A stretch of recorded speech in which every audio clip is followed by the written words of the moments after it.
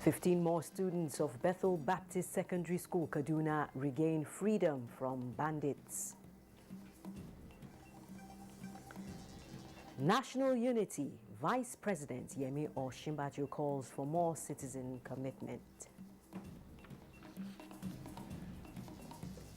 Yusuf Buhari's wedding ceremony wraps up with a grand reception in Abuja.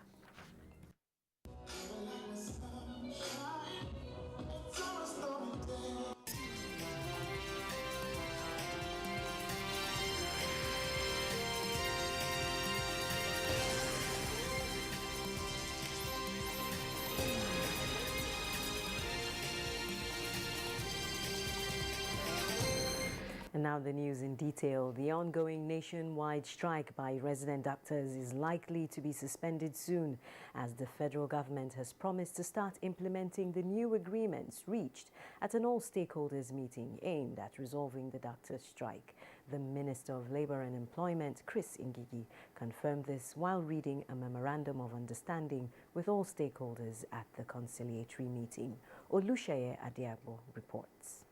It is about 21 days since the National Association of Resident Doctors began an indefinite strike over non-implementation of agreements. The meeting, which started about 3 p.m. on Friday and later adjourned in the early hours of Saturday before reconvening in the afternoon same day and lasted till the late night, came up with a new memorandum of understanding. But we now expect the NMA and NAD to use this as a plank to consult their members with a view to calling off the strike urgently, so we can save the lives that are now being lost unnecessarily. All the actors signed the agreement except the National Association of Resident Doctors, NAD. NAD representative equally refused to give reasons for declining to sign when approached by journalists. Ngigi, however, reacted to what transpired and other issue on the no work, no pay rule. NAD pleaded with us to consult their members on an item which they want us to include in the conditions of the memorandum of understanding.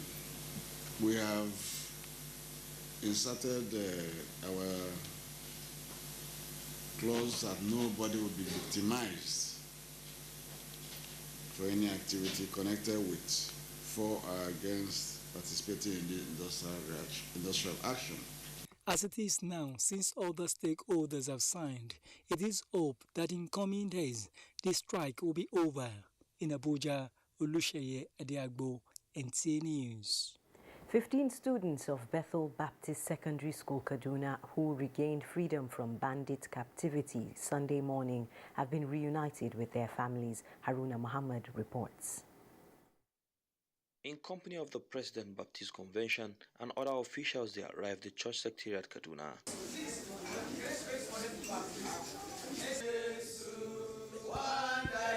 The 15 students bring to 43 the number of kidnapped students who have regained freedom from the bandits since their abduction from the school about 2 months ago. In everything, God says we should give thanks, and we are giving thanks for what He has done, and we are trusting that the same God who has brought these 15 out is going to help us to receive the other 63. We want to thank God for well-wishers, relatives, and the Church of God who actually have been supporting to see that our children are being released. Efforts have been intensified to secure the release of the remaining students. A total of 121 of the students were abducted by bandits on July 5. In Kaduna, Haruna Muhammad, NTA News. Meanwhile, troops of the Multinational Joint Task Force MNJTF Sector 3, Monguno, Borno State, on routine patrol along Gajiram have eliminated 4 Boko Haram ISWAP terrorists at Gambari Axis. A statement by the Chief of Military Public Information, MNJTF headquarters in Jamena, Chad, Colonel Muhammad Doli, indicates that the terrorists were neutralized when they attempted to ambush the troops of the MNJTF. Colonel Doli notes that several arms and drugs were recovered from the criminals. Similarly, the Commander, Multinational Joint Task Force, Major General Abdul Khalifa Ibrahim, has stressed determination to ensure that remnants of the Islamic State in West African province ISWAP and elements of the Boko Haram group are rooted out of the Lake Chad basin. The commander gave the charge while on operational visit to formations under his command. He was at the Force Sector 3 headquarters in Monguno, Borno State, Sector 1 in Moura, Cameroon, and Sector 2 in Bagasola, Chad, where he was accompanied by principal staff officers from all the participating countries. Major General Ibrahim expresses renewed commitment to taking the fight to the enclaves of the terrorists to hasten the end of the conflict. And for more on security matters, the Minister Lai Mohammed says repentant Boko Haram members will be handled in line with international conventions, which makes them prisoners of war. The minister gave the indication during an interview in Washington, D.C., the United States. Anthony Forson reports. The Information and Culture Minister, who is in Washington, D.C., United States of America, for an engagement with international media organizations and think tanks, said President Muhammadu Buhari's confidence in the Nigerian military is a testimony of the successes being recorded in the fight against terrorism, banditry, and other criminal elements. We must not forget that a few months ago, Nigerians were putting pressure on Mr. President to recruit mercenaries to fight the war, thinking that we were losing the war. Mr. President remained focused in his belief and confidence in the Nigerian military that they have what it takes to defeat the insurgents. We thank God that Mr. President today has been proven right. But we're not stopping there. The military will continue to pursue Boko Haram ISWAP until they can no longer be harmful to Nigerians. And we have been able to achieve this largely because of the leadership of Mr. President and, of course, the ability to also provide the wherewithal continuously to the military. For those who are calling for punishment to be meted out to repentance, the minister said that won't be the way forward, just as they cannot be integrated into the military or any security agency. What the military is doing, you surrender, they profile you to ensure that truly what you have said, it is true. And then after that, they will think about what to do with you. But there's nowhere in the world that people will surrender and then you just shoot them. And the military never said they are going to engage into the Nigerian army or the Nigerian police, those who have surrendered to them. It's this negativity that is harming Nigeria. Lai Mohammed assured that with what is unfolding, the end to this criminality is closer. In Washington, D.C., Anthony Forson, NTA News.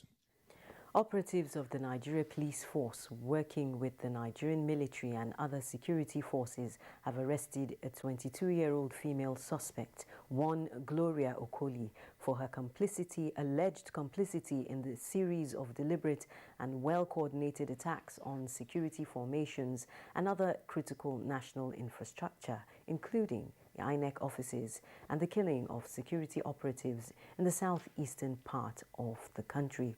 A statement by the force indicates that the suspect, a native of Umutanza in Imo State, was arrested following investigations and implementation of Operation Restore Peace.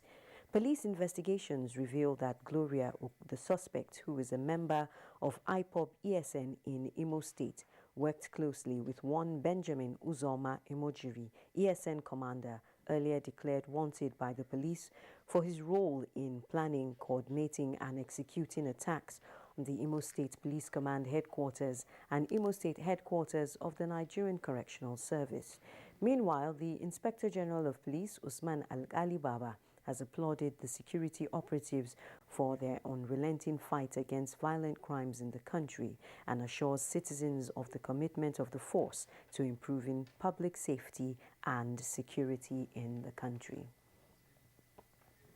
The National Drug Law Enforcement Agency, NDLEA, has apprehended a major drug dealer wanted for attempted export of 69.65 kilograms of cocaine, heroin and cannabis to the United Kingdom through the Murtala Muhammad International Airport, Lagos. The suspect was arrested in Ojodu, Ikeja area of Lagos State. Similarly, an Italy-bound passenger was arrested on an Ethiopian Airways flight to Italy via Addis Ababa for ingesting illicit drugs, which the suspect under observation excreted about 68 wraps of heroin weighing 800 grams. Other illicit substances intercepted include 1.66 kilograms of meth concealed in bolts and locally made footwear going to Australia, 1 kilogram of cocaine coming from Ghana, and the arrest of a South African returnee with 58 grams of skunk. At least 2,504.8 kilograms of diverse illicit drugs have been seized from multiple suspects in the past week. This is news at 10, live on NTA News 24. There will be more reports after this break. Stay tuned.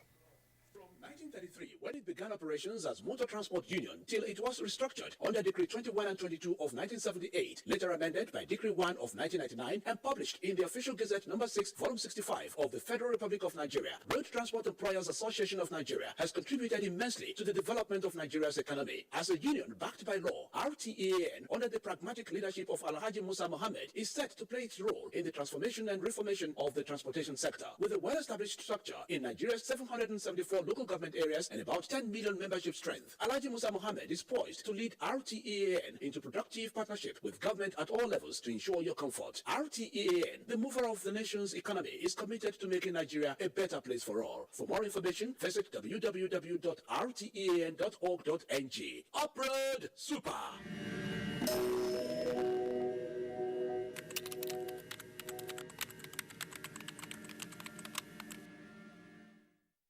Thanks for staying tuned. We begin on a light note that activities marking the marriage between Yusuf Muhammadu Buhari and Zara Nasiru Ado Bayero were rounded off this Sunday with a formal reception in honor of the new couple. Both father of the groom, President Muhammadu Buhari, and that of the bride, Emir Nasiru Ado Bayero of Bichi Emirate, attended the event. State House correspondent Adamu Sambo reports.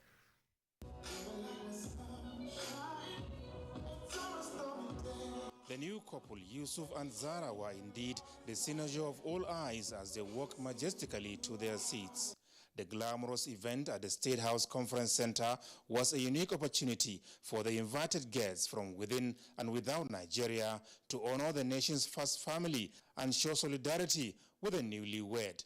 Amongst them serving and former First Ladies of Nigeria and some African countries, former and serving governors, parliamentarians, ministers, captains of industry, as well as friends and members of the bride and groom's family.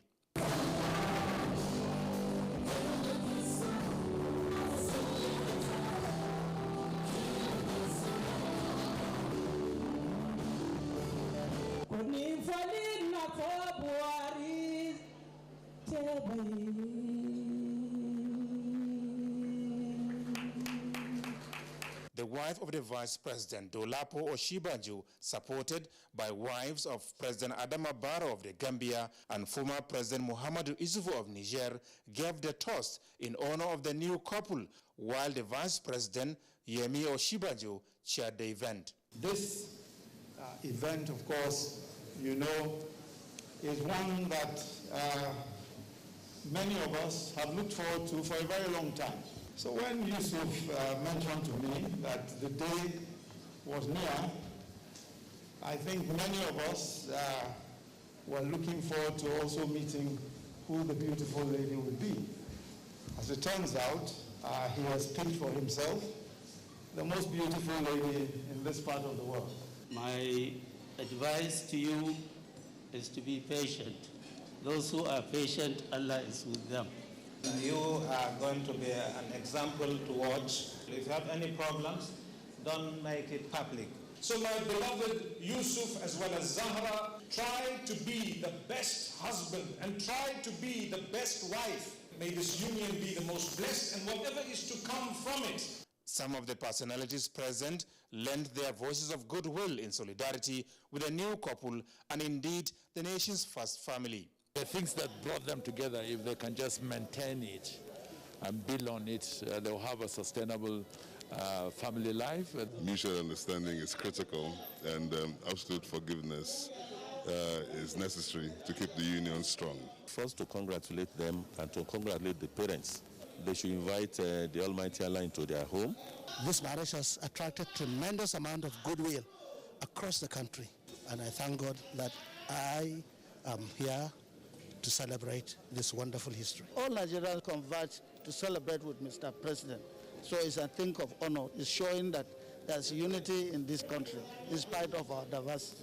President is a very good man, and God has blessed him with a very beautiful family. So I'm very happy for him. All goes to show that God has so many ways of rewarding a man who has done well. So today, I call on all Nigerians to show more patriotism, high sense of nationalism, so that together, working with Mr. President, the country will finally be salvaged. Photo opportunity with the Nigerian leader rounds off the colorfully historic and remarkable event. From the State House, Adamu Sambo, NTA News. Now to duties of another kind. Vice President Yemi Osinbajo says patriotism, sacrifice and spirit of productivity remain the driving force towards a viable and vibrant nation. And he was amongst dignitaries who graced the family Thanksgiving service of late Pa Arthur Okowa, the father of the governor of Delta State, Dr. Ifeanyi Okowa. Austin Edemodu witnessed the service at St. Michael's Anglican Church, Owalero. This is not the first time the Vice President will be coming to Owalero community here. The first time was in May when he came over to celebrate with the people for the great development, massive development that is happening here at Owalero. And his second coming here is to celebrate with the people for the life of a man, a great man, a man with many names, a man of great title, and the father of the executive governor of the state. His name is Chief Arthur Okowa, who passed on to glory in January this year. Described as a great father, teacher, a thoroughbred progressive politician who was once one of the brains behind the formation of the External Unity Party of Nigeria under late Chief Obafemi Awolowo. Late Pa Arthur Okowa is said to be a disciplinarian who lived his life serving God and humanity. As Vice President Yemi Osinbajo says, the deceased was a blessing to the church, his community, and the nation. A father's faithfulness to the education of his own and others, his example of public service with integrity, and his commitment to his faith has given an inheritance that has endured and will, by God's grace, continue to endure. This community, this state, this nation has been blessed by the life of this unassuming teacher from Owalero. I thank God that that life that he lived imparted not only on my person but upon all my siblings. God preserved him to help me and to see me through the difficult times in politics. Statesmanship is not a gift. It is earned. They are patriotic, they are sacrificial, they are ready to die for the good of the common people.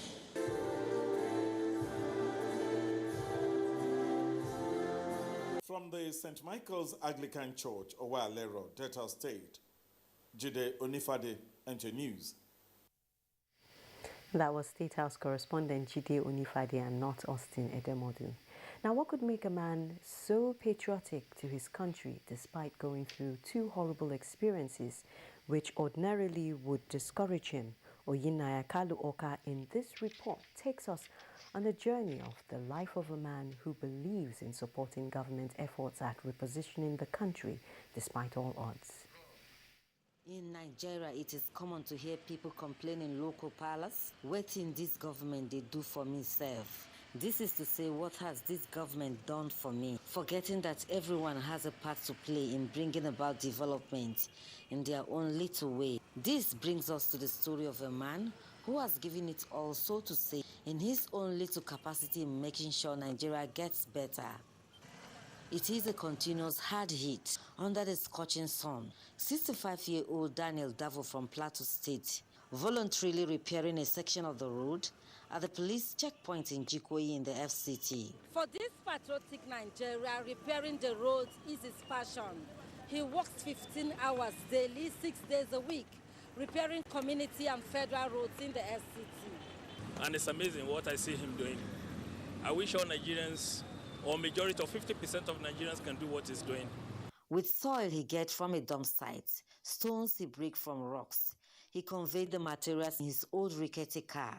Getting to speak with him at the site was not possible. He's shy and uncomfortable with the camera. Had to convince him, and he eventually agreed, but the interview had to be done in his house. Daniel Davo was a casual staff of the Central Bank of Nigeria, CBN, in the 80s.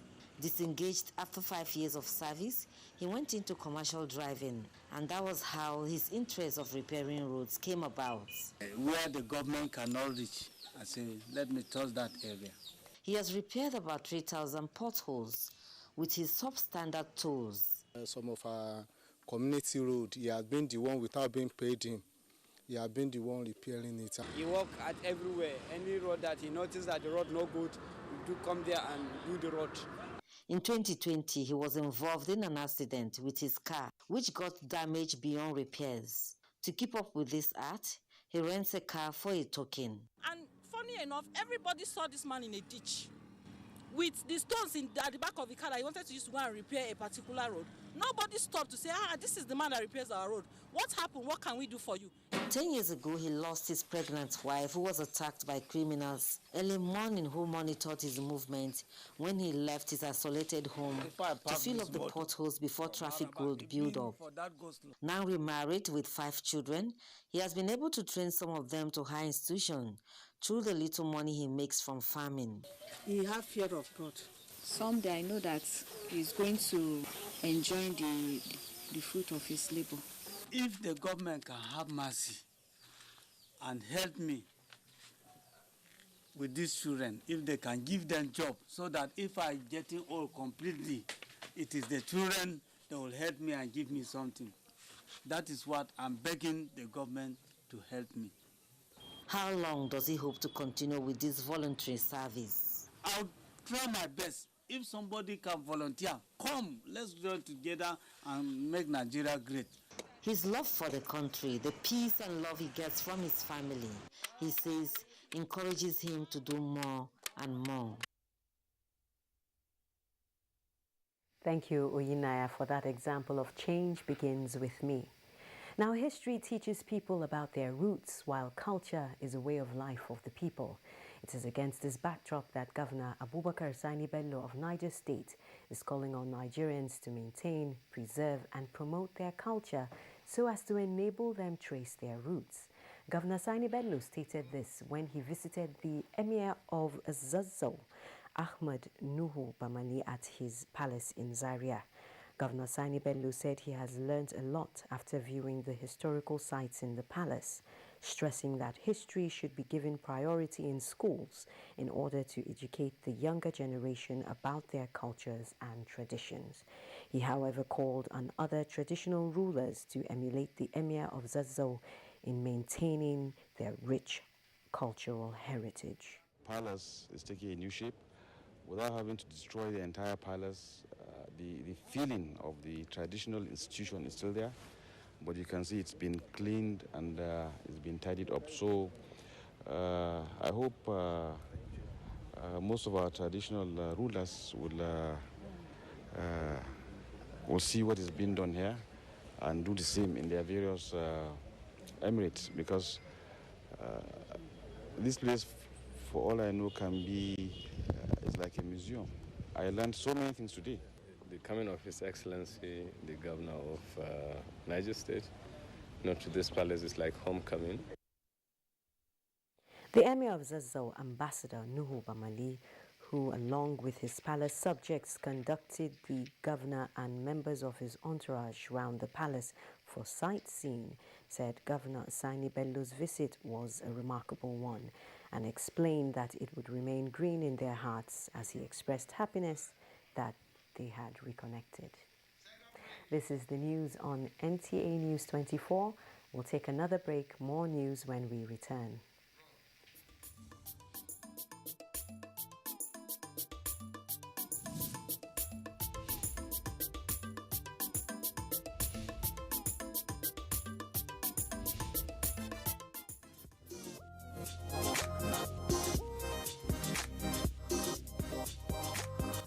Wannan labarin ma yana peji na 36.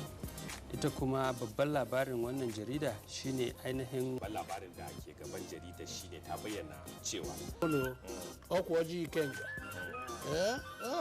eziokwu nwanne m nwoke Ikechukwu Ndukwe Igbo mam iji wee mee ka ụbọchị na-aga n'anya ya ọjọtụtụ na-ewutelu unu Nation fún ti òwúrọ̀ yìí ibẹ̀ náà ti sọ pé àwọn ìgbìmọ̀ aláṣẹ ìpínlẹ̀ Benue pàṣẹ wípé ní gbogbo àwọn ẹ̀ka ní ẹ̀ka ètò ẹ̀kọ́ ní ẹ̀ka ètò ìlera ní ẹ̀ka ètò ààbò.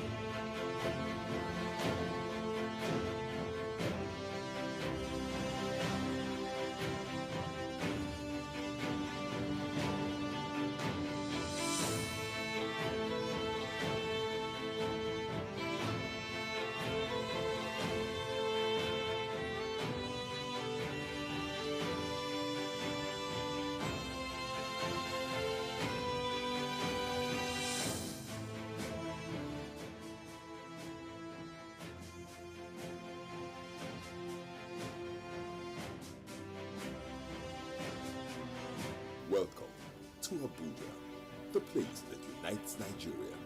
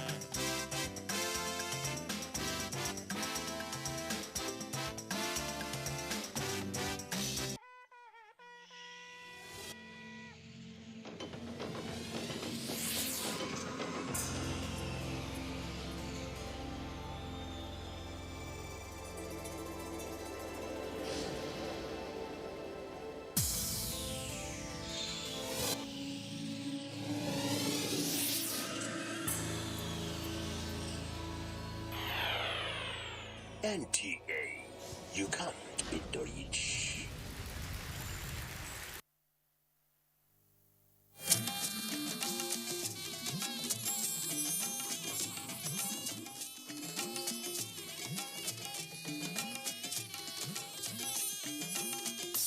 This is the network service of the NTA. You will have to jump off a cliff just knowing that you will not crash.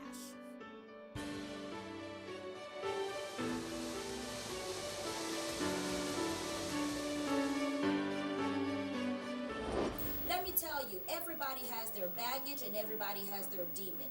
So you might as well deal with your own demon and everything will work out fine.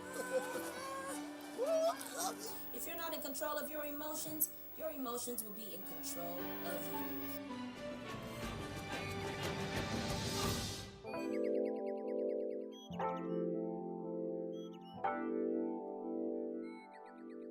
Authenticity is the act of being true to one's personality. That's being genuine, being real. Authenticity is the attempt to be true to oneself, despite the pressures that we feel from society and, you know, everything coming at us externally. So I think it's that attempt to be true to yourself, basically. That's what I would define authenticity to be. I consider authenticity as being true. It's just like living. It's just a way of life, like just being free, no pressure, nothing. Okay, there are pressures, but you don't let it get to you. People fake for a lot of reasons, really, because they're not comfortable with who they are, because they feel like they can be more than who they are, they can be more than where they are at a particular point in time, because they want to feel among, sort of, they want to be part of the elite class, and maybe they're not up to that level. And so it's like, I must belong, sort of, let me use that phrase. That's why a lot of people fake. Authenticity, it lies a lot on being sustained internally, first of all, before considering everything that is external. And I think it's one of the reasons why people are so attracted to that virtue or idea of being authentic. It's that it stems from everything internal, first of all. And I think that's what makes us more human. People want to be seen as relevant. People want to be seen as big, high up there. So sometimes they may want to fake so that other people tend to recognize them as, you know. And people need to like embrace their emotions, like, oh, this is how I react to this is how I react to that, this is how I react to this is how I react to that. And you should embrace it, not when it's toxic though. You should have a limit, but you should embrace it, and like you should make it you. And that this is, like they say, follow your heart and follow your passion. So you should be able to refine it and how to shape you and all. I think, very simply, giving into the pressures of the opinions of society and culture. I think that's in our generation, it's one of the greatest struggles that we face. Everybody's trying to sell an idea to you. Everybody's giving you opinions. There are so many voices, and none is without signification. Everybody's telling you what to do, how to do this. There's just so much pressure about what to conform to and how to conform. And so I feel giving into those pressures, giving into those voices is what makes one unauthentic. And you get to a point where you become very confused. You don't have a true definition of who you are, you know, and I feel that's basically what it means to be unauthentic. I think every human being should have principles, and not be principles just because you want to be rigid, you want to be tough, because that's what people think. When you hear principles, you're like, oh, he's rigid, he's tough, he's this. That's not it. It's just a pattern, what's it called? How do I explain this? What you believe in, how you live your life. If everybody's doing this, you don't have to do it because everybody's doing this. You need to have a reason for doing it. Follow what you can do and think about it. So like, for example, truthfulness leads to like self-reflection leads to truthfulness, and it helps you. And that's why the most flawless people I've met are the most truthful people, because they know what they are good at, and they just focus on that, and they put so much grind into focusing on that. Yeah. I think I'm really authentic, reason being that I like to know what people think of me. And this is not because I have a low self-esteem, but because I like it when I'm viewed, I want to know how I'm viewed, to correct myself on some things I think I'm doing and I don't see as, and I see as, yeah, nobody can hold me to it, but sometimes you need to correct yourself on some things. Maybe being an introvert, yeah, you don't have like a wide circle of friends. You have like this close circle, like max 10, 12 friends, and you're very loyal to them. there's a way you relate to that close circle of friends. You cannot relate to an acquaintance, because talking to too many people is very time consuming. So I'll say my most authentic word is like loyalty to the people I love, because when I'm loyal to someone, when I love someone, I'm loyal to them, I'm truthful to them. Even if they annoy me, I don't wait for things to slide. If they do something I don't like, that moment I tell them, "Hi, guy, this thing you did," or "Girl, this thing you did, I don't like it. I don't like it at all. I don't like it one bit." Yeah, that's what I'll say. I say being truthful to being loyalty. Okay, one of the advantages authenticity brings is it attracts people to you, not just people, but authentic people to you. Obviously, being authentic is an important virtue because it helps you connect to a base. It helps being truthful. I'm not saying being truthful. Obviously, some people don't care about how people view them, but I think there are situations where you have to care about how people view you, and people have to find you trustworthy, because if you're not authentic, or if you're unauthentic, people won't find you truthful, people won't find you trustworthy. It goes by industry. It doesn't, whether in financial services, entertainment, politics, anything. People have to find you worthy enough to have their time. And if they don't find, if you're unauthentic, they'll just say, "Who is this one? I don't trust you," and also they won't want to have your time.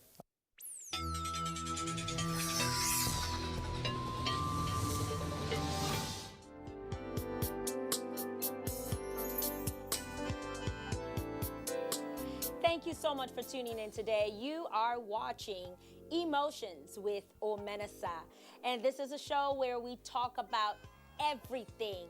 But basically, it's a show that encourages you to be in control, to be in charge of your emotions, so your emotions will not be in control of you. Today, I'm pretty much talking about authenticity.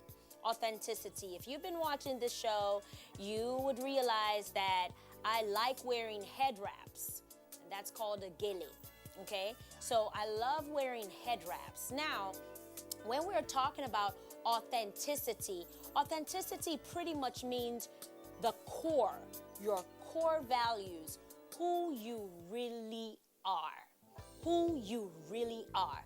A lot of people are out of touch. A lot of people are out of sync with their real selves. People don't know who they are. A lot of people do not know. So I'm gonna take you through my journey. I'm always talking about my journey. So I will tell you about my journey. First of all, some of you know I was raised in a bishop's home. When you are raised in a pastor's home or raised in a religious home, it's very hard for you to have your own identity, because you're picking up the identity of a religion, you're picking up the identity of family members, you're picking up the identity of a belief that you may not even believe in, okay? So I started off in that way. Then I ended up with a spinal disease, which of course, when God did not heal me and I had to go for surgery, we had to pay $65,000, and I had to go through all these different changes, it made me question my beliefs. Was I serving a God because my parents were serving that God, or did I really, really believe in that God? So that's an example of somebody who is authentic, okay? That is like your true self. Authenticity is not lying. So you're not lying to people, and you are not lying to yourself. Now, how do you become authentic? You become authentic by obeying your true self. If somebody asks you for money, an inauthentic person wants to show off that they do have the money to give. Even if they have the money to give, they don't want to give it. But someone who is inauthentic, they'll be like, "Okay, send me your account details." And then the person sends their details. You go ahead and you send them the money that you don't want to send. And then you get angry when the money leaves your account. You get upset. People are always using me. People are just takers. All they do is take. People don't give. No. You were not true to your authenticity. Somebody stepped on your toes. You didn't tell them. that person is just so rude, so vile. They just do whatever they want to do. No, that's their personality. And they don't owe you an explanation. But you owe it to yourself and to your sanity to let them know, hey, you stepped on my toes. And remember, like I've always said on my other shows, it's not everything that you confront. So that's also another way of keeping your authenticity, is not confronting everything. I'm going to give you some of my life experiences. There was a time that I couldn't walk out without makeup. Because as far as I was concerned, I was ugly. I was very ugly. I had pimples all over the place. I was so skinny. When the wind blew, it blew me. As in, I doubted that I actually had flesh. I was just skinny. And it disturbed me. I didn't understand why I was not a figure 8. I was a figure 1. Or like even a 0. Like I was just there, you know? And it messed with my mind. Because since I was a child, or since I was younger, since I was a teenager, boys, men were always approaching my friends. And then when it comes to me, they want to talk about music. Or they want to talk about other things. Like, they're not talking about a relationship. You know?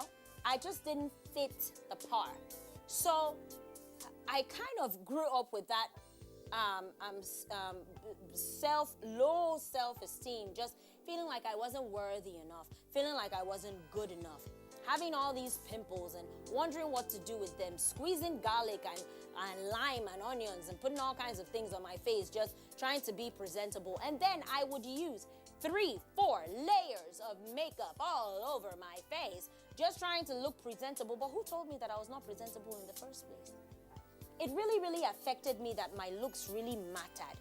I think that because I am in the profession of singing and preaching and always being out there on stage, so that also added to me being self-conscious.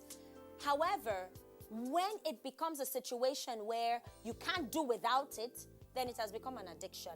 And an addiction is a problem. So I was addicted to my looks. It's almost like a narcissist. You know, like you fall in love with your reflection. You know, like it's like those people that take selfies, but like it's to the point where it's like 100 selfies in like 2 minutes. Something is actually wrong with that, but we're not going there.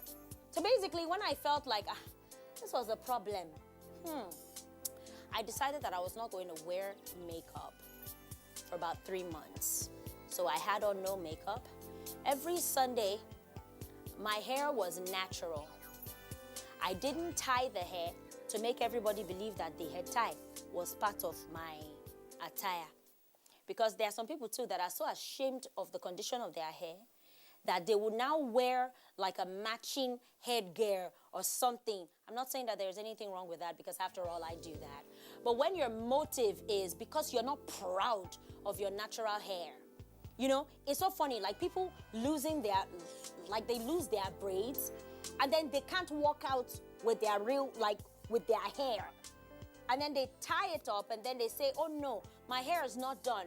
No, your hair is done, it's just nappy. It's nappy, it's the exact way that God made you, that God created you.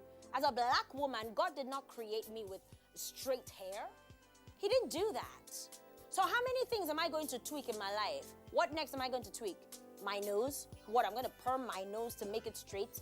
I'm going to perm everything on my body to make it align? No, I might as well just accept it.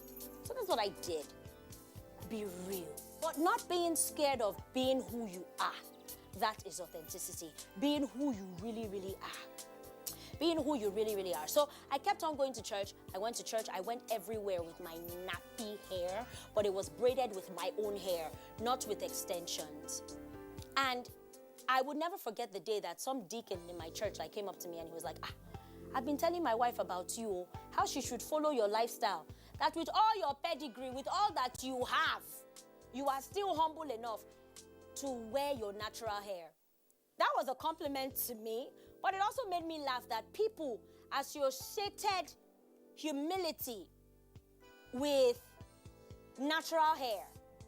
And that showed me that there is this is probably a taboo. It's probably something that we should talk about. We'll talk about it some more when I come back.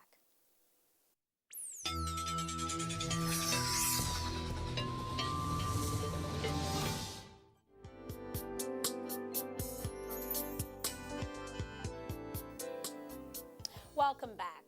So we are talking about authenticity. Authenticity. It simply means being your true self and obeying your true self. And I've been telling you my process. I pretty much told you how there was a season in my life where I couldn't walk out without makeup. I just couldn't do it. I thought I was ugly. So I went through this exercise where I decided that I was gonna go through this season without wearing makeup, and I was gonna rock my natural hair. And when I was rocking my natural hair, which I still do, but this is just braided now, but under it is not permed. And that is not a religious decision. I am a Pentecostal and we do perm our hair.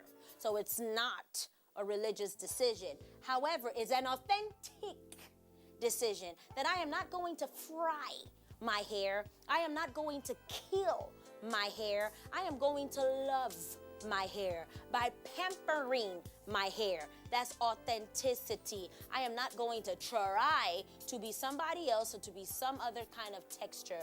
I'm just gonna be myself.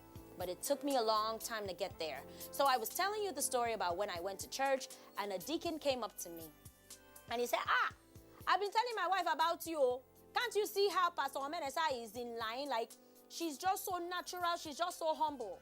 Even though that was a compliment for me, to me, that also showed me, like, it was like a red flag. Like, it made me realize that a lot of people are not comfortable with just being them, like, with just being themselves. And then it kind of shocked me that his word, humility was synonymous to natural hair. Wow, okay? So you must be humble in order to wear natural hair. Once again, that was a compliment, but the humility is not from rocking natural hair. The humility is from the ability to be natural, the ability to be yourself, the ability to be yourself, which is very, very hard. A lot of people will find out that on their journey to authenticity, they will find out just how inauthentic they are. And I was giving you secrets. The first step in being authentic is to learn to say no. No. If you don't have 1,000 naira or 2,000 naira or 5,000 naira and somebody asks you for that amount and you know you don't have it, it's absolutely crazy to go out and enslave yourself to try to get the money so you can impress who? You know? So the feeling or your need to impress somebody else is inauthentic. My makeup artist is not just my makeup artist, she's also a good friend of mine. And so, of course, I like to have her around. But there was a day that she came over and she told me that she had to be home at a certain time. And I had to respect that. She took her things and she went home at that certain time.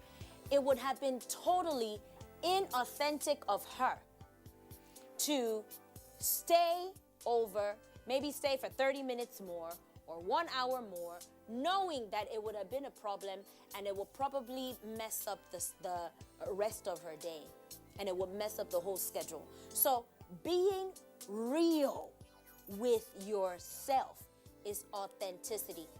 I don't smoke. That's not a religious thing. That's because I love myself enough to love my lungs. I love my lungs. I need my lungs to live. Therefore, I don't smoke. That's authenticity. It's totally inauthentic to walk out of the house with 20 layers of makeup simply because you cannot be humble enough to get used to your real face. So you have to hide who you really are. When you feel the need to hide who you are, to hide your status, to lie about where you live, to lie about who you are, to be fake. When you are fake, you are not being authentic. I remember when I first came to Nigeria. And I remember when I struggled so much with speaking the Nigerian accent, it was just, I struggled with it. I felt that if I didn't use it, maybe I wouldn't get a better job. Maybe I wouldn't get a better position. Maybe I wouldn't this or maybe I wouldn't that. But when I embraced myself, I eventually learned how to actually speak the accent properly to where I can now speak both. I can speak American and I can speak Nigerian very, very well. And I do not speak it for any ulterior motive. I just speak it because I have it to speak.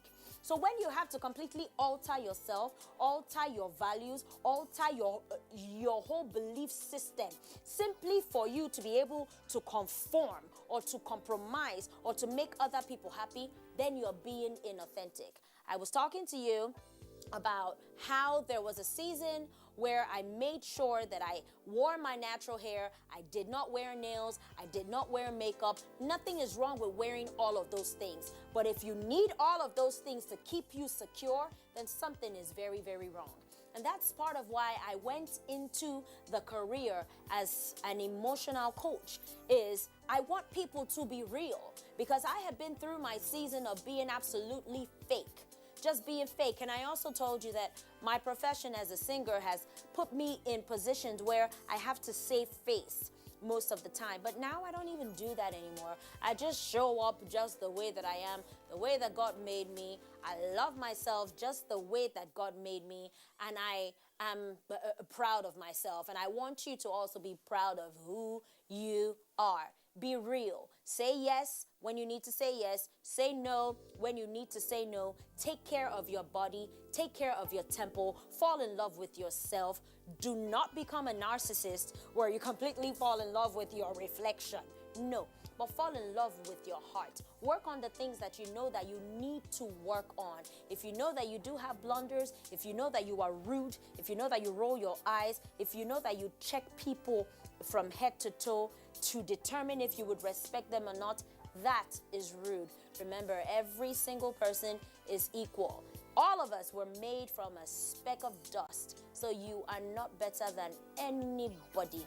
The only way to survive in this life is to be real, and you will be shocked that vulnerability, transparency is the open door to anything in life. So my conclusion, be authentic, be the real you. And if you don't know who you are, then start working on those things that you know that you lie about. When you find yourself in situations where you are lying or you're trying to cover up, that's a sign that you're walking in inauthenticity, okay? Letting people step on your toes, but you also stepping on people's toes, that's kind of fake. So become who you want to be.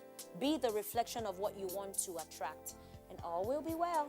Till next time, bye-bye.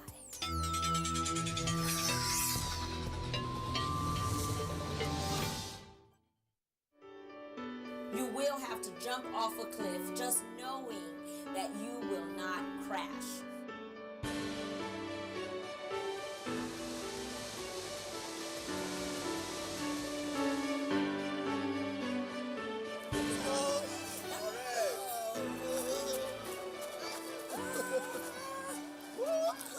If you're not in control of your emotions will be in control of you.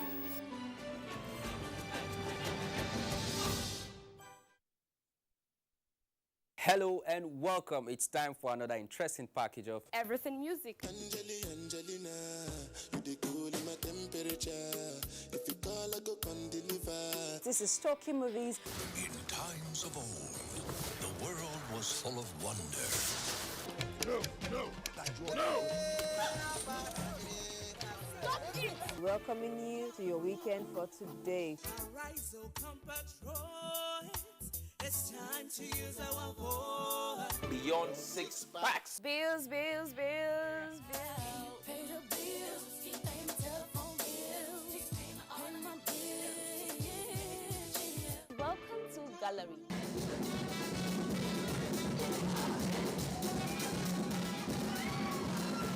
Me and my paddies. London for what? London for medicine. Medicine for what? Medicine for cough. Are you sickness? To our illness. Welcome to Gist Zone. All right, my name is the Eselucien Wego One. Ona nyokoko nyonyo.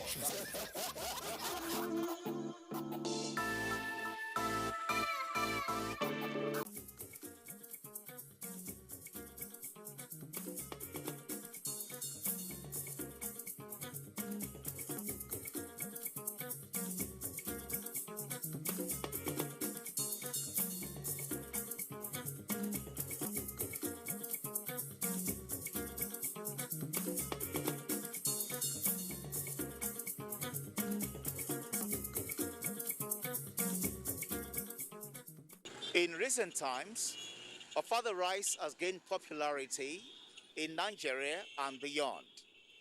It is now widely cultivated while attracting other key service areas in the farming industry.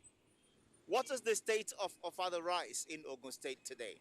Please come along with me.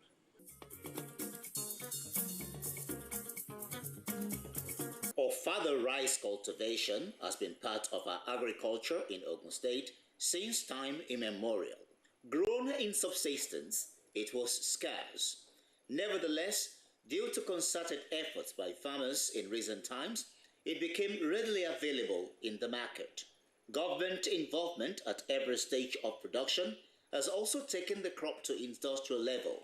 Some people gave their opinions on the state of ofada rice production in Ogun State today.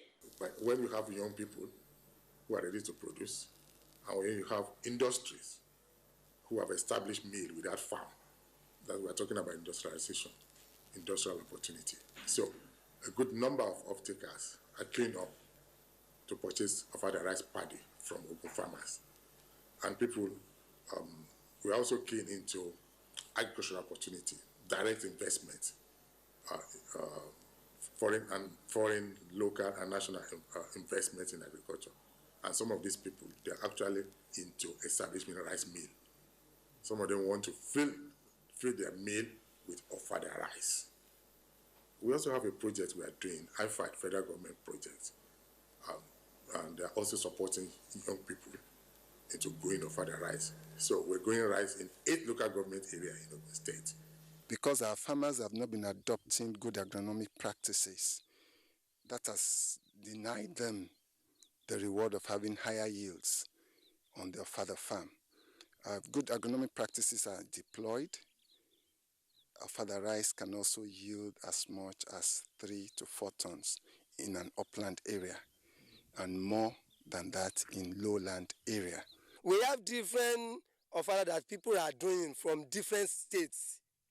The real ofada is from Ogun State, and we have it. And we are bold enough to tell you we have ofada gold. We have 2 types of ofada. There is ofada white ofada and gold ofada. This one we planted is all gold, ofada gold. When you even, people that have diabetes, they even rush. Doctor used to tell them that they should go for ofada instead of those white ones. Perhaps with more efforts in ofada rice production, the Gateway State has a future among states contributing to Nigeria's foreign exchange earnings in the world of agriculture.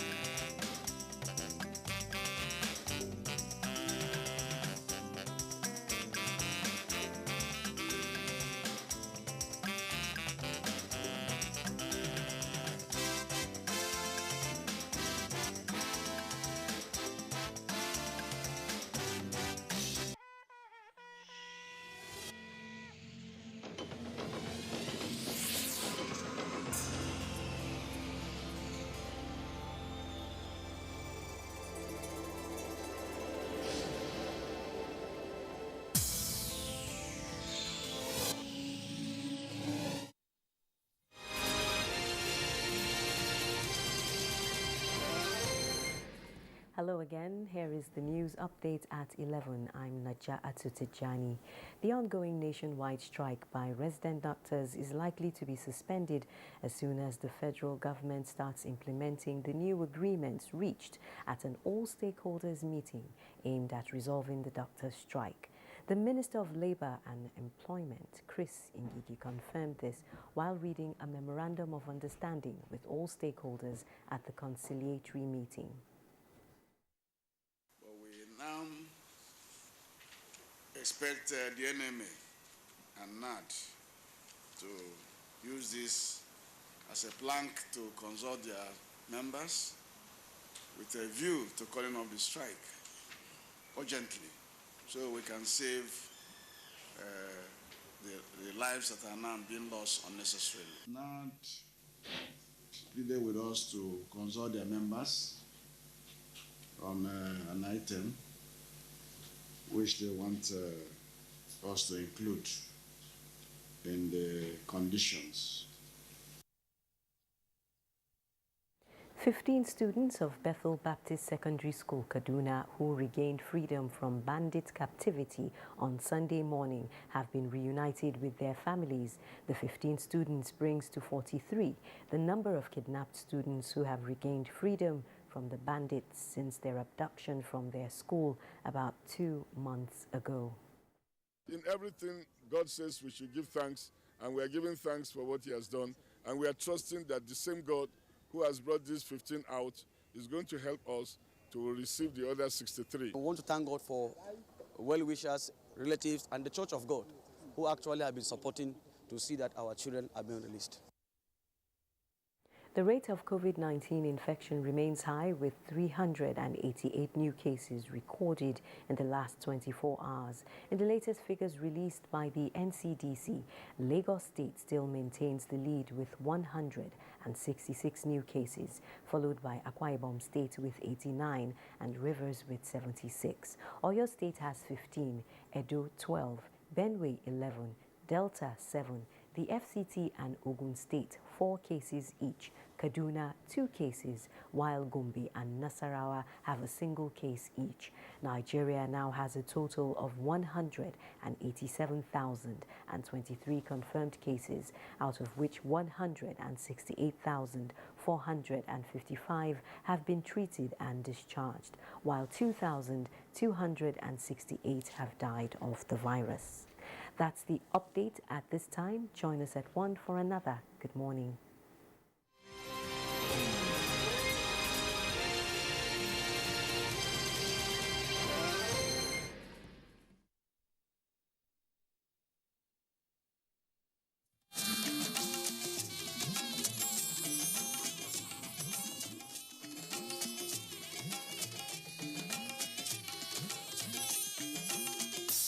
This is the network service of the NTA.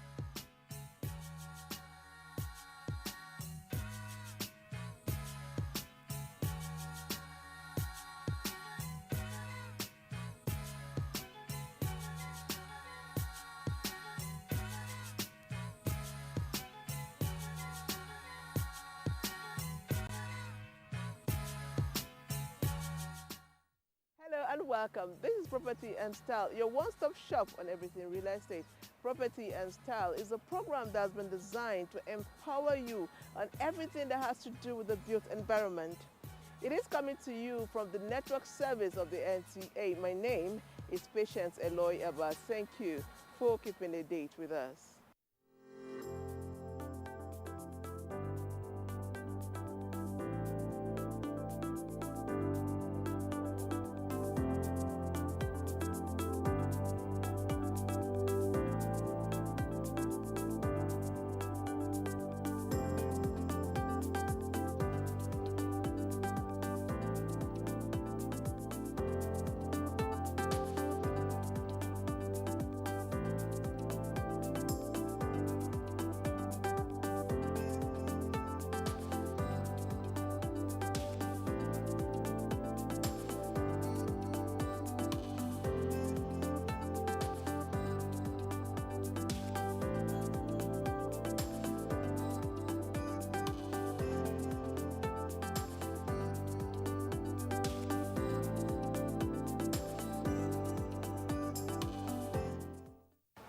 back. On today's episode of Property and Style, we have a very special interview we had in the course of the week with a real estate developer, and I'm always super excited when the real estate developer is a woman. More power to women. And of course, we bring you some of the events that happen during the week, and your regular segments are on. Once again, I'm delighted each time you join us. Do stay. Question of the day.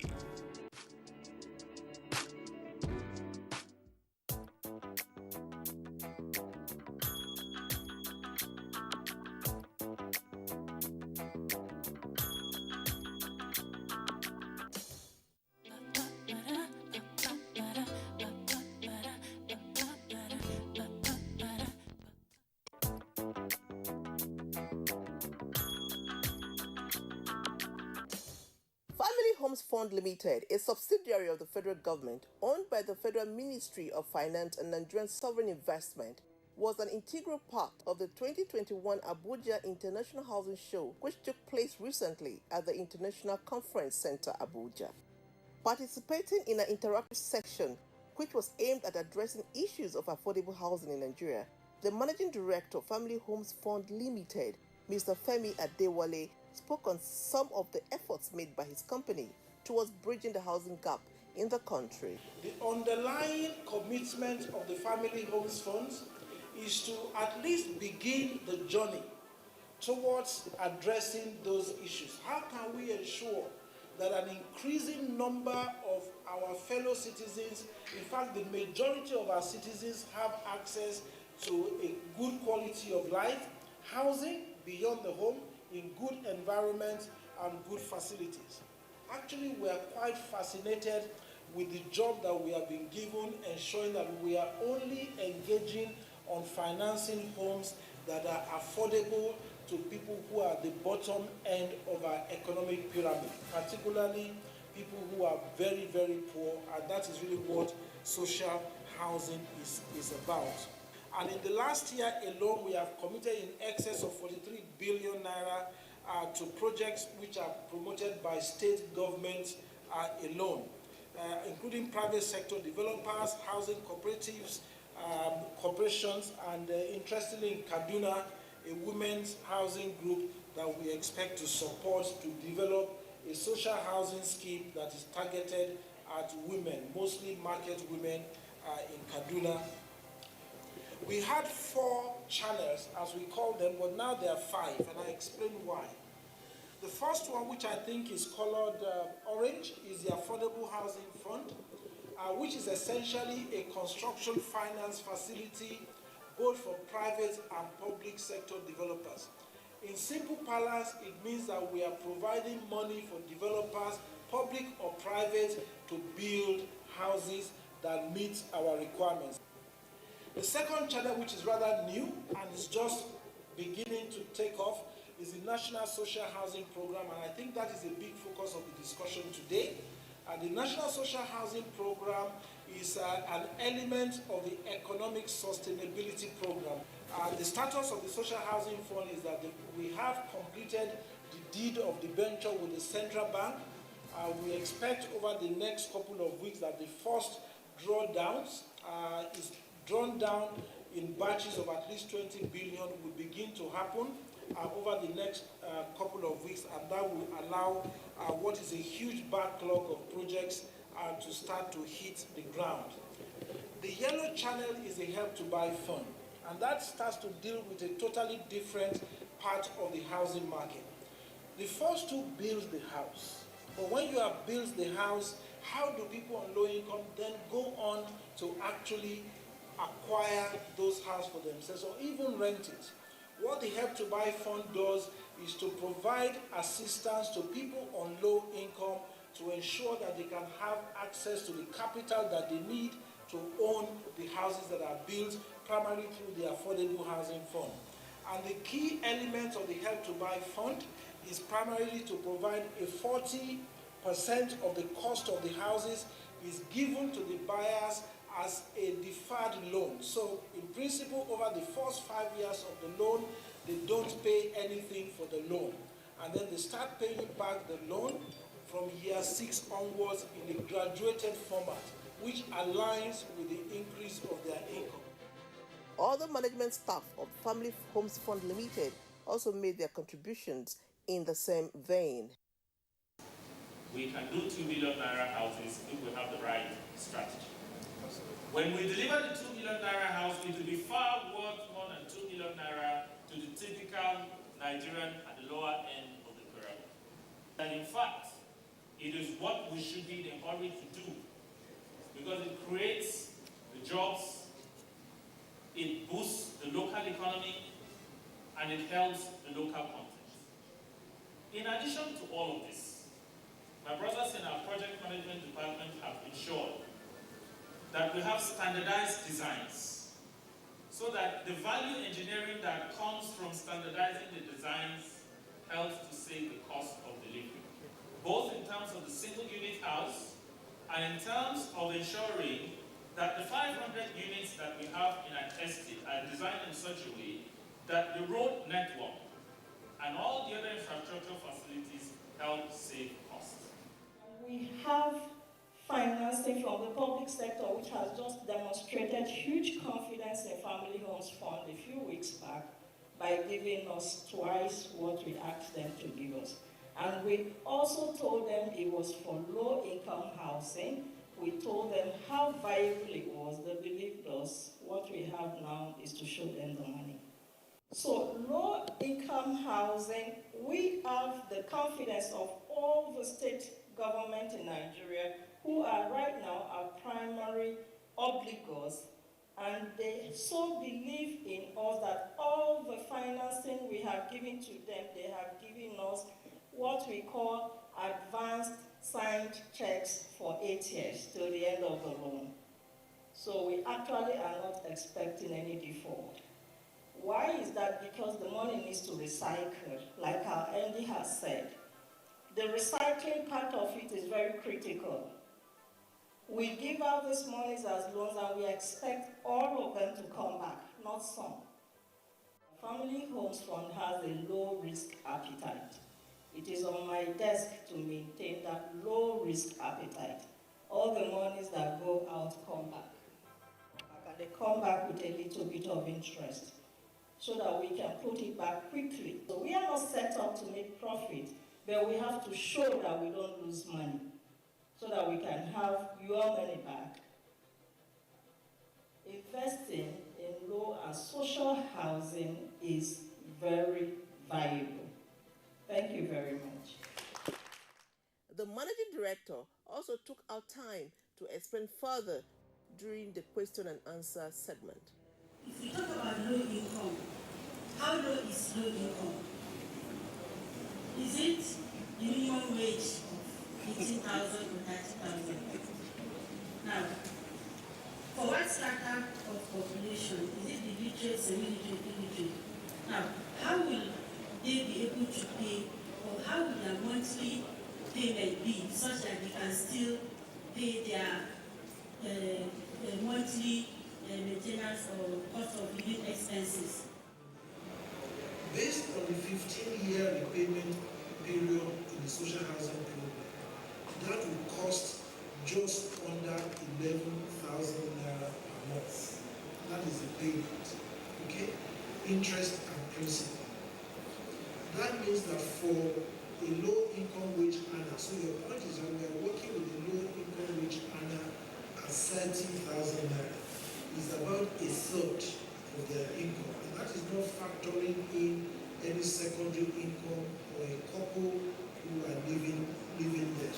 So that's very important, and we'll be very mindful, and I think we still have some work to do to bring that under 10,000 by perhaps shifting the amortization structure of the repayment. So I think that is really about how low can low get, and that is where we are.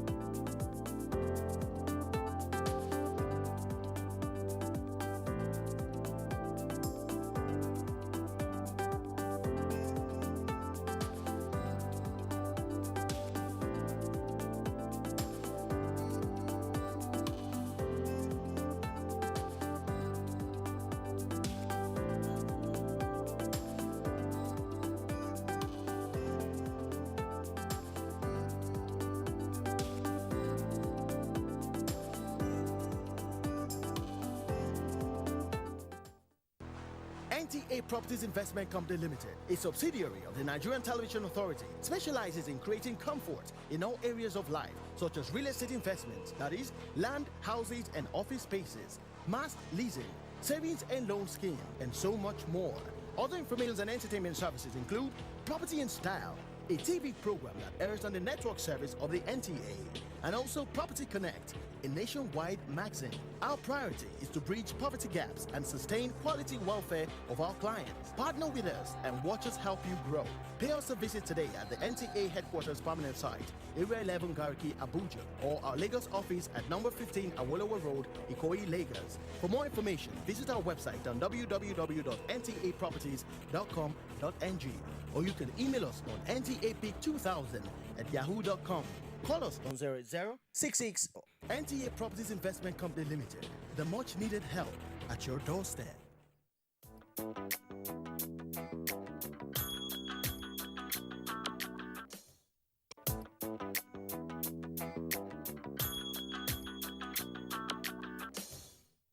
I have this inspiration from a film I watched when I was growing up. Was it either Lace or Pretty Woman?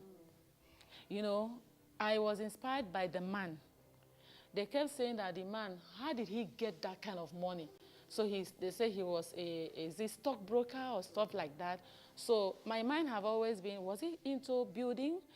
I kept asking myself, what was that? So I really wanted to really live that kind of life, big life, you understand, where I don't have to be stepping on the ground. I have to be just up there. So, so I know that the ministry, the Women Africa, have given me that platform, but I needed to work. I remember the first time I built a house where I was staying with my husband in Umaya.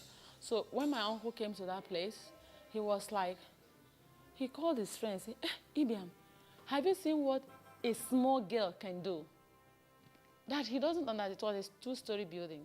So they now asked me, my uncle kept saying, how did this thing come into your mind? You understand? The mind of building. How did it come in as a woman? So I was like seeing myself as not just an ordinary woman who just wants to live like that, just get food, eat, and live like that. I wanted something big.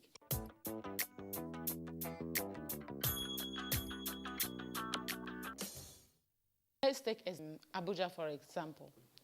We have a lot of buildings everywhere, and people are not living inside. Why? When you go there, you'll say 4 million, 5 million, 3 million. And you look at your salary, you're not even getting up to 250,000 a month. So how do you assess this housing? And what you begin to ask yourself, what's the problem? Is it that the people have so much money they don't want to give out these houses? Or they are stocking their money in those houses? So you can't even imagine what is happening. So the middle person, I will not say the poor man, because somebody who works in the bank before used to be seen as a wealthy person. Somebody who works like in NTA used to be seen as a very rich person that can afford to build a house, own a house, and all those stuff. I'm saying the truth. That is how it was. That is a picture that will be in everybody's mind. And that's why when you're in Abuja now, the people at home, they are looking at you like you're a millionaire. You're working in NTA, you're telling me you don't have money. Why? You have the money.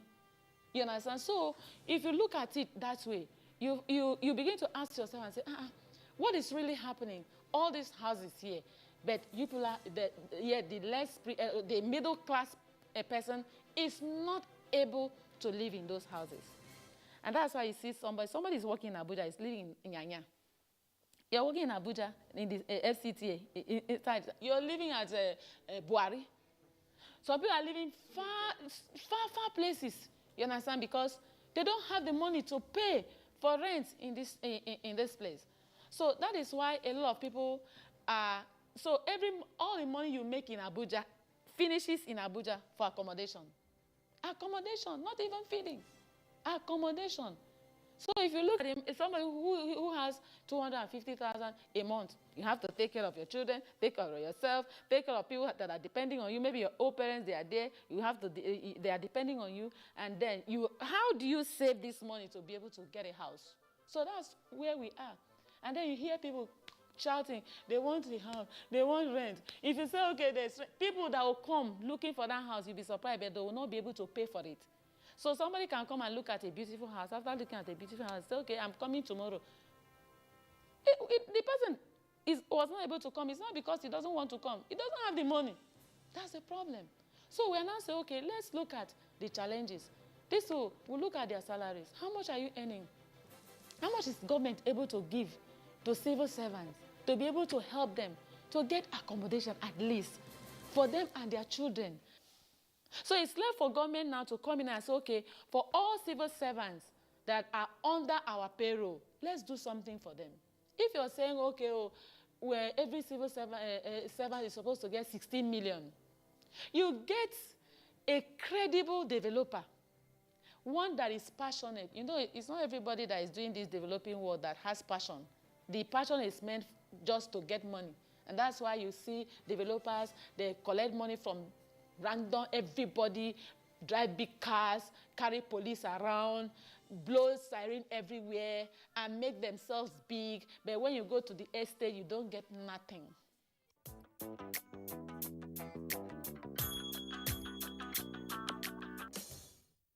One of the things that I will talk, because of the experience I had, the first place I wanted to develop, where a man had to come in and bulldoze about 50 housing units from my estate. What was the claim? He claimed that he came to that place first, which means every other land in that area belongs to him. So it was just like, I was wondering why it was like that. And then we were going to the police station, from one police station to the other. And then suddenly he was turning the stories all over. A lot of people have started like that, and then they never heard about them in the real estate sector, especially in Abuja. They started like that. They got their own land, they started developing, and somebody that is stronger and have more connection than them came and quashed them down. And after that, they never were able to stand again because of the money that they have put into the project. Like the project I'm just talking about, if I didn't spend money, I spent over 300 million. Yes. Is it to pay the compensation for Gbagi, to pay the Fulanis to leave the place, and to also pay the people, the real owners of the land, that because the allocation were done to different people. So all those things put together was so much money. I had to start putting the roads. I brought light from a far distance, you know, put all the electrical things, the transformers, the water system and everything. While I was doing this, the man was quiet. Immediately he knew that I was on and started building. He came in. Yeah. He bulldozed the first time. He did the second time. I was running helter-skelter. And when the IG of police came in, he turned against the man and even started talking so many stories everywhere he went. He was the one inflicting pain on me. And he was the one saying, I'm the one.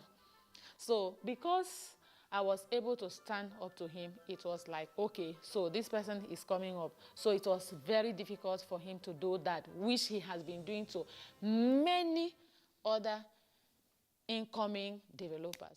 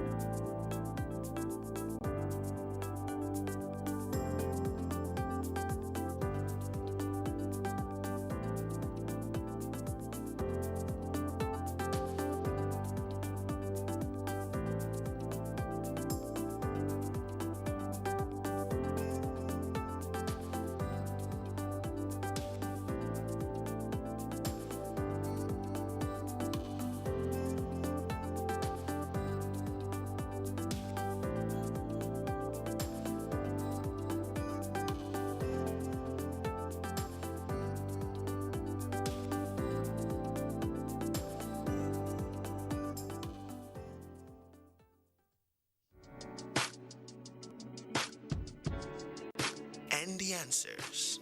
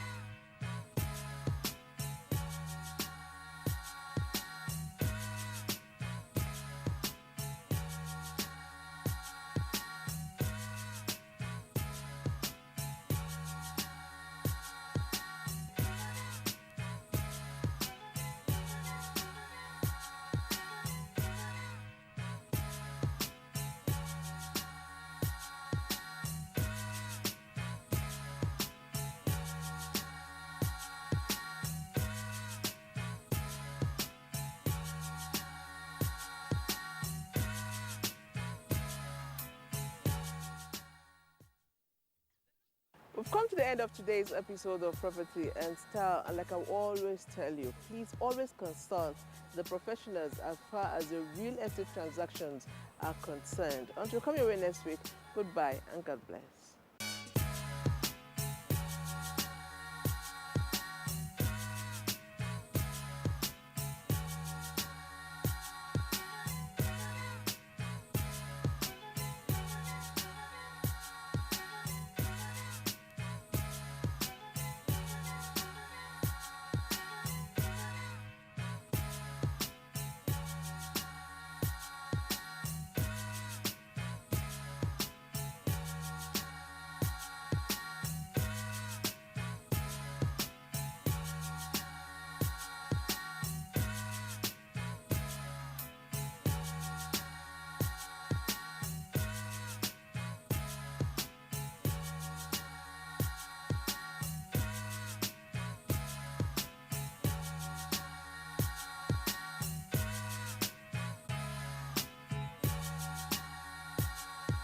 Hello and welcome. It's time for another interesting package of Everything Music. Angelina, you dey cool in my temperature. If you call, I go come deliver. This is Stocky Movies. In times of old, the world was full of wonder. No! Stop it! Welcoming you to your weekend for today. Arise, O compatriots. It's time to use our voice. Beyond Six Packs. Bills. Pay the bills. Keep paying telephone bills. On my bills. Welcome to Gallery.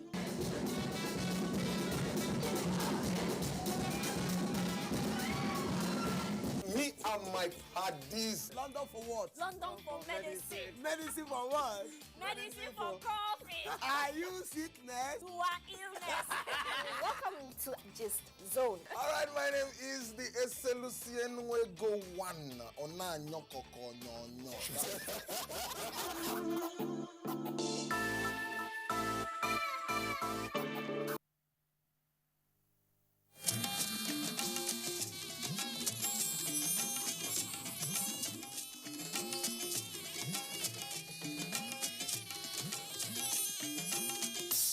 This is the network service of the NTA.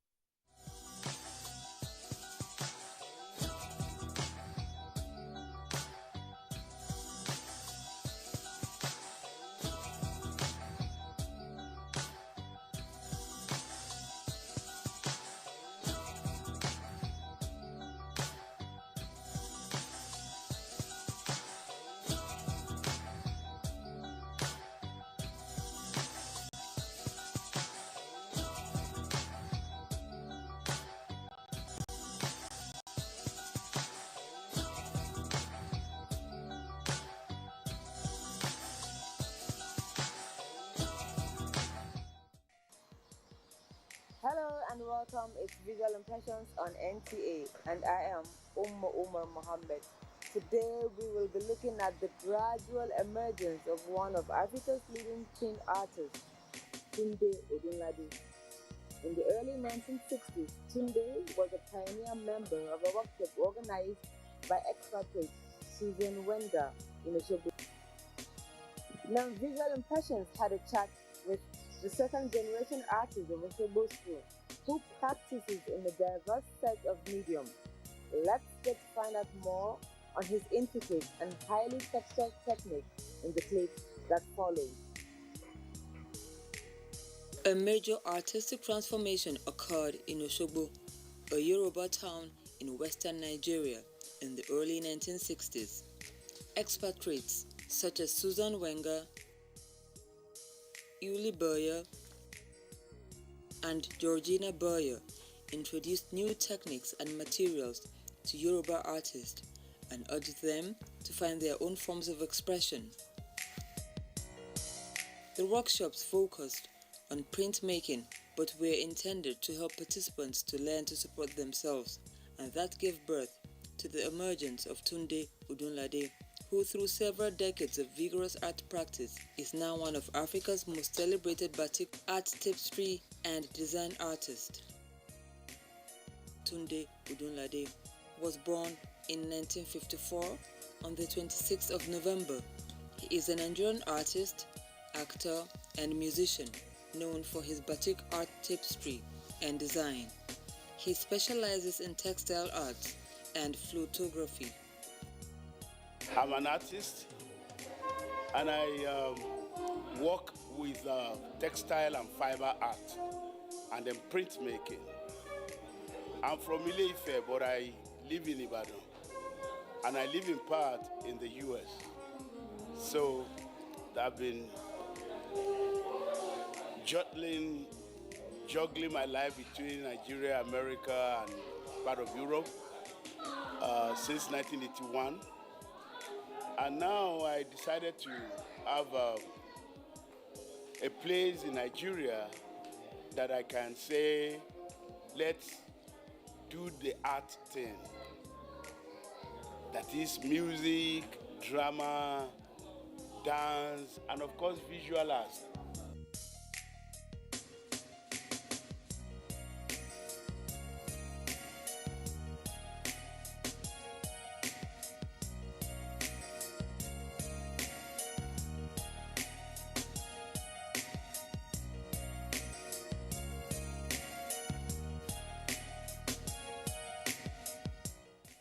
In the early 1970s, Tunde studied with Yinka Adeyemi, a member of the Osogbo School of Arts that was largely responsible for the explosion of creative contemporary art emanating from Nigeria under the Obafemi Awolowo University in Ile-Ife. He developed a technique called batik applique, a process that builds on traditional textile print technique to create wool hangings with unusual depth and texture. His favorite technique for making prints is lino cuts. His photography style is a style that combines the technique of marbleizing, calligraphy, and batik to create organic abstractions. I always feel proud anywhere I am in the world, because Nigeria art equals the best you can find anywhere in the world. I've traveled a great deal, and I've seen how much respect there is for us as Nigerians. Even a lot of time I cry, in my closed door, that we don't know our own value. Foreigners value us more than we value ourselves. So we suffering from what I call self-repudiation. As a Christian, you believe you are under the protection of Jesus Christ, which is what this is. So you are under his care. And then the thief who denied Jesus Christ was relegated. And whereas the thief that recognized Jesus Christ was elevated. And so his life is under, because Jesus said to him, "Today shalt thou meet me in paradise." So this is what I'm trying to show here, and all the beautiful messages that Jesus Christ has brought. I use the color blue here because everything Jesus talks about is love. Here I'm trying to say that there must have been a particular day when color descended onto this earth. So these are different colors. As you can see, virtually every color you can find here. But the good news, or rather the message in this world, is that every color, pata, when you mix all of them together, they turn black. So aren't we black people strong people? Yes, we are strong. I'm proud to be black. Even though my color is not black, but that is the political convenience we find in describing human being. How would I prefer human race? Because I believe there can only be one race, which is human race. Not Yoruba race, not Boronu race, not white race, not this, not that. But one race. But all of us coming under the same umbrella of this message at the Calvary, which is love. This one here, I call far and away. Yoruba we say, ibi tá ń lọ ò jìnnà, ibi tá ń yà ló pọ̀. Where we are going is not too far. It is where we are branching that is far. And sometimes you could be rigmaroling, you could be just going round and round and round and round and round and round and round and round and round and round and round. If care is not taken, you never get anywhere. But this is where you need to be, the center. So whatever it would cost you to be at the center, that's what you should settle for. His images draw on the rich history of Yoruba arts and culture, modern-day life in Nigeria, and his passion for music. This one I call Kabby State, like I'm holding Irukere in my hand, similar to what the Kabby State is holding here. And then some people paying homage to the king. There's a proverb in Yoruba, Arobafe no bampa. That is, it is the one who goes against the rule of the king, that the king can say whatever.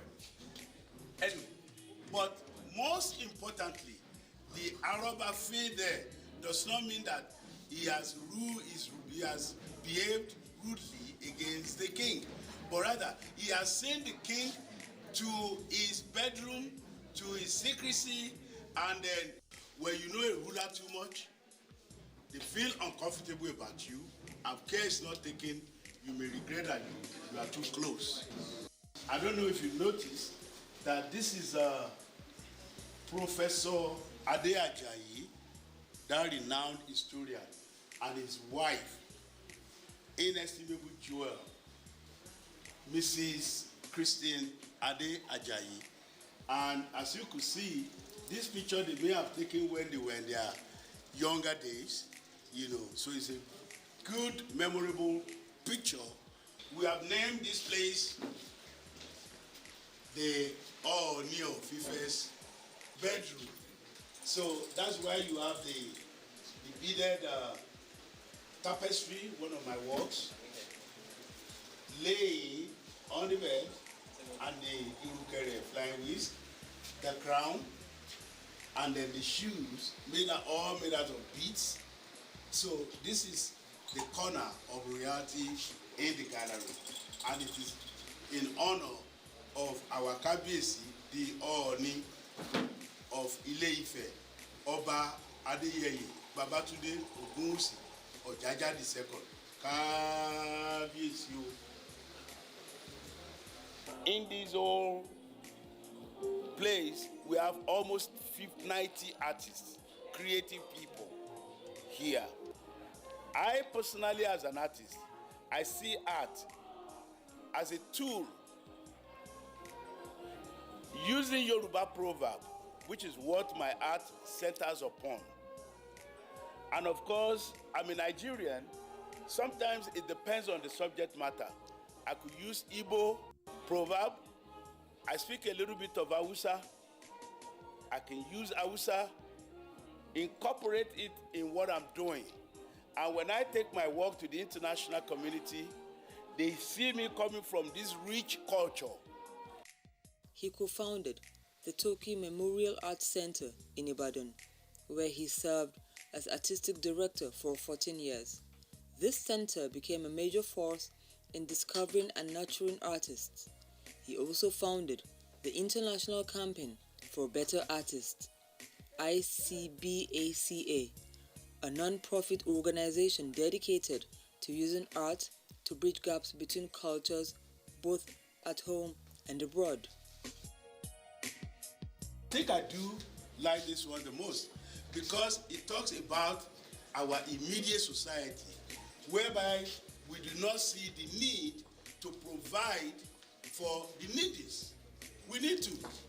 I mean, it was bad sometimes that food that were supposed to be shared, you know, for people during the pandemic as a palliative. We are found locked up in some places. You lock in our food and people are hungry. No, God doesn't like that.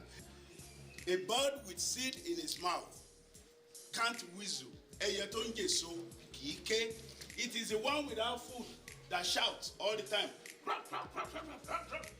Because this addresses our immediate problem in Nigeria, this one then becomes my favorite.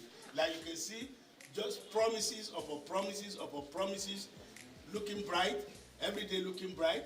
But as you go closer and closer to the wealthy, to the Arabs, you know, until you see that the Arabs have a lot of fruits on the tree, you know, and the head is shining, colorful.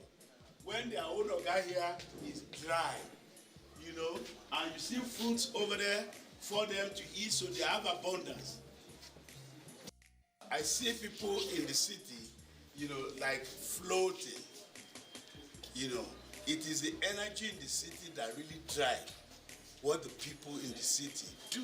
When you just about starting or you're struggling to do something, you know, the struggling keep going. Sometimes you yield result. Sometimes you feel like you actually want to continue. But if you can manage to continue, you stay at it. After a while, it becomes clearer and clearer and clearer. And then if you insist on it, then you can become a star. As you can see, this looks like a trophy.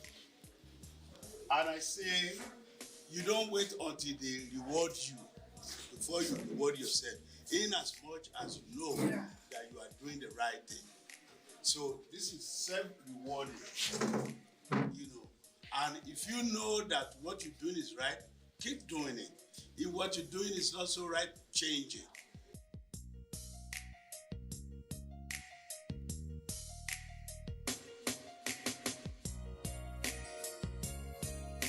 So I'm trying to show the 5 continents about the message in here is the way the whole world has now become a network, has become one with technology, with information, with IT.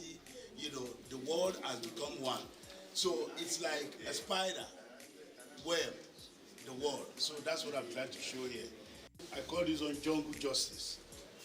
You know, we have court of law to all the time come to our aid to judge on matters. We don't have to be just behaving as if we are not civilized. We all have to show that we are civilized people. So justice must prevail on any matter. This is Tunde Lawal, and his specialty is making what he call, you know, sculptured wall clock. Somebody walking here and saw pencils being used there, and he said, pencil.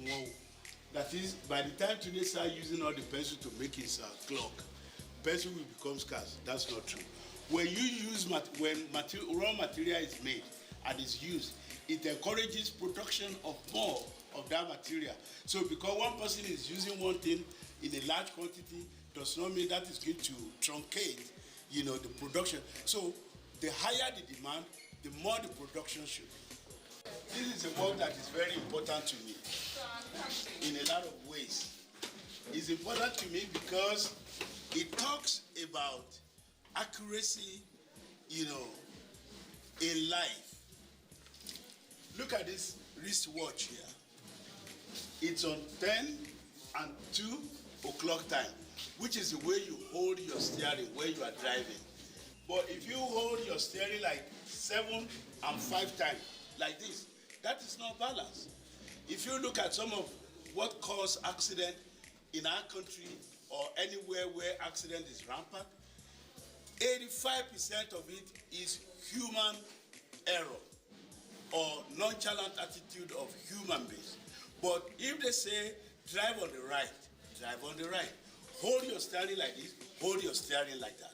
So when you are able to balance that, then you are at peace with yourself. So in the same way, when you have 2 people, 1, 2, be it business partner, couple, friends, family, when they at loggerhead with each other, then when they want to talk to each other, they shout, "Move, I said you should be." when the distance between them, doesn't call for that noise. But because their heart is distant from each other, when you are bonded together, you can ordinarily wink and the person will understand what you're talking about. So communication becomes easier, life becomes more peaceful. So you have to be bonded together. You have to have those three things together. That way, life becomes more abundant. Then you can be successful, which is what yellow stands for. White stands for purity, orange stands for courage, blue stands for love, purple stands for royalty because everybody is royal, So, and then it is when you have all this in your life and you practice as such that whatever your DNA, you can be free anywhere you are in the world. Tunde has devoted considerable energy towards improving conditions in Nigeria. In 1999, he founded the Nigerian Artists for a Nation Anew, NAFANA, whose mission was to encourage Nigerian artists to use their talents to help their country overcome the corruption and poverty that plagued it for decades. Through the program, Tunde curated a major exhibition entitled Artists and Nation Building, Nigeria at 39. In 2001, he was commissioned by the Nigerian Debt and Management Office, DMO, to curate a show as part of their International Conference on Sustainability, Debt and Management Strategy for the exhibition Together We Rebuild a Nation.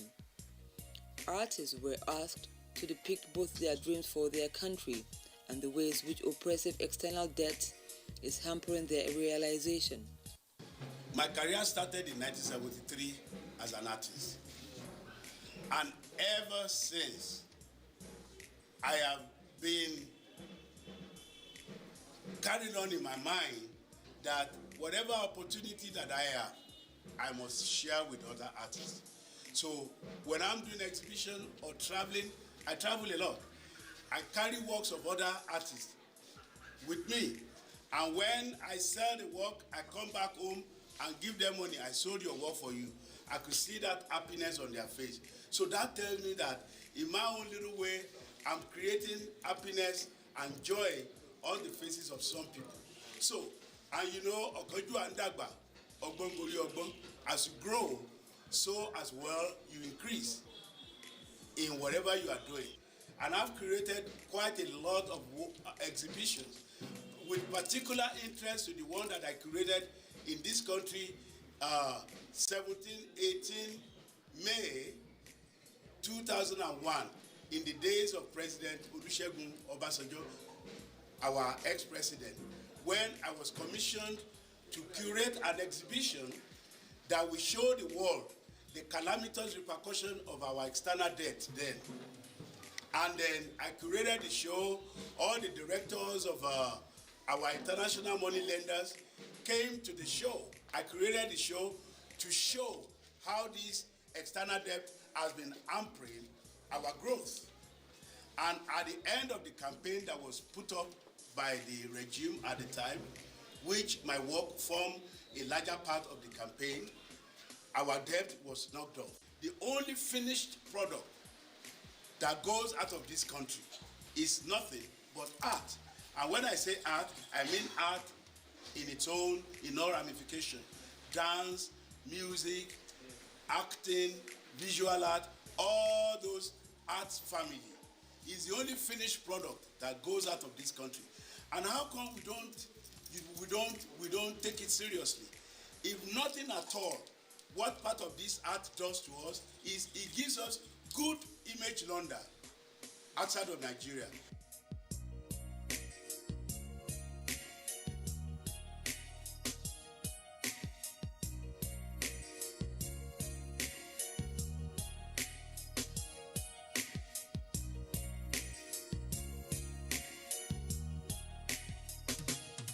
Asymmetrism is, without question, unconventional behavior, And then here, it shows how behaviors are made up. And output of that behavior and how the behavior spreads around. Give women a chance. And as you can see, this appears to be the sophisticated one among them. And this is like mother of all, embracing all the other women, all the other young ladies. And that's a megaphone saying, give us a voice. And this one saying, I share to the voice that we have given you. His art has been displayed in dozens of one-man and group exhibitions. His works can be found in institutions such as the Smithsonian Museum of African Art and World Bank headquarters in Washington, D.C., the Victorian and Albert Museum in London, the MacArthur Foundation in Chicago, and the State House in Lagos, Nigeria. We just need to figure out how to change our riches into wealth. We need to do more of that. It's one thing to be rich, it's another thing to be wealthy. So, and you have to create that wealth from your riches. You know? And I see art as one of those that this country has failed to really see as a tool for creating wealth. Look at the Nollywood actors only. Virtually every home in America, in Europe, essentially where even not only just people of color, some white folks too. They enjoy watching Nollywood. They enjoy looking at our art. They know all our artists, ranging from Bruce Onobrapea to Yusuf Grillo to Yinka Adeyemi to Jimoh Brahima to Twin 77 to Jerry Buhari and all of others. They know all, and my name, of course. So I'm appealing to our government, if you don't mind me saying this, that they please give an enabling environment to the business community. You know what I always say? A good artist will make a better lawyer. A good artist will make a better doctor. A good artist will make a better engineer. So what I'm saying in essence is it will be difficult for any country to grow, to develop, when they do not take art as an integral part of their life. Because in art, there is creativity, imagination, and expansion of your scope in life. Tunde has exhibited, taught, lectured, studied, and traveled extensively within and throughout Africa, North America, and Europe.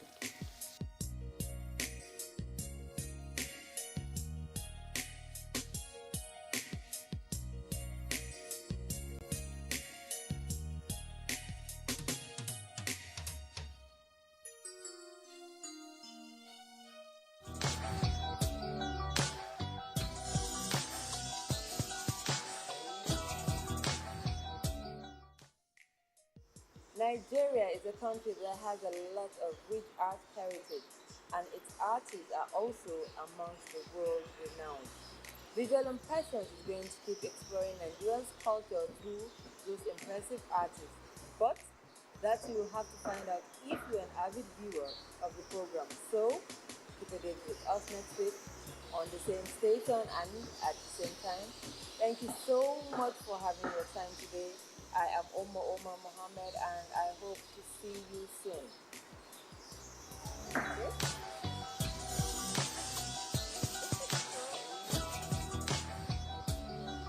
I'll start that point all over again.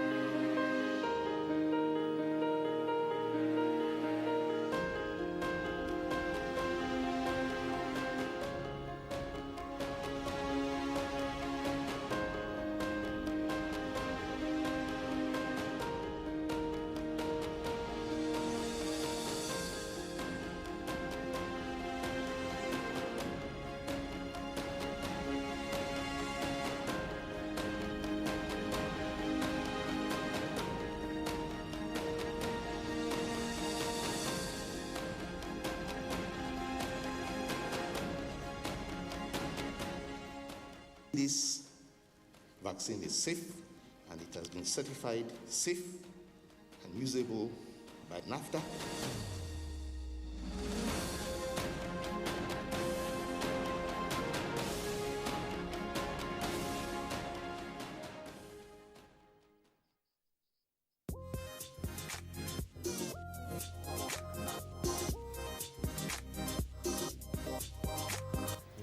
labarin ma yana peji na 36. Ita kuma babban labarin wannan jarida shine ainihin labarin da ke gaban jarida shine ta bayyana cewa ọkwa ji ikenga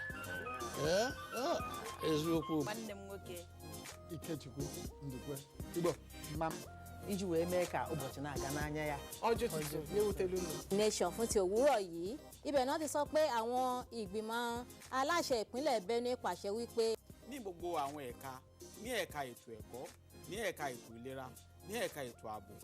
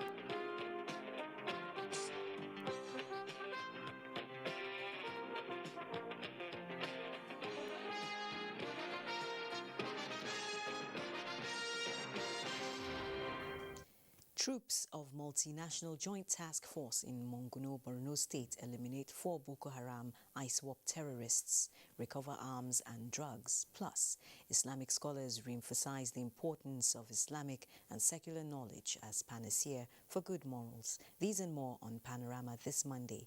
I'm Naja'atu Tijani.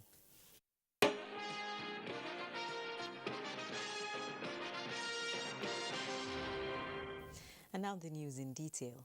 The Federal Roads Maintenance Agency, FEMA, says it will ensure that all 36,000 kilometers of federal government roads in the country are maintained regularly to ease motoring activities for social and economic growth. The Managing Director, FEMA, Nuruddin Rafindai, made this known while inspecting the ongoing Yola Road rehabilitation in Adamawa State. Simon Asha reports. Men at Work is what greets motorists as the Federal Road Maintenance Agency, FEMA, embarked on the rehabilitation of Yola Fofore Road, which did not only constitute nuisance and untold hardship to road users, but also crippled some of the socio-economic activities of the area, considering the poor access route. Respite, however, sufficed, as the road now wears a new look with heavy-duty machines seen doing the needful, a development that puts smiles on the faces of the people who applauded the giant stride of the federal government for looking into their yearnings and aspirations. It's actually a nice work we are seeing, something we've craved for. For long we have been hearing it, and now it have come to a reality. The Managing Director, Federal Road Maintenance Agency, Engineer Nuruddin Rafindai, while inspecting the ongoing exercise, expressed satisfaction with the level of work and assured the agency's determination to maintain the nation's highways according to standard. 1,000 kilometers of federal roads, and most of them are not in good condition. Most of the time we are faced with a situation like a few drops of bad conditions of road. But we are not deterred. We use the resources we have to do what we can do, and no matter how long it takes, if a road is bad, we get to it. The Managing Director also used his visit to condole with the family of late Ahmed Joda, who died recently. In Yola, Simon Asher, NTA News. Troops of the Multinational Joint Task Force, MNJTF Sector 3, Monguno, Borno State, on routine patrol along Gajaram have eliminated 4 Boko Haram ISWAP terrorists at Gajiram Axis. A statement by the Chief of Military Public Information MNJTF headquarters in Jamena, Chad, Colonel Muhammad Doli, indicates that the terrorists were neutralized when they attempted to ambush the troops. Colonel Doli notes that several arms and drugs were recovered from the criminals. Similarly, the Commander Multinational Joint Task Force, Major General Abdul Khalifa Ibrahim, has stressed the troops' determination to flush out remnants of terrorists in the Lake Chad Basin. The commander, MNJTF, said this while on operational visit to formations under his command. He was at the Force Sector 3 headquarters in Monguno, Borno State, Sector 1 in Maura, Cameroon, and Sector 2 in Bagasola, Chad, where he was accompanied by principal staff officers from all the participating countries. Major General Ibrahim expresses renewed commitment to taking the fight to the enclaves of the terrorists to end the conflict. 15 students of Bethel Baptist Secondary School, Kaduna, who regained freedom from bandit captivity on Sunday morning, have been reunited with their families. Haruna Muhammad reports. In company of the President Baptist Convention and other officials, they arrived at the church secretariat Kaduna.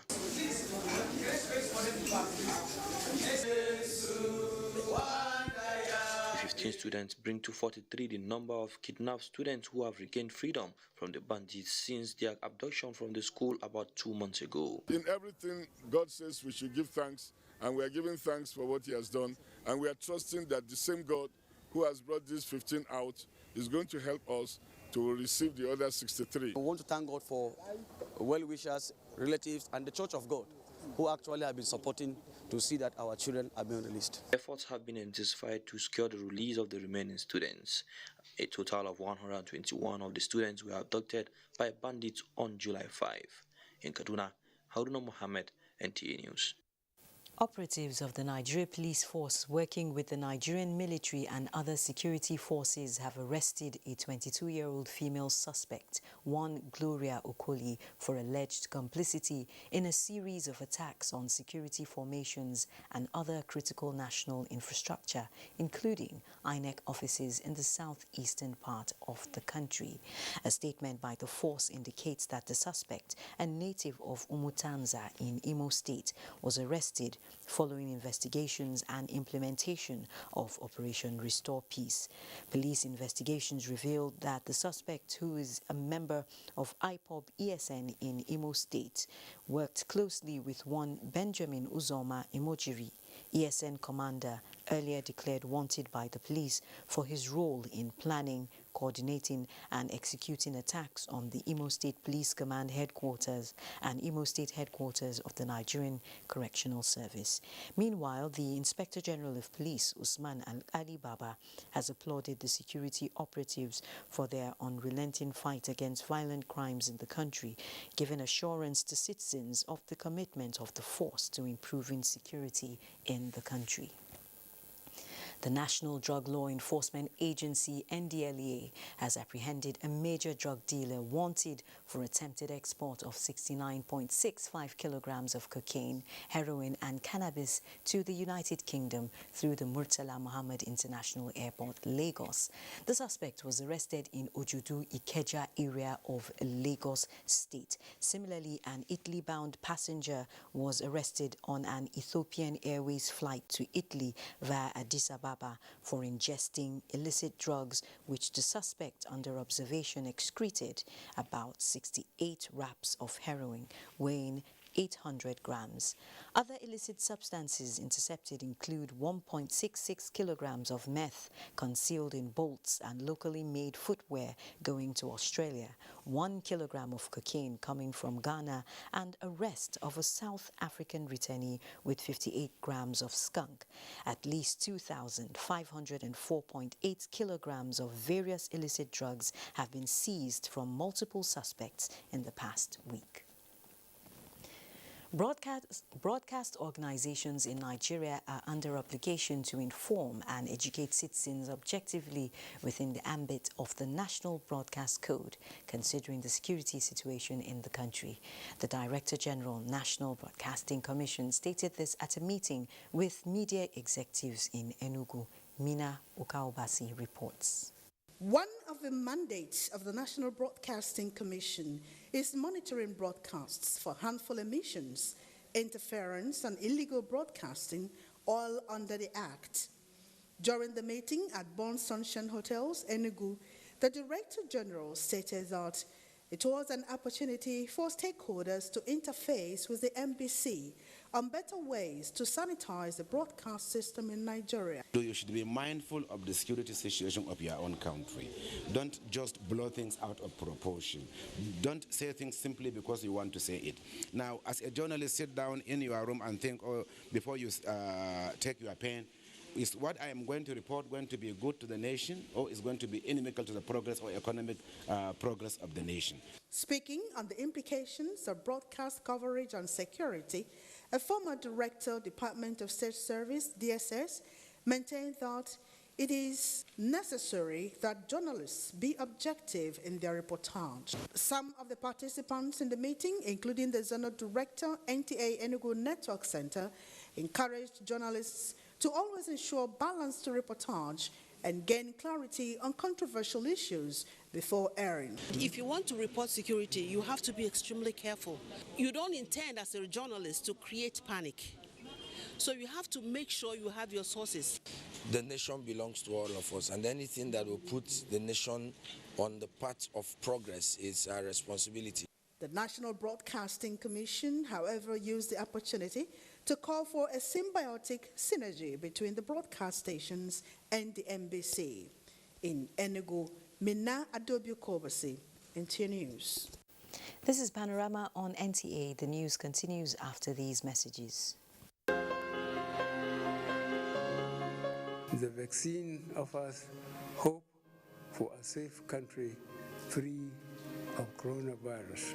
I urge all state governments, traditional and religious leaders to take the lead in the mobilization effort within their environment and spheres of influence. I similarly urge all eligible Nigerians to present themselves and be vaccinated in accordance with the order of priority already mapped out at the various authorized designated centers only.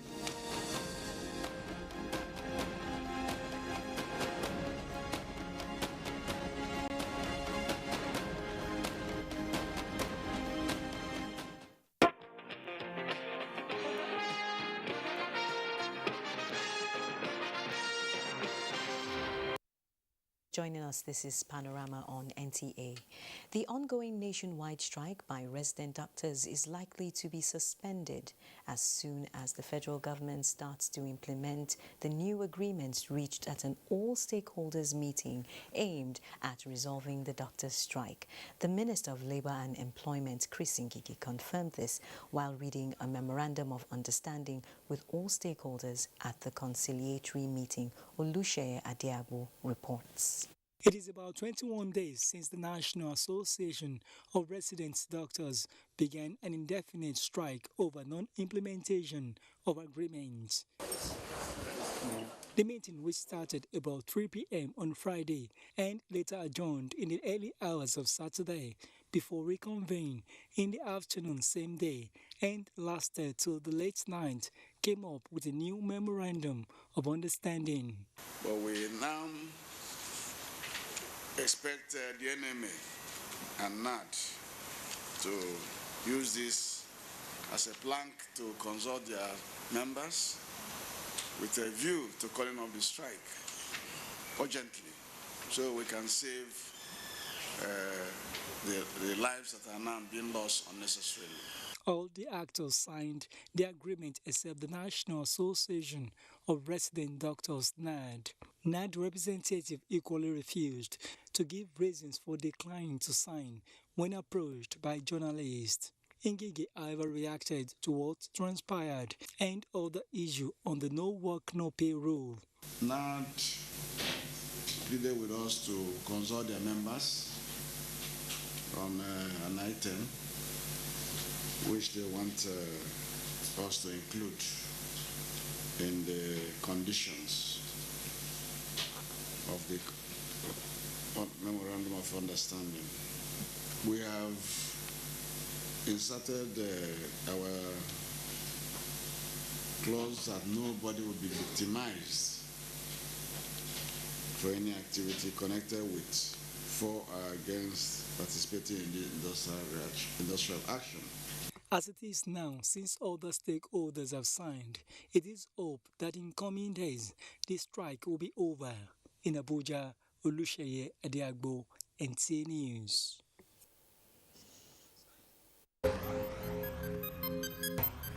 The rate of COVID-19 infections remains high, with 388 new cases recorded in the last 24 hours. In the latest figures released by the NCDC, Lagos State still maintains the lead with 166 new cases, followed by Akwa Ibom State with 89, then Rivers with 76. Oyo State has 15, Edo 12, Benue 11, Delta 7, the FCT and Ogun State 4 cases each, Kaduna 2 cases, while Gombe and Nasarawa have a single case each. Nigeria now has a total of 187,023 confirmed cases, out of which 168,455 have been treated and discharged, while 2,268 have died of the virus. Following an increase in COVID-19 infections in the country, medical experts have stressed the need for deliberate effort by Nigerians to abide by the basic principles of prevention to limit further spread of the virus. Mary Jane Chikeze, who spoke with a cross-section of Owerri residents and some medical practitioners, reports. According to recent COVID-19 reports by the Nigerian Center for Disease Control, NCDC, the number of new infections has been on the increase, making the situation worrisome. What is even more disturbing is the laxity which has continued to trail these developments on the part of the public. A visit to some locations in Owerri, including business places, shows near total negligence of non-pharmaceutical measures, as some facilities initially positioned for hand wash are no more in place. Although some people were seen putting on their nose mask, others were seen without it, as some of them claimed they had it in their handbags. Putting on face masks is very quite, uncomfortable. I'm wearing it for my safety and the safety of my loved ones. While some respondents commended federal government's efforts at ensuring availability of the COVID-19 vaccine in the country, medical experts call for caution to ensure prevention of infection. But this one will have headache, fever, weakness, all those things that ordinarily you just think that this is just like our infections and just like our malaria that we usually have here. But it's actually quite devastating in terms of the severity of the disease, and mortalities are also higher when you compare that to the other one. We will start the LGA training, so that after that, Imo State will roll out the second phase of the COVID-19 vaccine. While vaccination remains a valuable tool in the fight against COVID-19, medical experts have stressed the need for those yet to get a jab to do that without further delay. In Owerri, Mary Jane Chikeze, NTA News. Meanwhile, it has been observed that the recommended COVID-19 precautions and guidelines are hardly being adhered to by some Nigerians, thereby jeopardizing efforts of government to control the virus. To curtail the increasing cases of the Delta variant, stakeholders are therefore reiterating the need for renewed caution and commitment by individuals to stay safe. Ifeoma Aihoje reports. COVID-19 in Nigeria have continued to increase by the day, thereby raising public health concerns and actions to start further spread. In Akwa Ibom State, for instance, the COVID-19 task force and incident management teams will not rest on their oars as deliberate efforts are invested to curb the pandemic. We will not, in our management committee, allow somebody who has been tested positive to roam around. You go on immediate isolation. If you are symptomatic and still strong, you are not developing any symptoms yet, we isolate. You do self-quarantining. You have to quarantine yourself. What then is responsible for the high figures of positive cases recorded in the state? All those who were tested positive, or will repeat the test until you turn negative. So in other words, you may see those numbers. One may be that some that we had to test 3 times. Yeah, because you can't stop a market woman from going to market. You can't stop another woman from going to buy things in the market. It is difficult, but as much as possible, please, I think we should adhere to those simple measures. However, recognizing the efficacy of vaccination to reduce the impact of any disease, including coronavirus, the state has rolled out vaccination programs at various primary health care centers and other designated places across Akwa Ibom. Dr. Emmanuel Ekoem advises citizens to report the slightest symptoms in Uyo, Ifoma Aihuchi, NTA News. And just when it seemed there was a glimmer of hope in the fight against COVID-19 due to receding cases, a new mutation known as the Delta variant emerged. Health watchers say the Delta variant is more transmissible, and this is evident in the spike in COVID-19 cases in recent times. Now, what is the level of awareness among the people, and are safety protocols still being observed? Udwaketim seeks answers to these questions. The Delta variant is currently the predominant strain of the virus around the globe, as it is highly contagious, and prevention strategies such as regular hand washing, wearing a face mask in public places, as well as observing other safety protocols are needed to reduce the transmission of the virus. But are people aware of the Delta variant strain of COVID-19, and how conscious are they to avoid being contracted? I'm aware of Delta variant. And as you can see, I'm putting on my face mask, which is a way of preventing it. Yes, and I'm advising others too to put on their face mask, not to be infected. I go to so many places and I see people without mask. Some people don't even wash their hands. A lot of people are they don't really care again. For the Cross River State government, safety protocols and vaccines are playing crucial roles in limiting the spread of the virus, as the state is expecting the second dose of the COVID-19 vaccines. There is hope that when the vaccines arrive, residents will avail themselves for the vaccination. We're calling on everybody to come out now. We have the Moderna vaccine and the Johnson & Johnson will be coming in soon. Pfizer vaccines will also be coming in, as well as the AstraZeneca. We ask that everyone should come forward, get vaccinated. If we can get at least 50% of our population vaccinated, then we should be sure that less people will die or come down with complications. With increasing rates of the Delta variant strain in some states of the Federation, including Cross River State, in a recently released data by the Nigeria Center for Disease Control, the Commissioner says measures are in place to curtail its spread, while urging all Nigerians to still strictly adhere to COVID-19 safety protocols. Parents and Islamic scholars have re-emphasized the importance of Islamic knowledge as a solid foundation for instilling morals and the fear of Allah in children. This came to the fore at the maiden Quranic graduation of 11 students of Zaid House for Quranic memorization in Abuja. Adire reports. The expression of joy and fulfillment that greet the accomplishments of completing the glorious Quran for parents and the graduates permeate this hall, which answers the Islamic injunction to seek knowledge.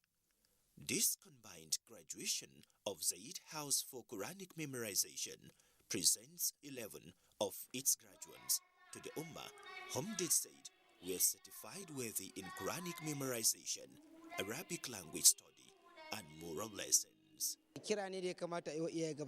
Parents must, as a matter of fact, endeavor to give their children Quranic knowledge. Lack of religious education is the reason for immorality and corruption. The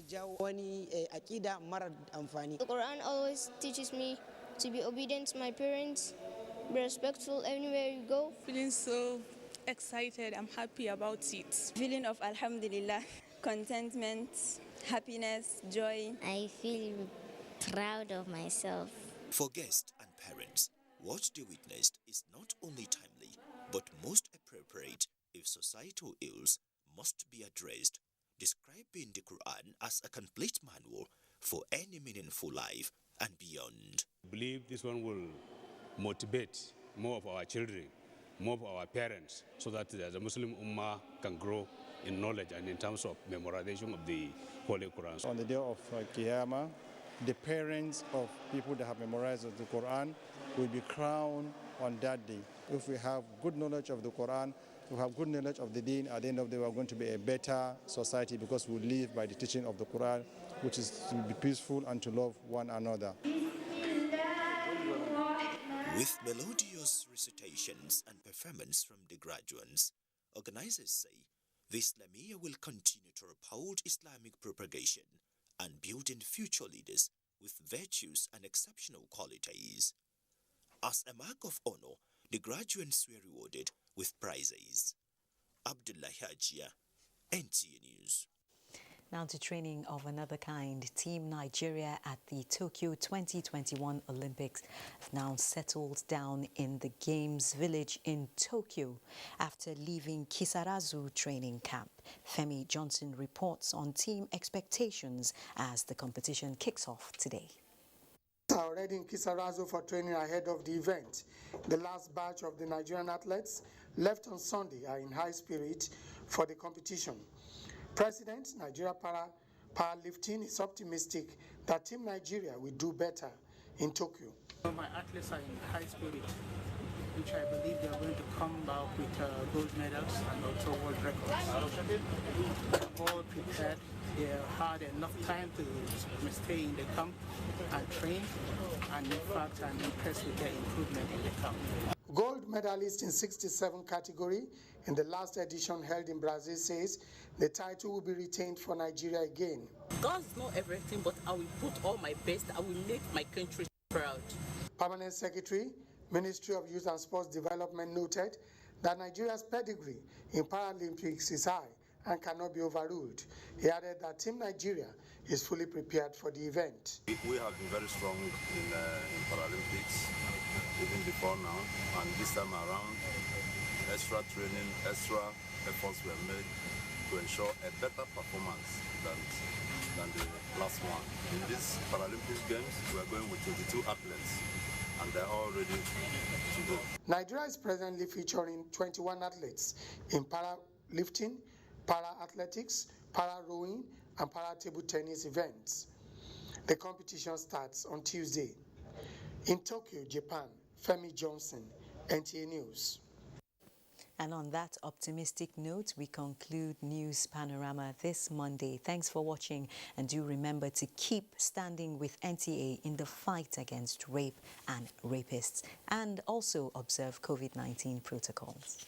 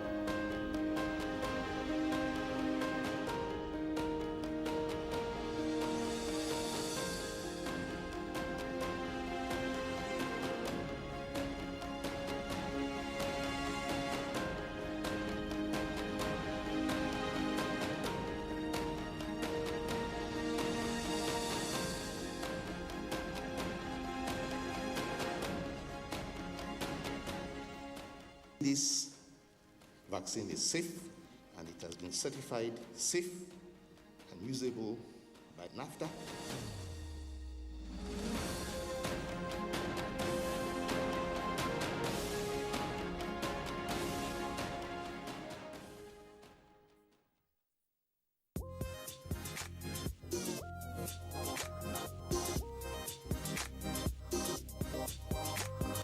Wannan labarin ma yana peji na 36. Ita kuma babban labarin wannan jarida shine ainihin labarin da ke gaban jarida shine ta bayyana cewa ọkwa ojii Ikenga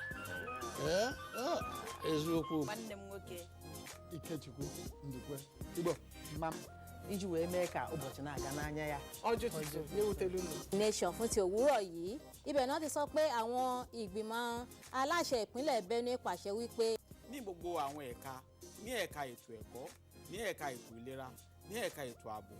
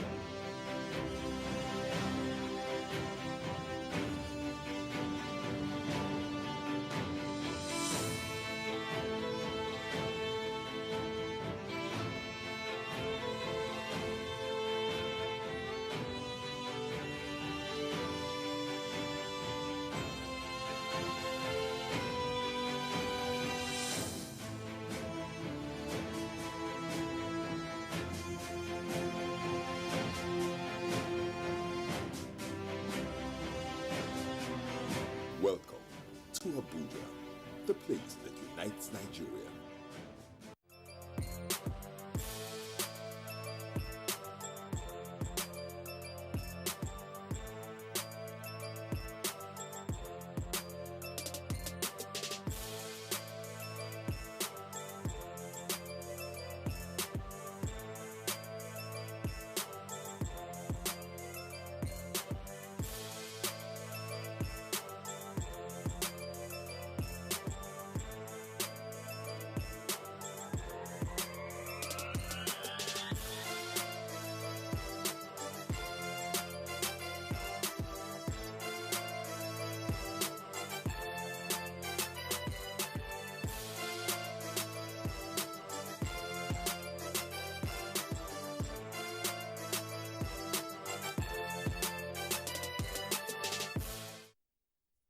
Sugarcraft is an art where sugar is used as a medium to express emotion, thought, and concept. An artistic baker can combine sugar paste, fondant, pastelage, and colors to create mind-blowing designs. Such creative masterpieces can give a lasting impression of the culinary art at any special occasion. You're welcome to Baker's World on the network service of the NTA. I am Funke Oyeyele. Glad to know you're watching.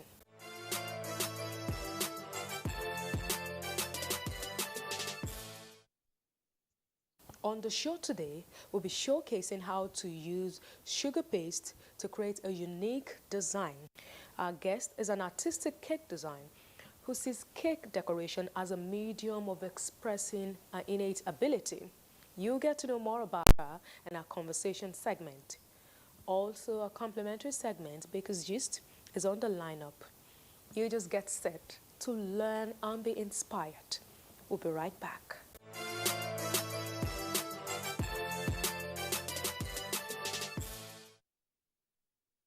Baking cakes is fun to a lot of people, but preparing a workable fondant may be a challenge. On this segment today, our guest baker, Grace Adachi, and assistant will be showing us how to prepare a stretchy and workable fondant that will be used to decorate our already baked cake.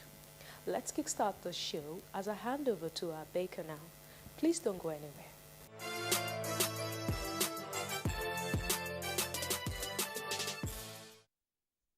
We'll get to preparing the fondant. I'll quickly put in my ice cream sugar, 500 grams I said. I'm making a kg.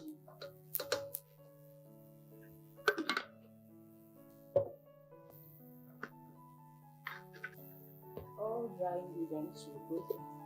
To be precise, I'll have to put my CNC and tilers. Stir it a bit, just to incorporate the two of them. I'm going to glue my gelatin, so I'll have to add gelatin. I'll put water first, 60 ml of water to be precise, and then my gelatin. What I'm doing now, I'm gluing the gelatin over hot water, not boiling water. I'm going to stir it a bit. You stir it till there are no granules left, and then you can now put in your glucose. You can see. So I'm putting in my vegetable shortening.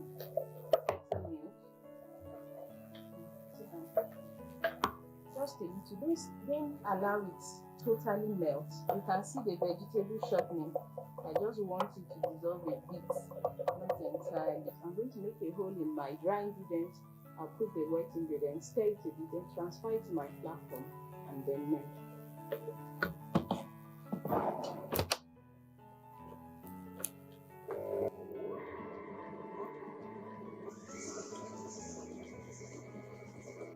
Idea behind using the mixer is just to reduce the tedious process of kneading and melting, and sometimes it helps introduce elasticity.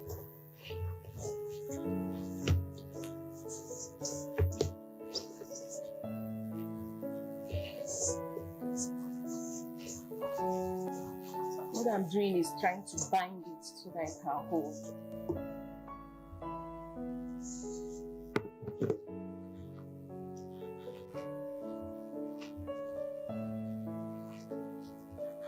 The process for kneading donuts is totally different from fondant, but it did not collapse.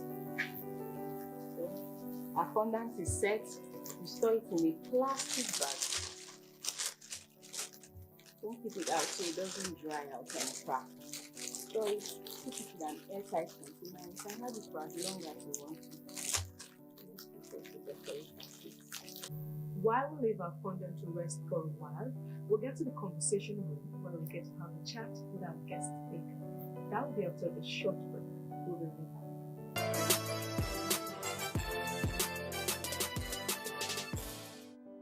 I've always loved art. And I know art is expressed in different ways. I've always loved to put things together. I remember growing up, my mom would say if I come back, her room, the design in her room will change. Grace Adachi was born in Makurdi, Benue State, to the family of Mr. and Mrs. Gabriel Odun. She is from Ohimili local government area in Benue State. She had her primary education at Makurdi International School, after which Grace proceeded to Federal Government Girls College for her secondary education. Grace Adachi is a geography and planning graduate from the University of Jos, Plateau State. Our intelligent and amiable guest was the best female graduating student from the Faculty of Environmental Sciences in 2005. Though a gifted student, Grace had an unexplainable passion for baking, art, and sugar crafting, which made her enroll at a baking school in Makurdi after graduating. Being a fearless learner, Grace attended various international sugarcraft training sessions to upskill her skill. She is the creative director of Grace Oven Bake Shop and has countless masterpieces to her credit.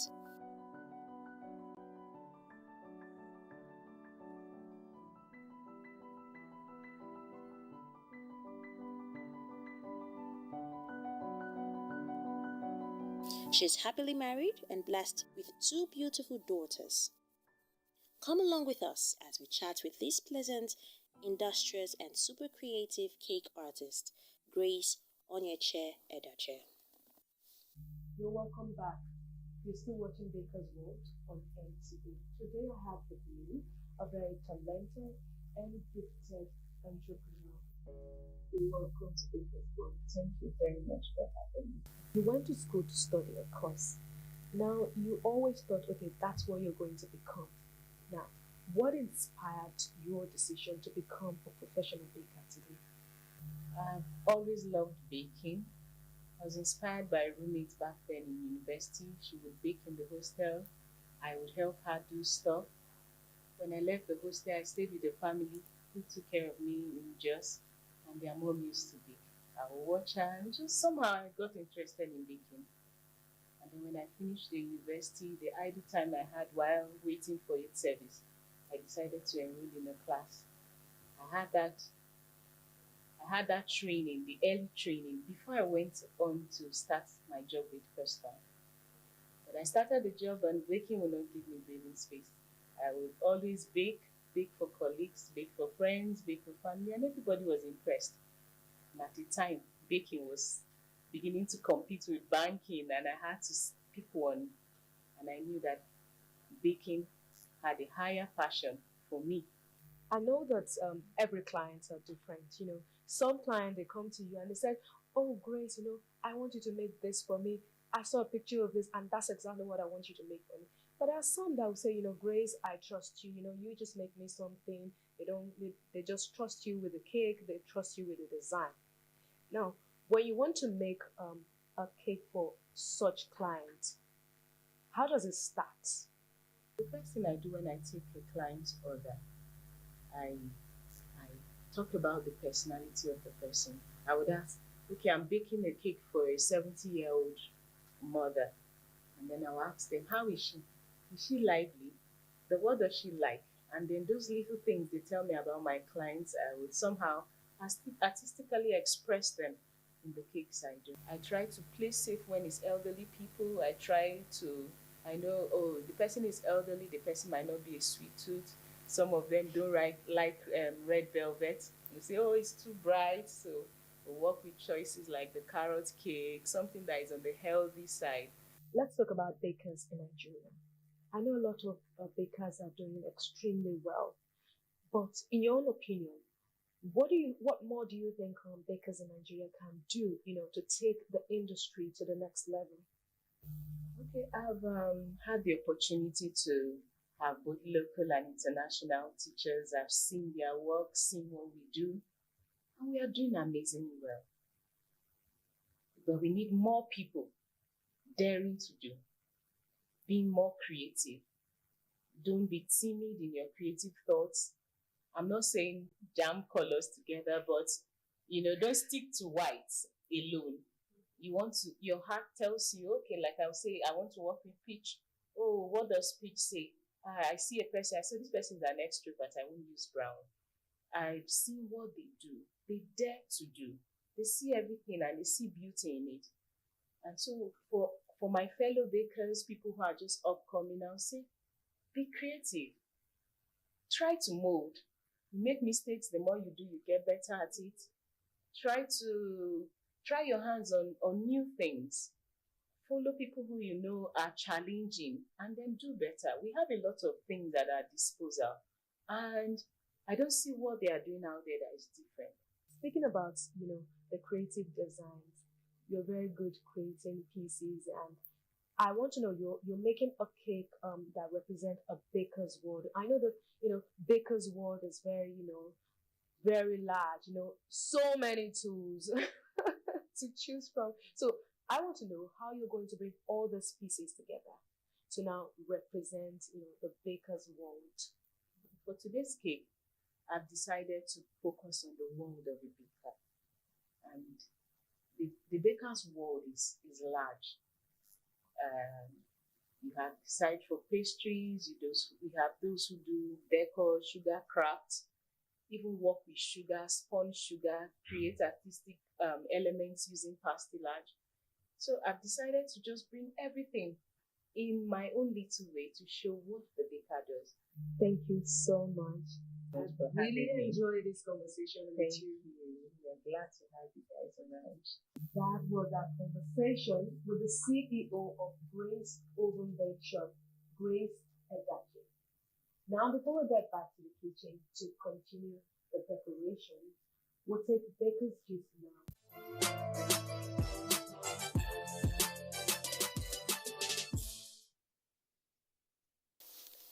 Baking tools for every beginner. It's like everyone bakes these days, with the diverse baking trends from banana cakes, butterscotch cakes, bread, cookies, and the list is endless. You may even wonder how some realistic cakes are made. For you to enjoy baking and have it less cumbersome, you need a well-equipped kitchen, as successful baking requires more than just flour and oven. As with other jobs, you need the right tools to achieve a delightful baking experience at any time.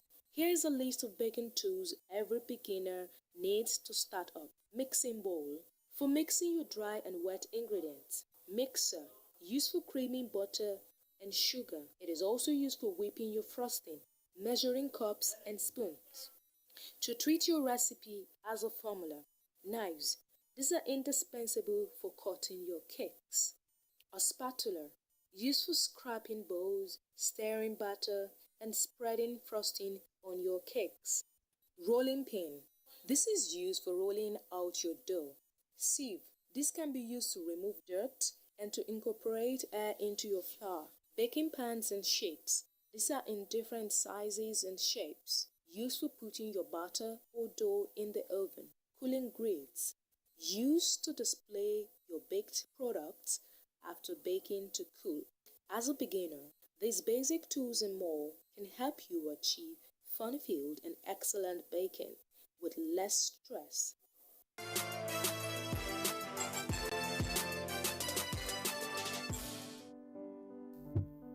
To cover, I'll start with the top. I'll seal the top and then we'll work on the side and then handle it.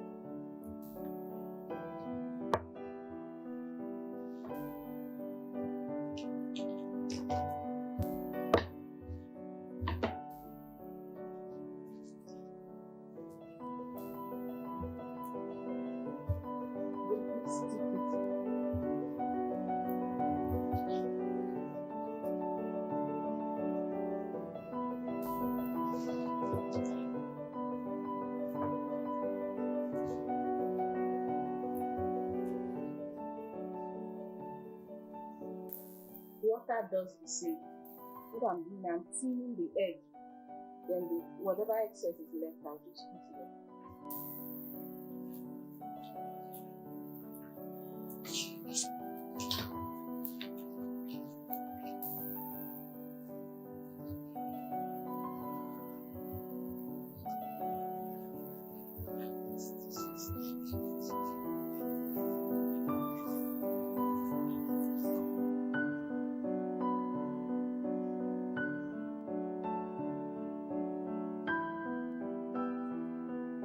We're about to decorate our cake using the fondant we've just made. We are making a baker's world theme cake. So just follow, making the felt jacket and making the capsule. Just start moving. Just cover to an extent. So I'm just giving it a fine finish now. Stick it.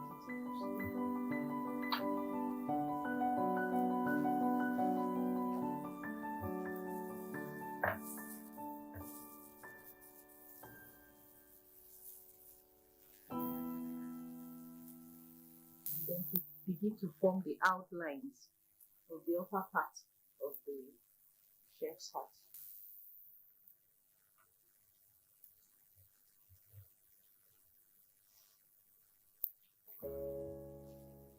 Smooth.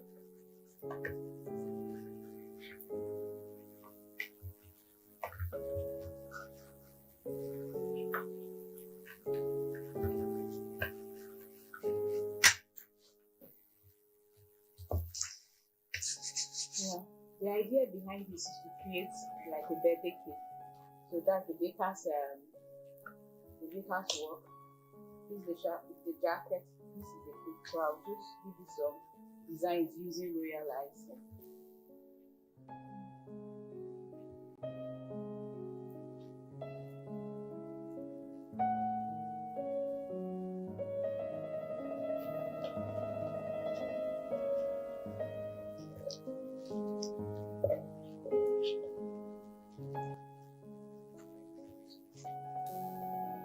With my palette knife.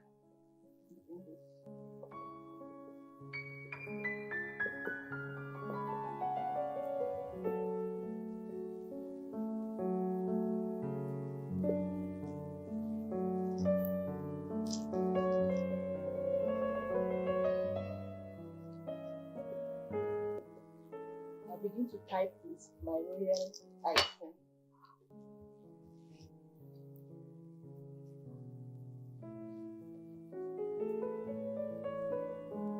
When I mount the cake, by the time we start it, then I can type the borders because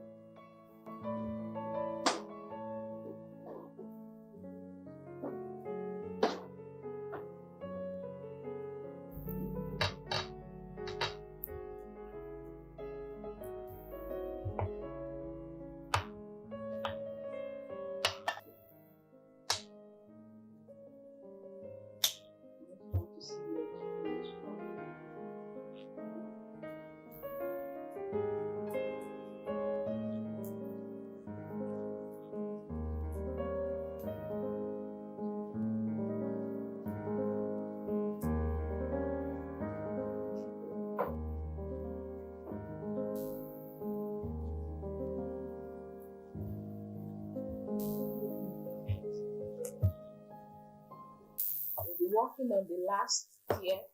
While I'm working, my stance will be putting the little details on the chef jacket. The idea behind this is our baker's crate. So I already have assembled my pastelage, and on the pastelage we have a wooden imprint. So I'm going to stick it.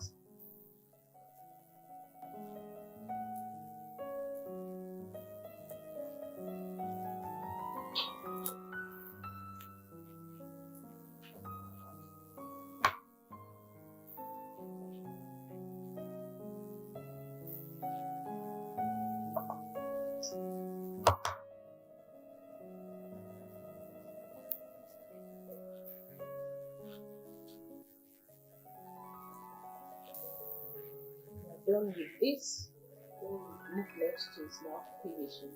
So we're going to assemble our structure.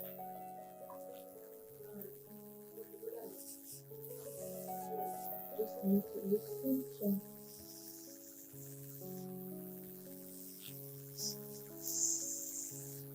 The second layer. Have you stopped?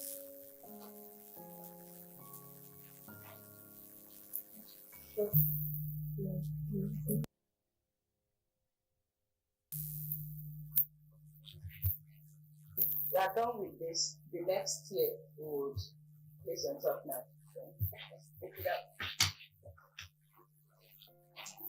Have to be careful not to smudge it.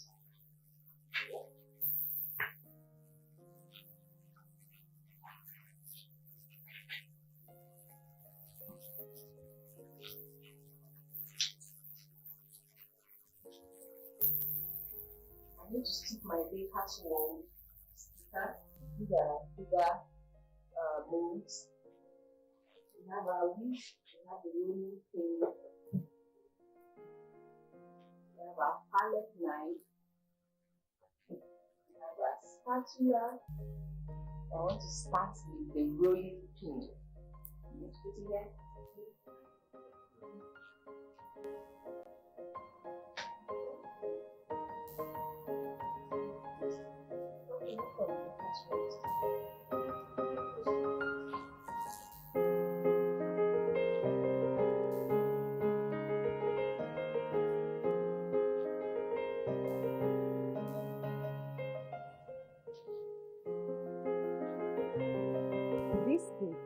really gorgeous, very beautiful. This is a true masterpiece indeed. You've done a really good job here. Well done, congratulations. And you see, this is a representation of what a baker's world is like. Lots of tools here, and some of the baker's products, you can see a donut with a chocolate glaze, and even some of the tools, a rolling pin, a whisk, and so many other things on this. This cake is a true masterpiece. It's really, really just gorgeous. And you know, just to show you how much she really represented some of the tools, a while back, while she was attaching some of the decorating pieces, she mistakenly used a palette knife that she had designed with sugar paste and mistaking it as the real palette. That's how much she really represented the tools. It's really, really gorgeous. Trust you've learned a thing or two from our baker's creativity. Well, that's our package for you today on the show. So we'll come your way next week with a more interesting episode of Baker's World. For comments, feedbacks, and questions, you can reach us on all our social media platforms: Facebook, Instagram, YouTube. It's Baker's World on NTA. I am Funke Oyeyele. See you next week.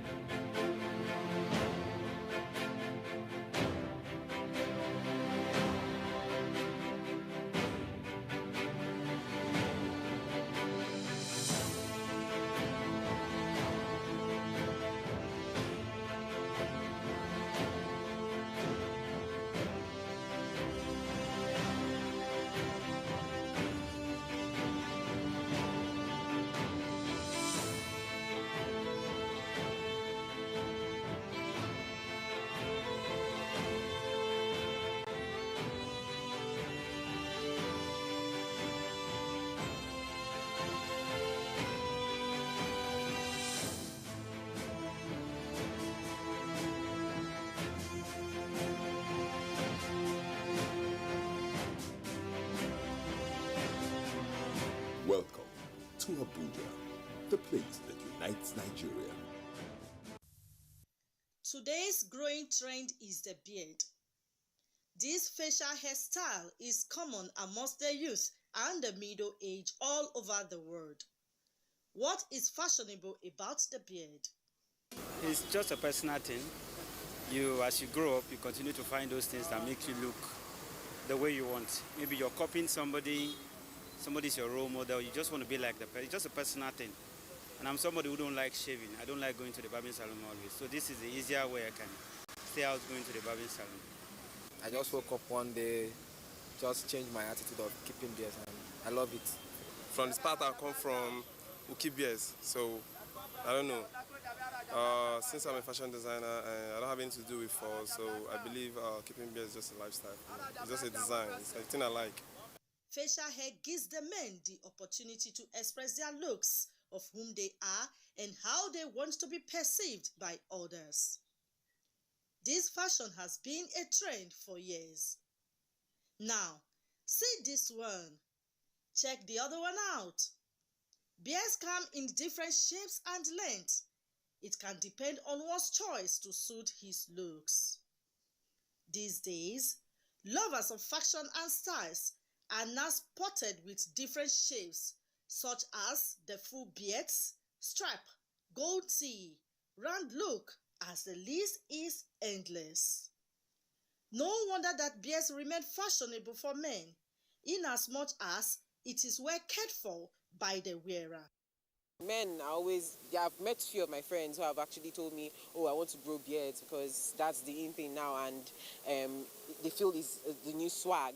So basically, I think I like guys with beards, but please shave it according to, in a way that will approach you. I keep beards because one, I've loved keeping beards right from childhood. If I see people that have their beards, how they carve it, keep it clean, I always admire them. Secondly, at least if you can keep it clean, shave it properly, dress it well, it makes you appear neat and decent. Secondly, it gives you a little grading as in aging. When people look at you, kind of, at least you are matured. If the person shaves the beard well, then it's fine. But if it's big and all, it makes the person look kind of scary sometimes. But then most guys, when their beards are well shaved, then it boosts their confidence. It also adds beauty to formal and informal dressing of the men folk in a well-shaved look. Oh yeah! Beards have come to stay. Rock it, guys!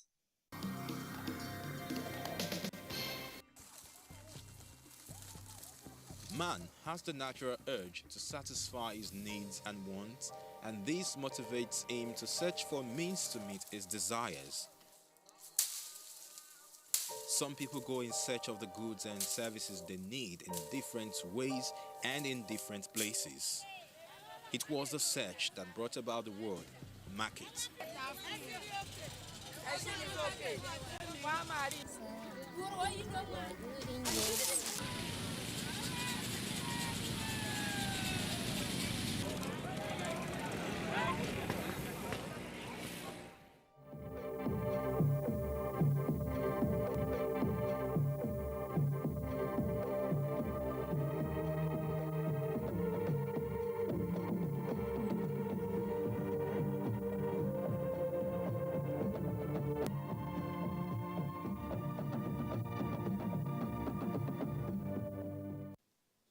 Buying and selling remains as long as we have human beings. Whether you're buying online, whether you're selling online, whether things are being delivered to you in your couch, in your home, you're still buying and selling.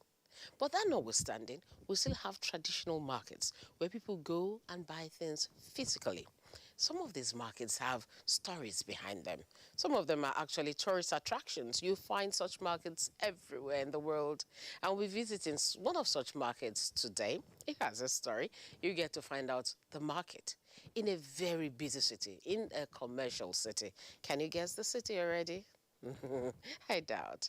Welcome. This is our history. Let's go on marketing as we'll be taking you to a popular market in Lagos State, the Aswani market. My name is Cordelia Obe. You're welcome.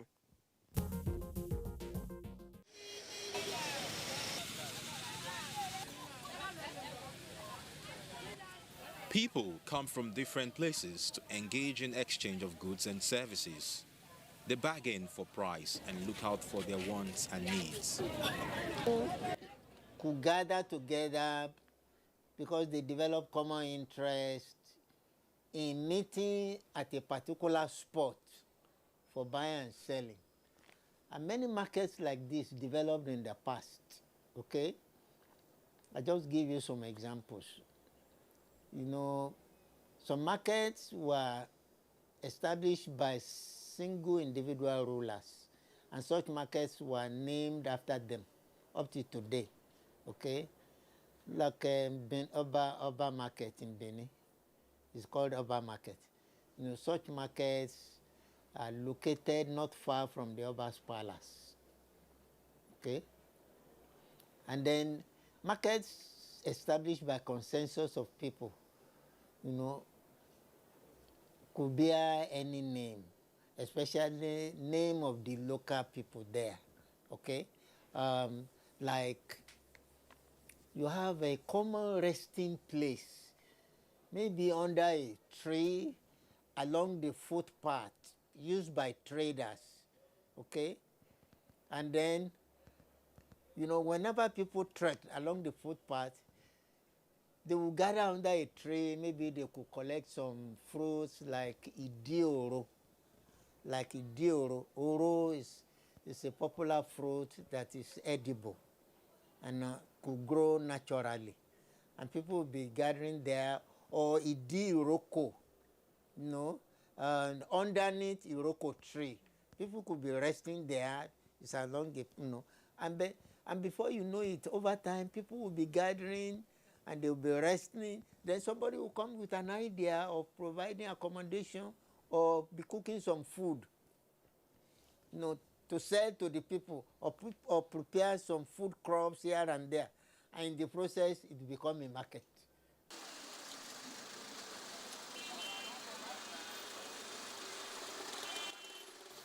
In a busy and commercial state like Lagos, one will find it difficult to believe that any market will have a particular day it operates.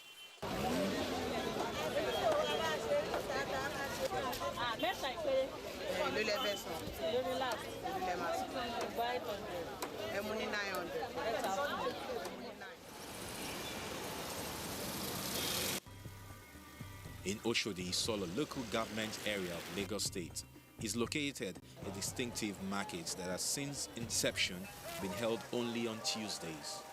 This market is called Farumbi Aswani International Market.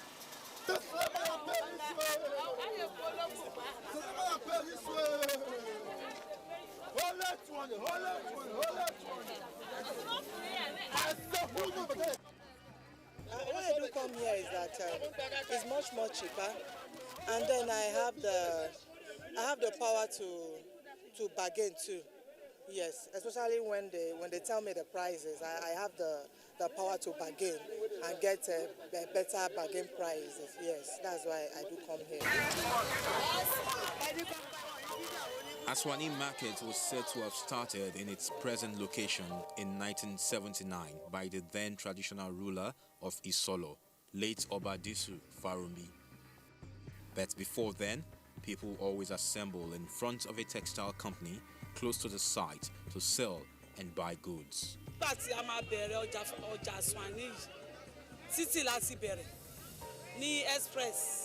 Company kan ló ń jẹ́ Aswani Market tí wọ́n ń ṣe aṣọ textile níbẹ̀. So àwọn màmá wa wọ́n máa ń wá wá ra ọjà ní ibẹ̀. Wọ́n á kó lọ sílé. Ṣùgbọ́n gbà tó wá yá tí àwọn tó máa wá láti Ìbàdàn, Oǹdó, Ìlọrin, ó wá di wípé wọ́n máa ń pàdé wọn lẹ́nu géètì factory tó ń jẹ́ Aswani yẹn. Tọ́n bá ti wá wà ń bẹ̀ di láti àárọ̀. Tọ́n bá ti kó aṣọ jáde láti inú company yẹn. Gbogbo àwọn tọ́n wá láti ìlú òkèrè yẹn, àwọn Oǹdó wọ́n bá wọn ra aṣọ yẹn, wọ́n á lọ, wọ́n bá wọn ra aṣọ yẹn, wọ́n á lọ. Nígbà tó wá yá, láàárín àwọn màmá yẹn náà wá sọ láàárín ara wọn wípé tí àwọn tọ́n máa fi ń di òru ní ibi bẹ̀, kí ló dé tí àwọn òkùnkùn ṣe dá ọjà sílẹ̀. Wọ́n wá tó wá bọ́ sí ojú títì níbẹ̀ yẹn. Wọ́n wá ń ta ọjà wọn níbẹ̀. Factory kan wà ní Aswani, ló wà ní 5 star gangan. Wọ́n máa ń ṣe aṣọ, àǹkárá, téèwù, àwọn aṣọ ẹ̀gbántó láì tán máa ń ròyìn, wọ́n máa ń tà ń bẹ̀. So a máa ń lọ síbẹ̀, a lọ ra ọjà. Àwọn ìròlú òkè, àwọn Ìgbò, Kánò, Kaduna, gbogbo wọn máa ń wá síbẹ̀, wọ́n á wá rà, wọ́n á lọ tà lọ́hùn. So wọ́n máa ń kú sí ìta ń bẹ̀ yẹn, wọ́n á lọ, oníkálùkù máa ń rà. Àwọn factory yẹn, àwọn òyìnbó yẹn, Aswani náà ń jẹ́. So wọ́n wá fi wà wípé Farumbi Aswani International Market. Bàbá wa kábíyèsí àná, ọba Dísù Ọláyíwọlá Farumbi, òun ló fún wọn nílẹ̀ yìí. Òun ló fi ní orúkọ Farumbi fi ń jáde ńbẹ̀ torí ilẹ̀ yìí àwọn Farumbi náà ní.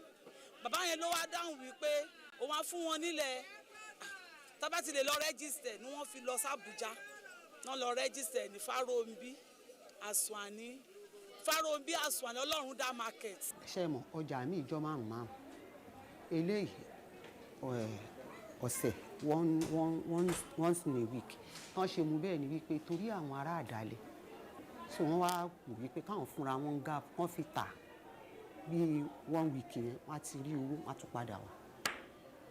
Tó fà á nìyẹn. The Aswani brothers were Indian people who invested in establishing the textile mill, you know, for making Adire, Ankara materials of various designs, you know, to meet the local consumption, okay, and you know, in the process of manufacturing, you know, these products, there were loose ones, or what we call leftovers. Eh? So instead of just dumping them away, you know, African women around, including the African workers there, they came up with the idea of creating a market nearby where they could be selling the leftovers, the small pieces, where they could be selling them, all right? So they started on a small scale, but before you knew it, many more people were patronizing them, and the crowd became bigger and bigger. The location where you have the market right now, you know, belong to some people you call Omonile. You know, they just allow the tippers to be, you know, to be digging the place for sand, to be selling to people building houses elsewhere, and before you knew it, the place became wider and wider.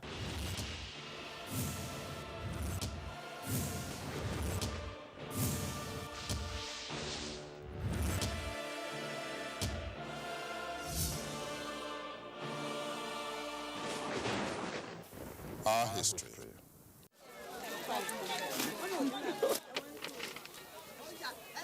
Today, people carry out their businesses on other days, but Tuesdays is still the busiest day when the Aswani market is in its full swing.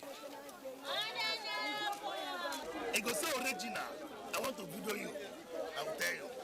But make sure it's about original thing, not fake. The way they sell 100 naira, 200, I give 100 naira. Are you hearing? Yes. Evangelist in the name of Jesus. I'm a good man, I'm a good man. Huh?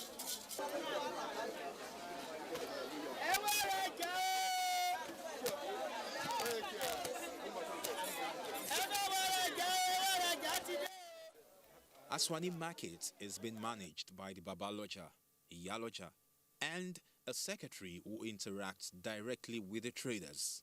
And in order to maintain peace and order, security officers parade the market on Tuesday, Aswani Market Day. 59.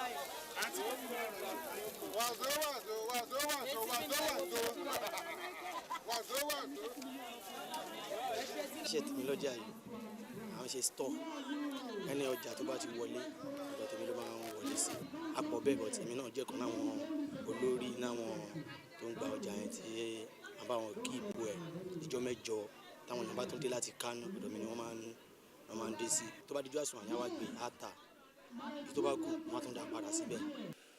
À ń bójútó gbogbo bẹ̀ a lè ń ṣọ́ àwọn tó wá tajà ẹni tó wá rajà ẹni tó wá tajà gbogbo wọn là ń ṣọ́ à ń gba àwọn ọmọ tó ń ṣọ́ èèyàn tó lè mọ̀ pọ̀ ń ṣọ́ èèyàn tó máa rò pé bóyá àwọn náà wà rajà ni ẹni tó bá ti tó ṣe wà tí ò lè amúbọ́lọ́pàá ni. Gẹ́gẹ́ bí akọ̀wé ní láti ṣe àmójútó ètò ìṣàkóso ọjà yìí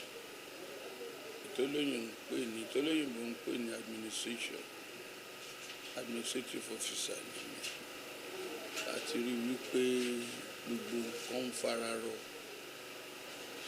lọ́tún àti lósì láàrin ọmọ ọjà láàrin àwọn sectional leader láàrin àwọn olóyè ọjà pátápátá láti máa gbàwájú gbẹ̀yìn kó má fi sí làásìgbò kankan. People come from different states, from far and near, indeed from outside Nigeria, to buy and sell their goods. Even though Aswani Market is located in the western region of Nigeria, the market attracts different ethnic groups and nationalists who transact their various businesses in these exceptional markets. There's markets all over the Lagos state. every corner. So somebody cannot live in a day to come and buy here. It's only on Tuesday. We hope on those coming from far away to come and buy on Tuesdays. Tuesday are the main market day, but they do sell all these electronics during the day. But Tuesdays is a day that every tribe comes from different places to buy and sell. A ti fẹ́ kó di ọjọ́ ojoojúmọ́ gan-an, but àwọn tó ń wá lọ́nà jíjìn wọn kì í wá, ṣùgbọ́n àwọn tó wà nítòsí wọ́n máa ń bá wa náà lórí ojoojúmọ́.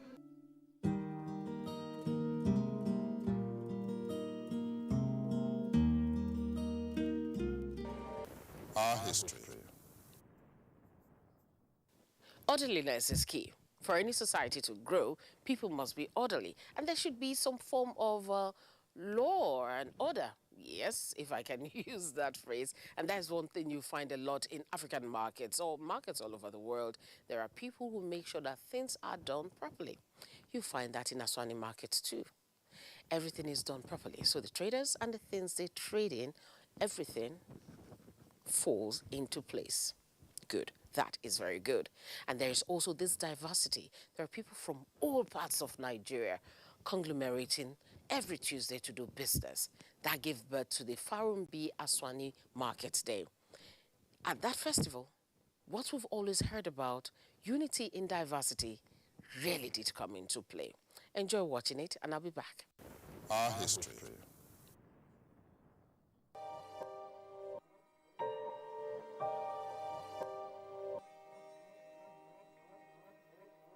Today is not a market day, but a day for the unity celebration called Farumbi Aswani Day.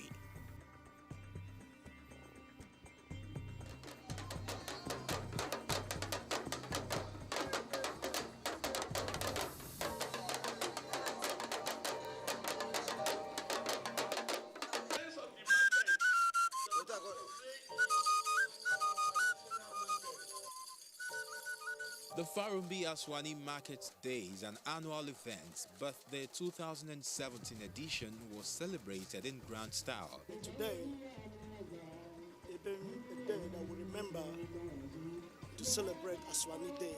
We did it last year, but last year wasn't staunch like today on.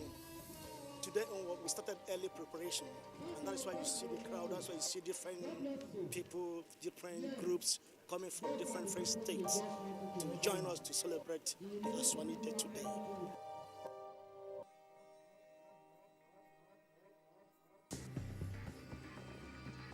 Everyone wore a uniform dress code called Ashwebi in Yoruba dialect.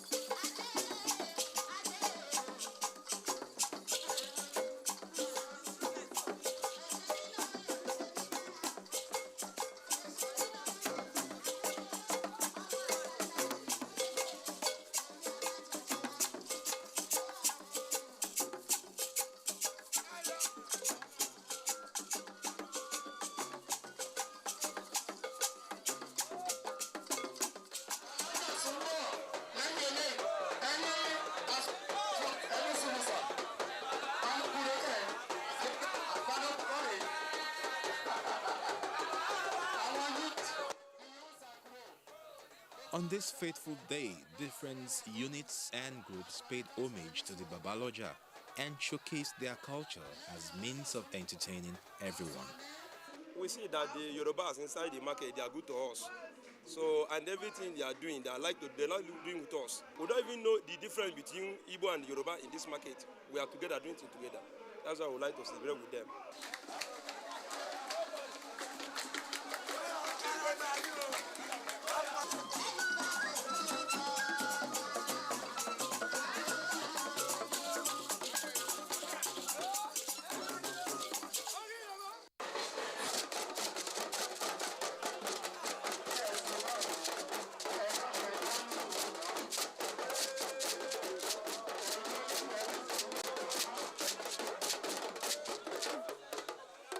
Every society should aim at achieving unity, as unity promotes peace and progress. This is what is exhibited in this unique Tuesday Aswani market,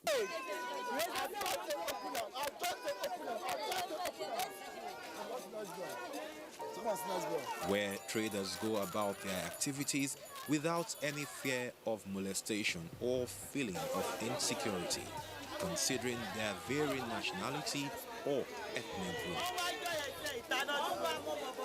It's so original. I want to video you. I will tell you. But not sure it's about original thing or not fake. The way they sell 100 naira, 200, I give 100 naira.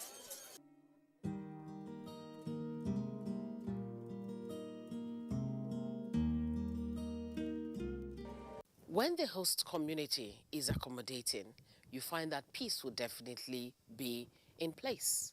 That is one thing with this market we visited today. We did discover that one of the traditional rulers did give this market a huge piece of land that they are currently occupying. Maybe, just maybe, that singular sacrifice would have contributed to the level of peace they're experiencing there. That is a lesson for all of us to learn. Host communities should learn to accommodate people who've come to do business within them. It makes peace to reign and it makes everybody prosper. You agree with me, right? Well, that has been our visit to Farambia Aswani markets, just a sample of major marketing or major markets in Africa. We'll visit some other place next time on the program Our History. My name is Cordelia Obe. I wish you a very, very beautiful time. And remember, pray for Nigeria. This is the only country we have.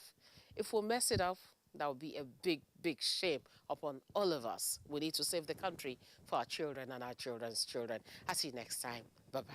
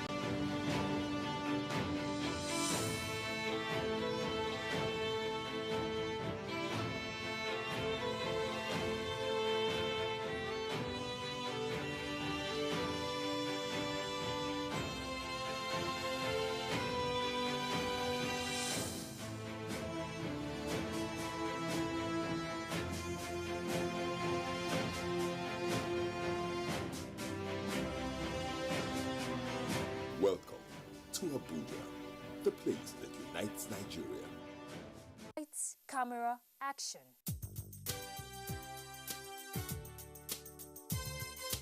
Pictures are created in accordance with the creative vision of the photographer. The ability of a photographer to express perceptions and emotions in order to convey an impression connotes the art of photography. Most photographic works show aesthetic qualities. Some create an illusion, while some abstract photos may paint a deeper meaning from the ordinary. All this depicts the creativity of this artistry. In the early decades of the 19th century, photography captured more detail and information than the traditional methods of replication, like painting and sculpture. Today, photography still remains a unique art form that demands creative thinking from the photographer. We all love taking pictures, but there's a whole lot that goes into making our pictures look flawless. In this artistry, every detail counts. I'd usually like to start with one light and then improve my lighting style up to the point when I get the kind of picture I want to shoot. So I'll start with this. This is always called the main light, and I'm going to start the main light on camera right. Okay, fine. So the next thing I need to do now is to position her. I like you to sit down, look towards this light. You can put one foot up, one foot down, make yourself relax. Come to the edge of the stool. Good. Fine. Are you relaxed enough? All right, so just smile, and let's see how this goes. Fantastic. So with every shot I take, I begin to readjust my camera till I achieve what I want to see. So right now, there's too much lighting coming on her face. So I'm going to have to work on my lighting style and try it again. And, well, it looks much better this time around. This is one light setup. And when I took the first light, there was too much light. I had to adjust my settings. And she looks more like this now. New technological trends in digital photography have opened a new direction in full-spectrum photography, where careful filtering choices across the ultraviolet lead to new artistic visions. This art entails careful staging and lighting of the picture. I'm going to make it very simple, so I'm going to just add one more light, and then I'm done.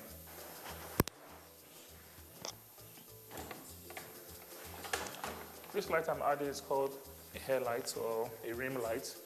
It allows the picture to have a form. And so I can see her in a beautiful place. Beautiful. You see the picture has changed again. You notice there's a rim light now that has created a form. When you look at the first one, it was bare. And the second one has some form of rim between it.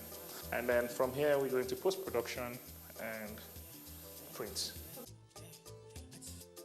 This is the picture, and it comes in two formats. It comes as a JPEG, which is a camera processed option, and it comes as a RAW version, which is the original version with the camera shot the picture. So I'm going to edit this in RAW right now. So I start with this. Good, so the picture is out now, and I start to work on it. Luckily, she has a very fresh face, which is an advantage. So I may not do as much. I just have to work on the colors of her dress, her lips, make her hair look beautiful. I'm going to paint her up in lights and shadows now. I'm putting a bit of darkness to her face. The stages of photograph has evolved over the years. In amateur processing, the film is removed from the camera and wound onto a reel in a dark room. But technology has taken a new dimension in this artistry. Technology has overtaken all of that now. It makes it easier for a lot of people. It makes it more accessible for a lot of people. Back in the days, they had a few labs that did darkroom cleaning, or washing as it was known in the day. But today we have a download, edit, upload, and print very, very quickly. And then you can see how far we have gone in the last few minutes. So this is the original picture. And then this is the Photoshop picture. The colors have changed. She had a red look initially. Now it's looking more like her skin tone. The dress is bluer, which is making more. And then you see her hairline. I've defined her hairline more. And then you see the little imperfections we had initially have been removed to give us a, so to speak, final finish. We're good to print. I'm doing the image right now, and I'm going to send to this little printer here, which does my emergency prints. Beautiful, and she's ready to go. After so much skill and time spent, the end result is indeed worth it. Or what do you think?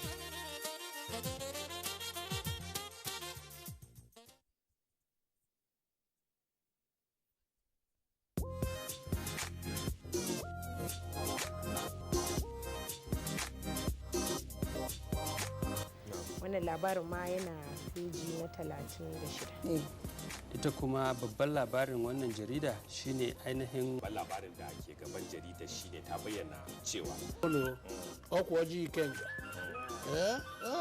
eziokwu nwanne m nwoke Ikechukwu Ndukwe Igbo mam iji wee mee ka ụbọchị na-aga n'anya ya nation fún ti òwúrọ̀ yìí ibẹ̀ náà ti sọ pé àwọn ìgbìmọ̀ aláṣẹ ìpínlẹ̀ Benue pàṣẹ wípé ní gbogbo àwọn ẹ̀ka ní ẹ̀ka ètò ẹ̀kọ́ ní ẹ̀ka ètò ìlera ní ẹ̀ka ètò ààbò.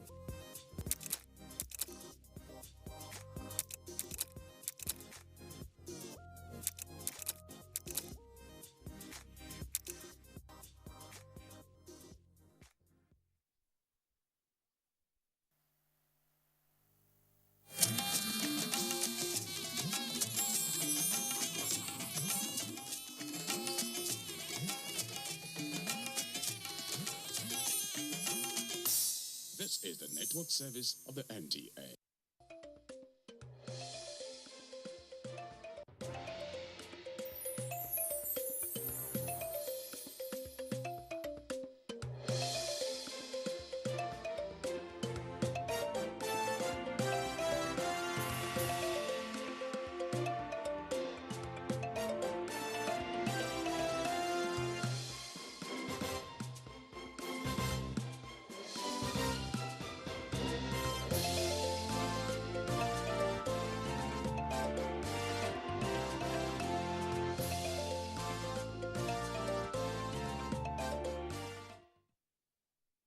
Surrey State of a palm plantation with great potential for economic development.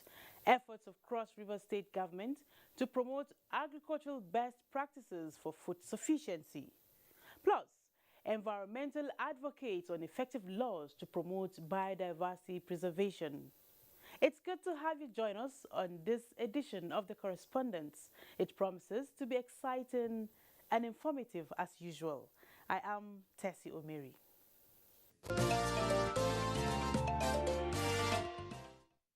Let's begin with a story of a plantation that was once a major source of revenue in Imo State, the Adire palm.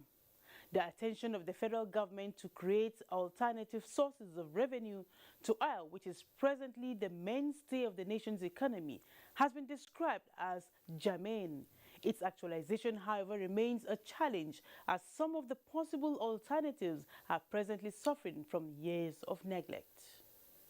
Correspondent Mariam Vincent Oko, who visited Adire palm in Imo State, believed to have a great potential for the production of oil palm, reports that the plantation is in a sorry state.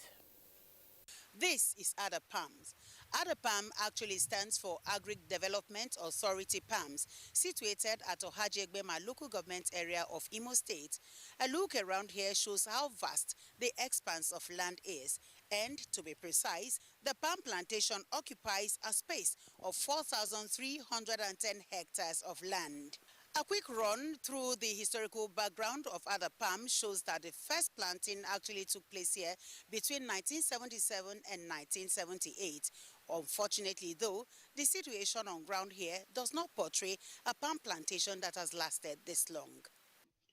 Adire palm actually came into existence in 1963 and was then known as Ohaji Farm Settlement. It, however, became the property of East Central State after the Civil War and was finally inherited by the Imo State government. The palm plantation, with its huge potentials, has been faced with challenges which have prevented it from functioning maximally. The road to Ohaji-Egbema, home of the palm plantation and 5 oil-producing companies, for instance, is in a terrible state. The road, awarded by the NDDC in 2008 as dual carriage, was abandoned at the landscaping stage, with the contractor's campsite, which still has some heavy-duty construction trucks now serving as security posts. When they started, they wanted to use ADAPAM to create rural employment and generate a fund for the state and for the country. Incidentally, it was discovered that it could be better managed by bringing in some expatriates who can now bring in some seed funds and technical know-how. That was done, and the place was taken over by white people, managed by white people for a period of about 10 years, got it developed, got it grown to a level where it was able to generate revenue for the state and created a lot of employments. You can see the only access road to ADAPAM Nigeria Limited is in a very pitiable situation. We've called on NDDC, we've called on the different agencies to come and intervene. If this road is not in order, ADAPAM cannot exist. This is the full basket road, where the federal government have everything, both palm oil, both crude oil, everything is along this road. A close look at facilities at the palm plantation shows years of abandonment. The mill, installed at a production capacity of 30 tons per hour, now only functions at 10 tons per hour.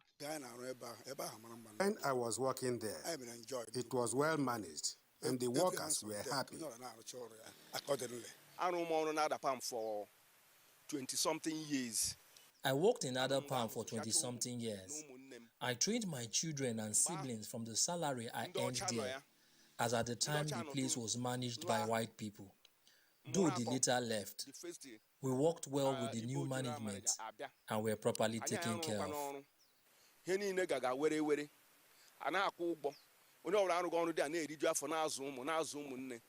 What company government Government brought this company here for years now. It has been working well until things went wrong.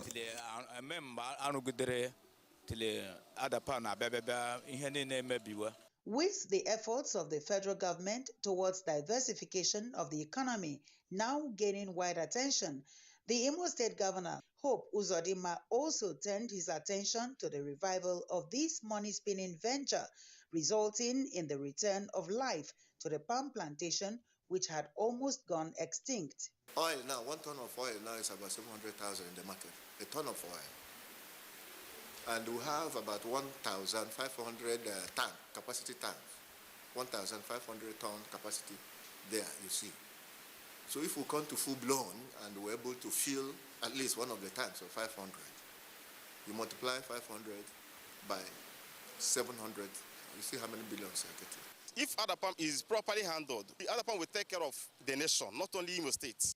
While NTA News was still on its mission to get first-hand information on the state of this massive project, a federal government delegation led by the Federal Commissioner, Revenue Mobilization and Fiscal Commission, Adire Farai, drove in unannounced on assessment tour of diversification projects and programs in Imo State.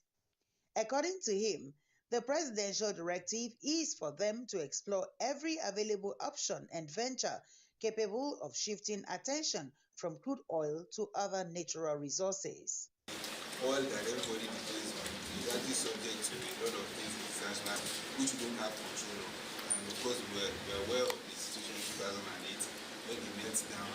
Of course, recently when there was a drop in the oil prices and it affected everybody. Just as the federal government is already diversifying the nation's economy, one can only hope that ADAPAM will be given the needed assistance to enable it contribute meaningfully to the nation's economy.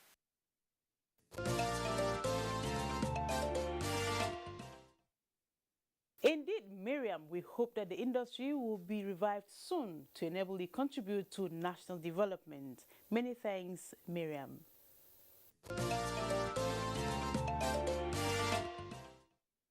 And still talking agriculture. Upon the resuscitation of the National Agricultural Land Development Authority by the federal government, several efforts have been adopted by the agency to attain food sufficiency while driving the initiative through the 36 states of the Federation. Part of such efforts is the training of youths to offer science extension services to farmers targeted at promoting agricultural best practices for greater output. Correspondent Justina Etim examines the performance of Cross River State in meeting the set targets. Agriculture has huge potential, which, if properly harnessed to drastically reduce dependence on oil, will ensure a vibrant economy and provide food security. Poised to explore the sector to create job opportunities for youths in line with the federal government's drive to achieve food sufficiency, the Cross River State government has established agro-industries across various local government areas of the state. The Ultramarine rice processing mill in Ogoja local government in the Northern State district is ready for commissioning. Land have been allocated to farmers. The state government is giving them hybrid rice seedlings from our Ultramarine rice seedling factory in Calabar here, and land have been allocated and inputs have been given to farmers. The aim is for farmers to kind of cultivate this rice and turn in this rice to the rice processing factory. They will process this rice, package them for consumption. Part of the agriculture value chain that attracted the attention of the state government is cocoa, which is expected to earn the state 80 billion naira annually. The Cross River State government has also ventured into livestock production, cassava, oil palm value chains, and more. But in all of this, the Commissioner for Agriculture says Cross River State is yet to benefit from the services of the soil scientists trained by NALDA. Cross River State have the biggest poultry farm and the processing factory called Kalachika, located right here in Calabar. This industry is meant to create employment and create income for farmers in Cross River State. This is done in bit of keying into President Muhammadu Buhari policy in agriculture. So Cross River State is not left out. We heard about that intervention that the federal government have trained soil specialists to go into the various states, 36 states in the country, to carry out soil analysis in a bit of helping farmers to know the soil types, the soil that are suitable for different cultivation of all different kinds of crops. But in Cross River State, we are yet to see the officials in Cross River State. Oliver Ntui is the chairman, Rice Farmers Association, and he says adoption of scientific methods of rice cultivation by the state government has not only improved yields, but has contributed to availability and affordability of local rice. We have farming inputs that we offer to the farmers. But before then, RIFAN generally has done what we call soil survey, tests and analysis of soils in Cross River State. So we've been able to know the soils that are very productive and good for rice farming. We provide herbicides, pre-emergence herbicide for the farmers. We provide post-emergence herbicide for the farmers. We provide pesticides. It has assisted them, and the yield has improved, and their disposable income has improved.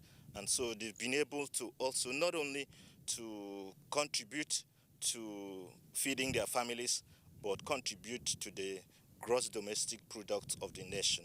The Cross River State Agri-Business Initiative engages mostly youths and women to achieve food sufficiency.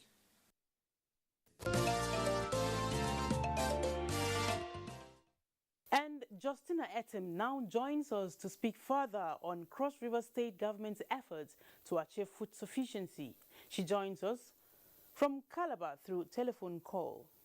Hello, Justina. You're welcome to the correspondence. Thank you for having me in the program. All right, Justina, great moves by Cross River State government to achieve food sufficiency. How are the farmers, embracing this revolution? Yes, lots of farmers in Cross River State are aware of the agro-industrialization drive of the state government, and they are taking advantage of the initiative to better their lot.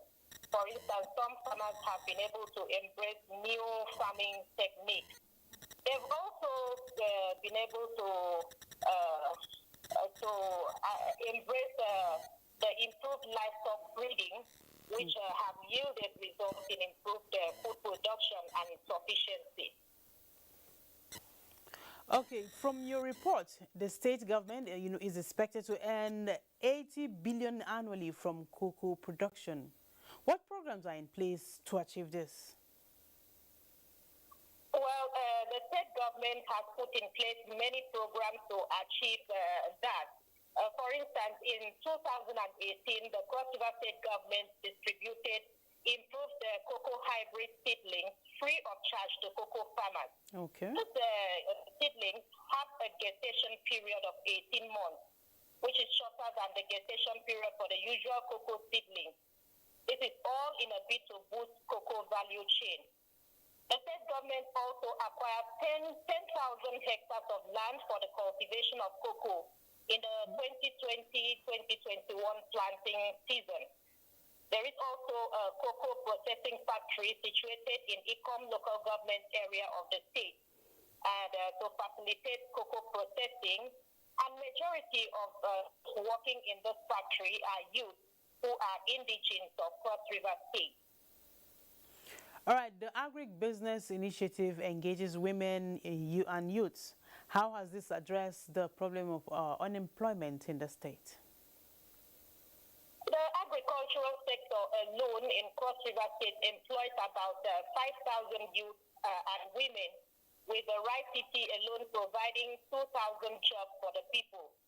Indigenous of Cross River State are also engaged through poultry, livestock rearing, and more.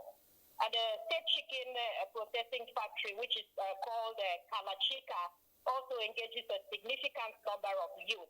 I believe this has improved employment opportunities for people in the state. Okay, that's wonderful. What are the challenges facing farmers in the state? Being that we are in the rainy season, one of the challenges that farmers are currently facing in this period is flooding. Some of their farmlands, especially the cassava farms, are usually flooded in this period. And this has resulted in increase in the price of gari in the market.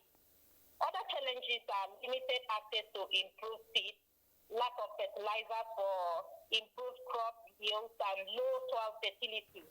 Also, and the low soil fertility also has impacted negatively on crop cultivation, which is the reason in my report, the Commissioner for Agriculture says he will be glad if the state government can access the services of the NAUDA trained soil scientists. Okay. Josina, it's been a pleasure speaking with you. We hope to see you again some other time. Thank you very much.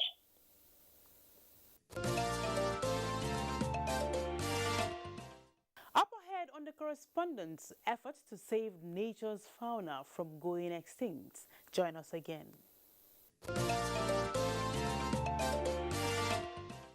Welcome back to the correspondence. Let's talk about biodiversity conservation. Nigeria's natural heritage is capable of contributing numerous benefits to human existence and the nation's socio-economic development. Hence the need to invest profitably in biodiversity conservation in Nigeria. To achieve this, environmental experts recommend enforcement of legal provisions prohibiting all forms of natural habitat degradation, among other strategies. Correspondent Ifoma Aikoje reports. Wildlife conservation is recognized as an act with long-term benefits, especially in health, preserving the environment and ensuring that future generations enjoy these wonderful gifts of nature. To help protect wildlife, experts say it is important to understand how species interact within their ecosystems and how they are affected by environmental and human influences. Regrettably, habitat degradation through numerous uncontrolled human activities, weak enforcement of the already inadequate game laws, owing largely to public apathy, have been identified as major setbacks.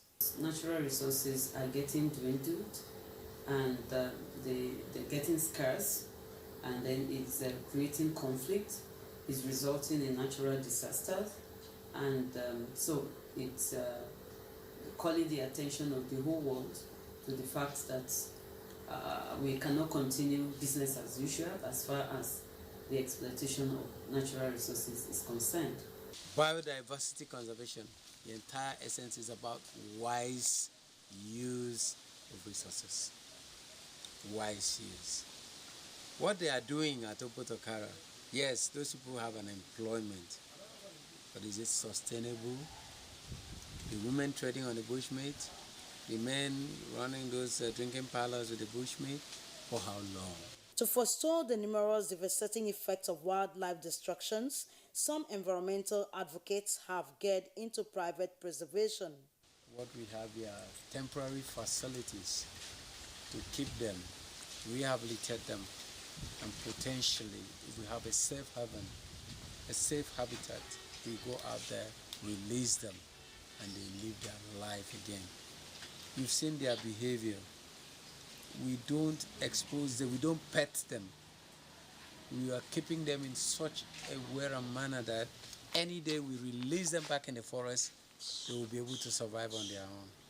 When you keep animals in cages and restricted ranges, it becomes too costly to feed and maintain them.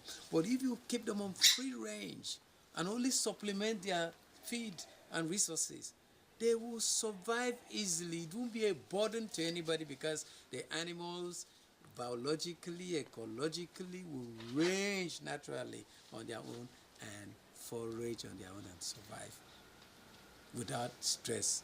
All you need is to ensure that the place is secured, the natural enrichment facilities are provided, these trees are there, and the biological rhythm over the next 5-10 years will occur and nature will take care of itself. Okay, for a day we spend approximately 20,000 naira to feed the animals. So it's that costly.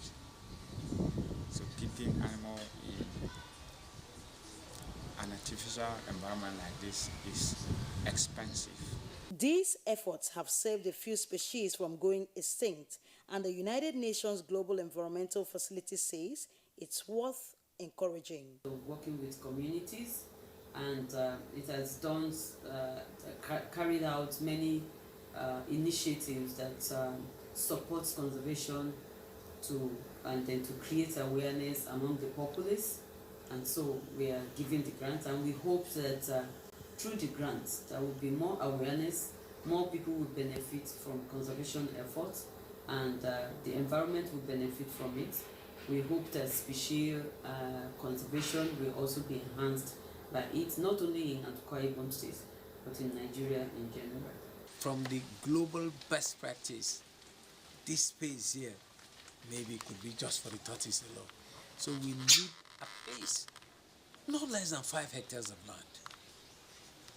Even if it is a marginal land, even if it is a ravine, I am ready with such support to turn the place into a safe haven for the rescued animals. And at the end of the day, it will be a tourist and recreational facility for the state. Conserving wildlife, experts say, is ensuring that the future generation enjoy the natural world, especially the incredible species that exist within it. Hence the call on everyone to join hands to protect wildlife.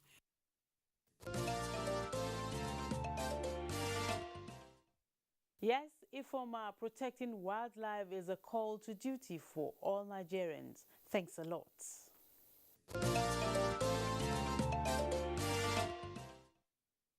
And that concludes the correspondence this week. Thanks a lot for watching. Join us again next week, same time on another edition. And a quick reminder that COVID-19 is still around us. Continue to abide by government's regulations and safety protocols, and more importantly, get vaccinated.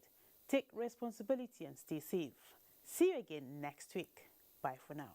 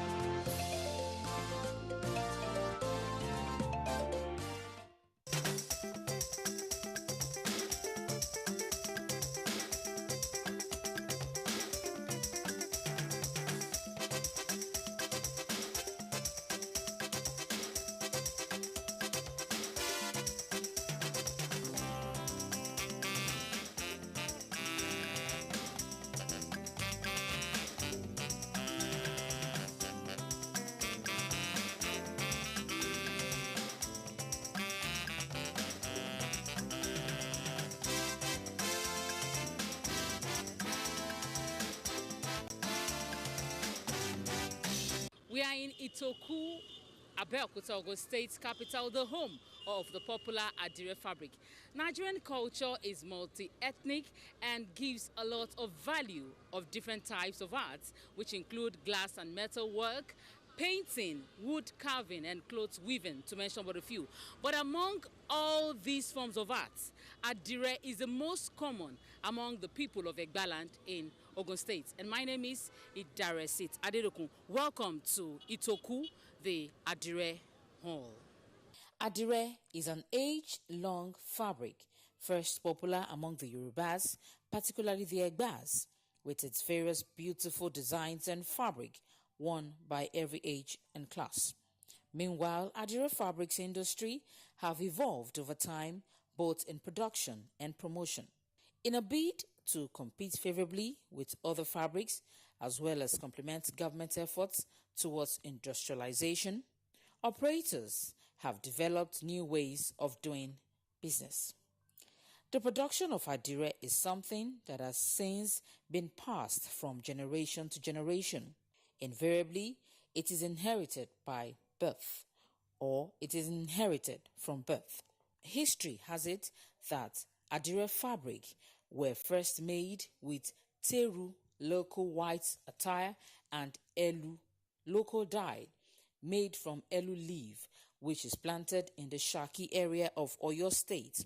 Hence, the material was sourced locally, until recently that there have been some innovations in the patterns and materials being used.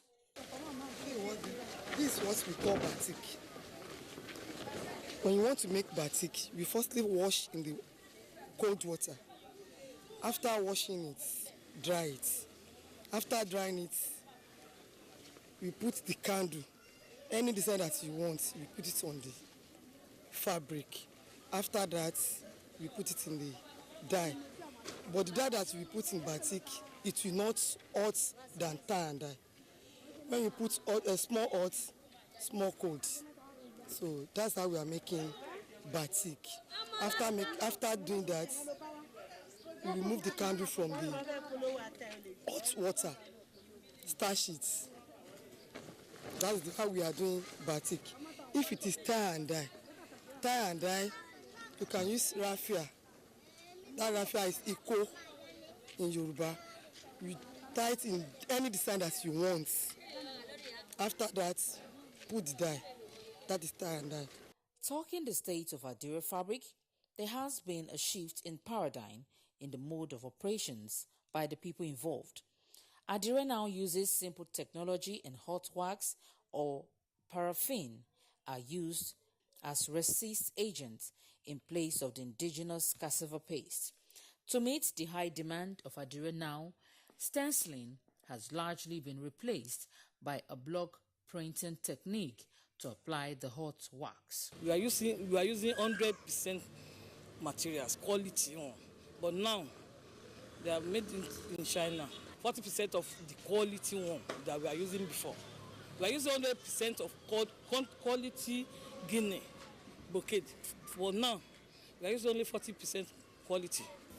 In the next 10 years, to my own calculation and by God's grace, everything will have been bigger and better than what we have now. Because many people are coming into it, and as many people are coming into it, they are bringing in creativity. Somebody will come and learn Adire from you today.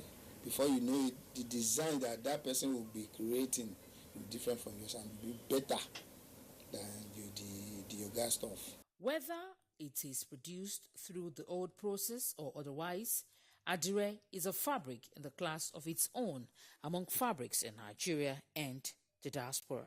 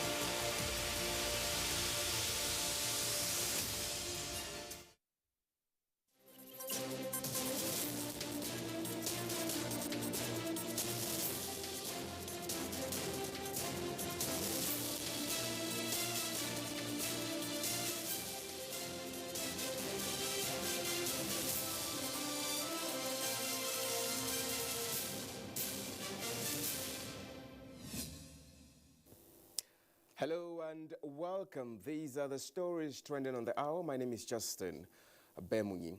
Today is International Day for the Remembrance of the Slave Trade and its abolition. The day is propelled by the event which occurred in August 1791 in Santo Domingo, marking the beginning of the uprising that played a crucial role in the abolition of the transatlantic slave trade.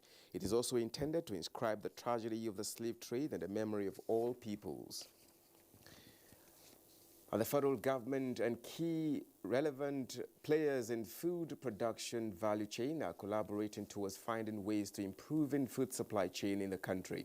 Now, this is coming as the country continues to experience high inflation in prices of food, which has been attributed to impact of lockdown associated with coronavirus pandemic.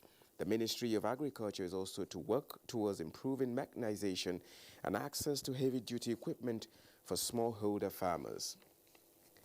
And now to security. Troops of Multinational Joint Task Force, MNJTF, Sector 3, Mongono, Borno State, on routine patrols along Garjiram have eliminated 4 Boko Haram ISWAP terrorists at Gambari Axis. A statement by the Chief of Military Public Information, MNJTF headquarters in N'Djamena, Chad, Colonel Mohammed Dole indicates that the terrorists were neutralized when they attempted to ambush the troops of the Multinational Joint Task Force.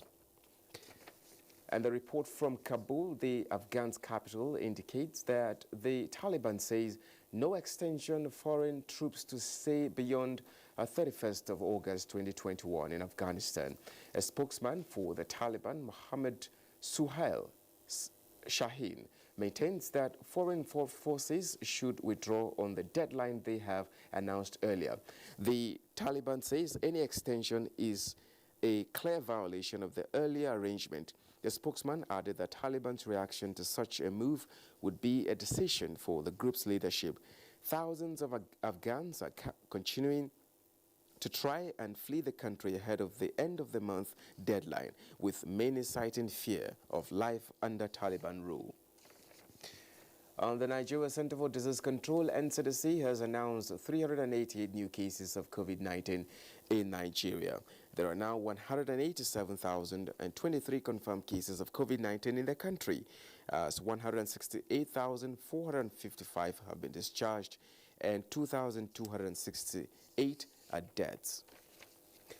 And the death has occurred of the wife of former head of state, General Agui-Ironsi, Lady Victoria Wanyocha Agui-Ironsi, at the age of 97.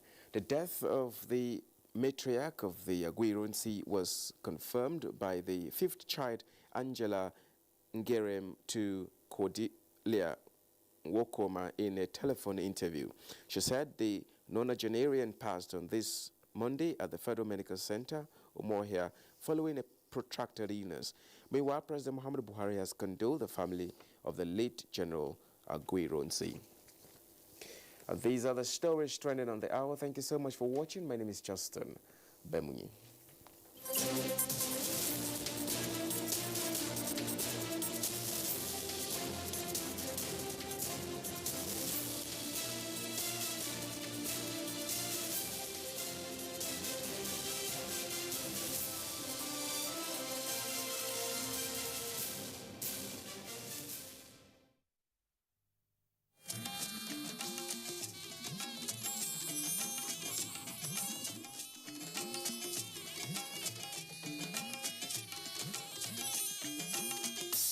This is the network service of the NTA.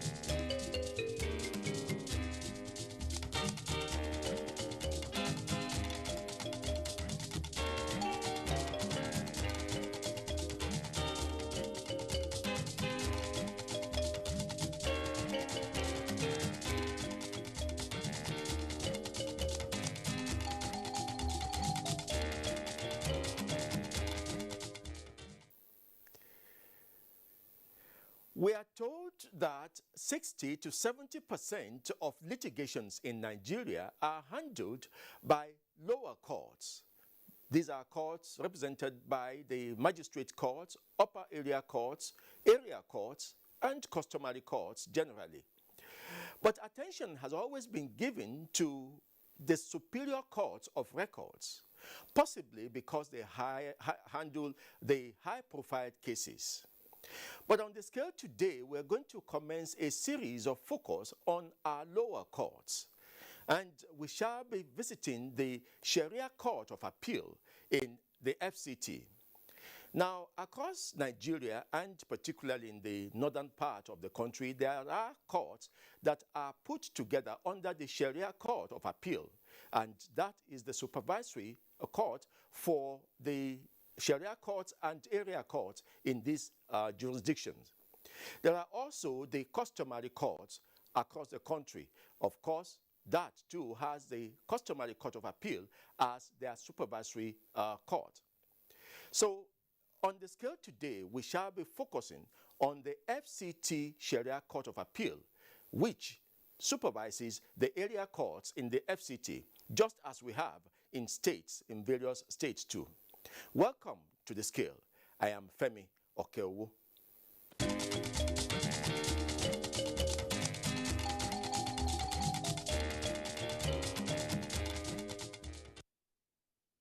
Since we cannot, for a start, begin to visit state by state, the FCT High Court jurisdiction is, in this sense, represented as a state.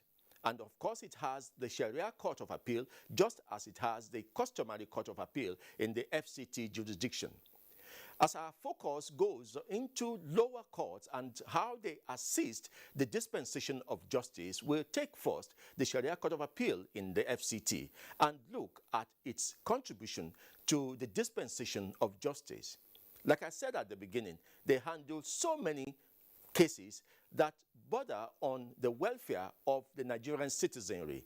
And so why would we pay a lot of attention on the superior courts of records with the damaging effect on not funding enough the various lower courts, which actually do a bulk of the job? And so we have decided to talk to the Grand Cadi of the Sharia Court of Appeal in the FCT. And we also spoke to some judges of the upper area courts and area courts to see how the job is going and how well they are assisting in the dispensation of justice in this jurisdiction. Join us on this trip.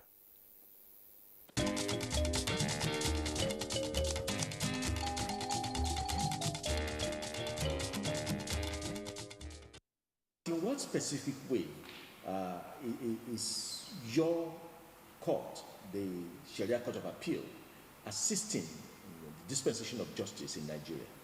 I have to start with the explaining, clearing the air that there are some junior courts, like upper area courts and area courts, who are contributing in the dispensation of cases in Nigeria. I believe they handle more than 50% of our day-to-day cases, because most of the area court judges minding those courts, 95% of them are lawyers. Some of them are more than 10 years post-call, 15 years post-call.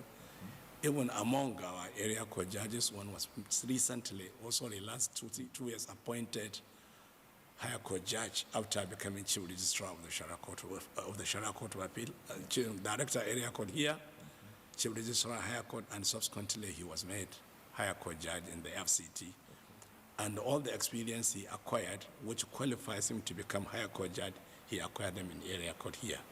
So these courts are handling Sharia and common law cases, because from the inception, we consider qualification of those area court judges, that we make sure they are those that who have combined LLB, that they undergo university that runs LLB, Sharia, and common law, after qualifying and become lawyers, we interview them, we make sure they are able to speak, read, and understand Arabic language, which can make them, when handling Sharia cases, they find their authorities from the original text, that is in Arabic, and translated to English after relying on such authorities before passing judgments.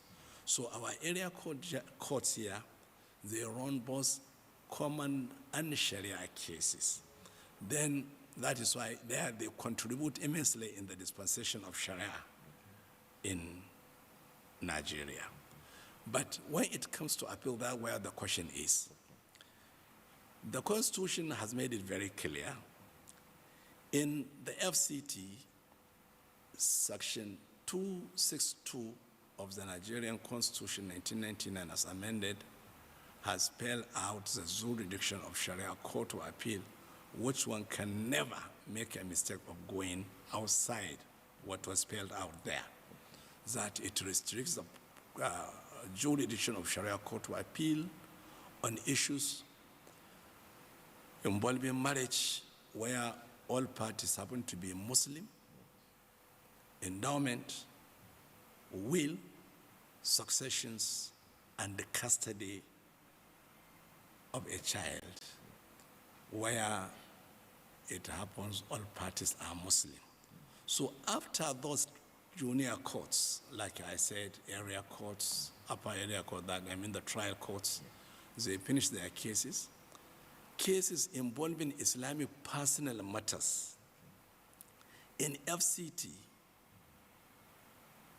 they come to Sharia, involving Islamic personal issues. They come to Sharia court to appeal on appeal, and when they come to appeal, it's our tradition here. Hardly we allow cases to stay here for a month.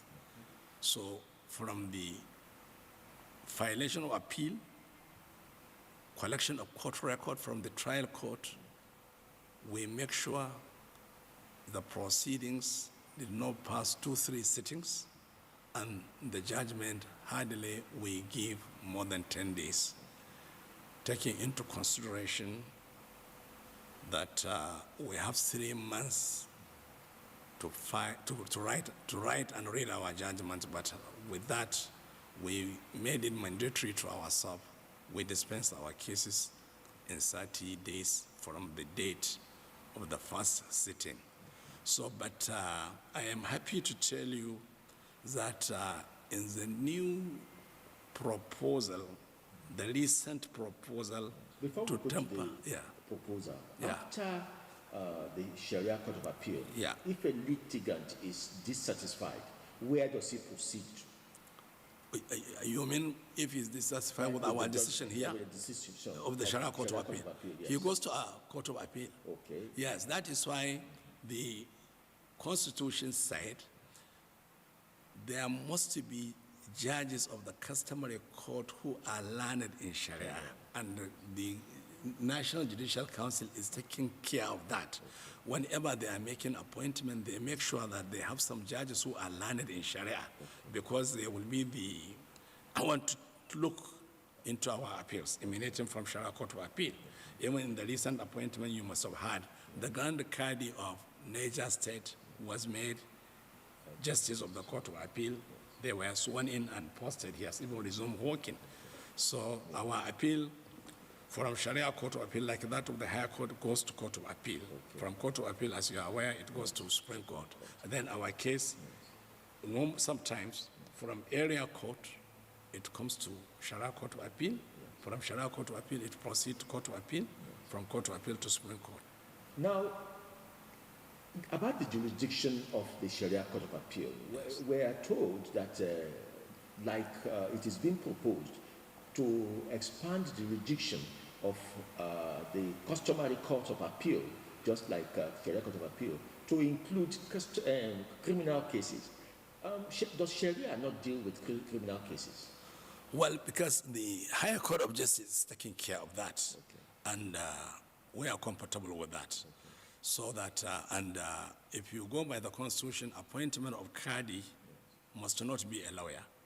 If you go by the Constitution, person who is learned in Islamic law, he has knowledge in Sharia, he has experience in Sharia, he can be made Qadi. So to avoid tampering with the present position, so there was no proposal to include criminal cases in the jurisdiction of Sharia.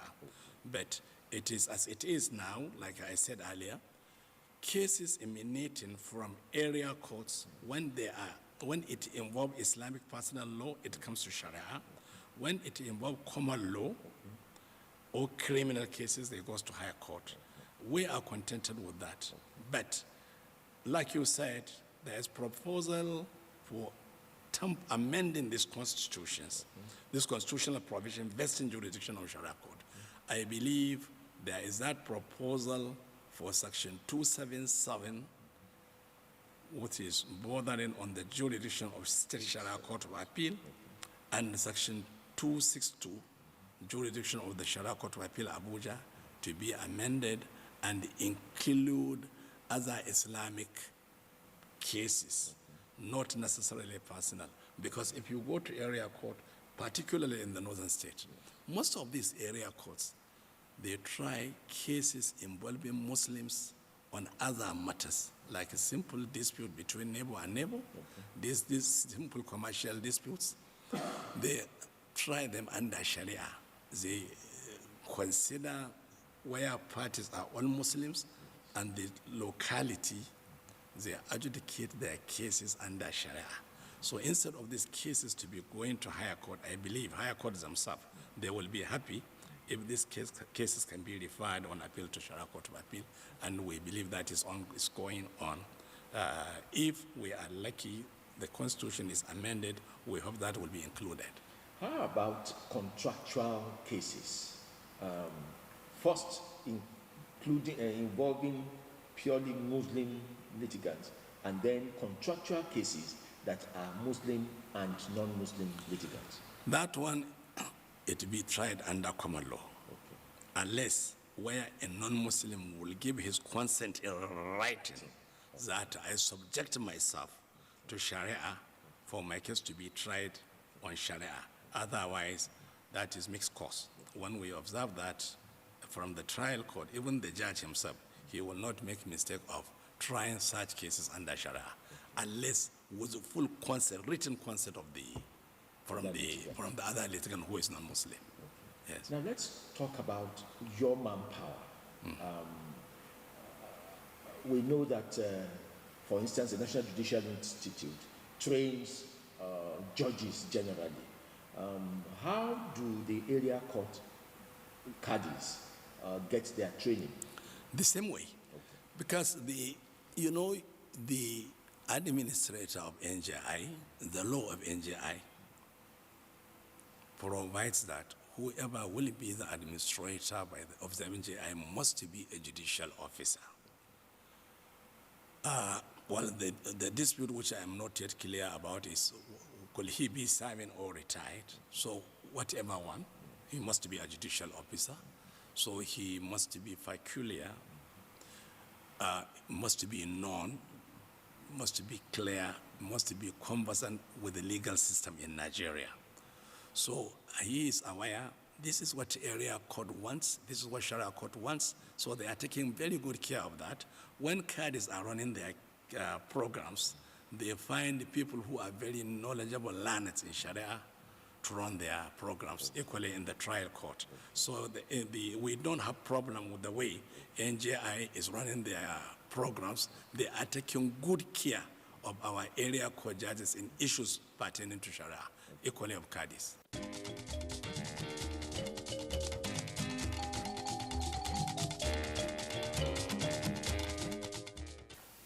Area court of the FCT are courts that are established by law, and they have exclusive jurisdiction to try cases regarding Islamic personal status, specifically marriages conducted under Islamic law.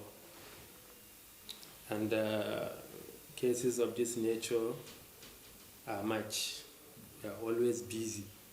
We receive new cases on a daily basis. We try so many of these cases, and in addition to that, we equally have criminal jurisdiction to try criminal cases, and the police usually file FIR before us, and we equally receive direct criminal complaint.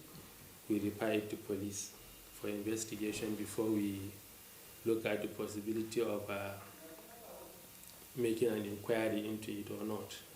So we are always busy as a matter of fact. And when it comes to the issue of dispensation of justice, our court is one of the courts that are called court of summary jurisdiction. So our cases, we dispense our cases as we handle our cases easily, so to say, that we doesn't delay dispensation of justice. Cases under Islamic law, there are cases that we can have and determine in a day. Some cases in 2-3 days, highest 1 week. Some cases 2 weeks. Even criminal cases before us, because of our training to handle Islamic law cases with dispatch, we equally try criminal cases within a very short period of time.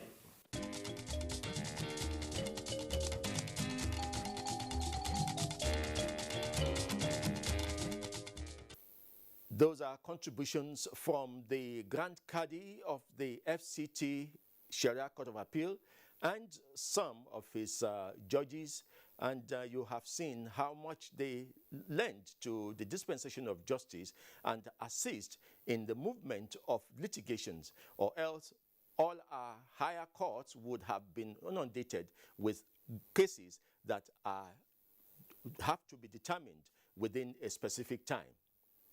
Now, let's move to other areas of the justice sector. The National Human Rights Commission now has a new governing council, and it was inaugurated by the Minister of Justice following their nomination by the President and screening by the Senate.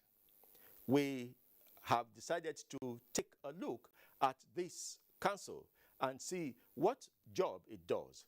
Amarachukwu Omenka was at its inauguration.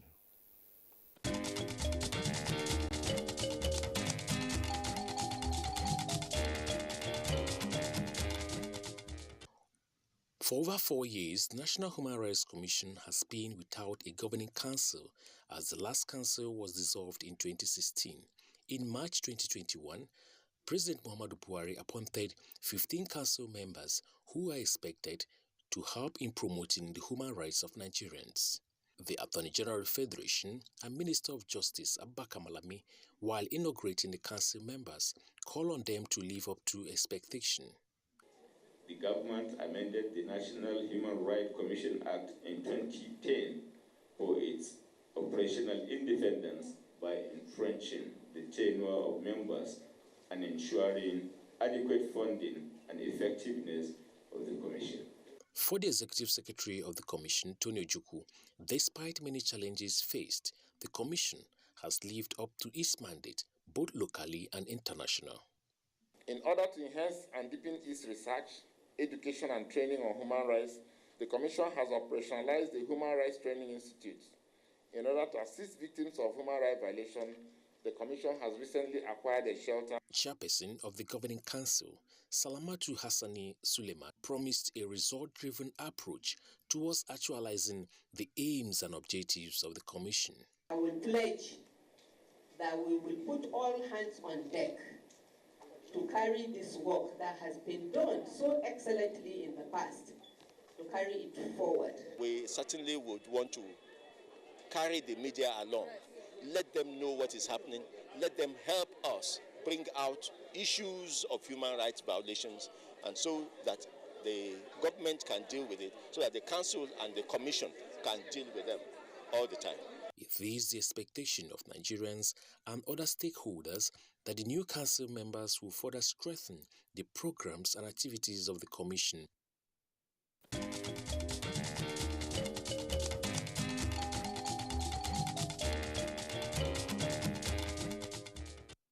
And now the final segment on our program today, which is From the Courts. Olabode Arewa is our guide.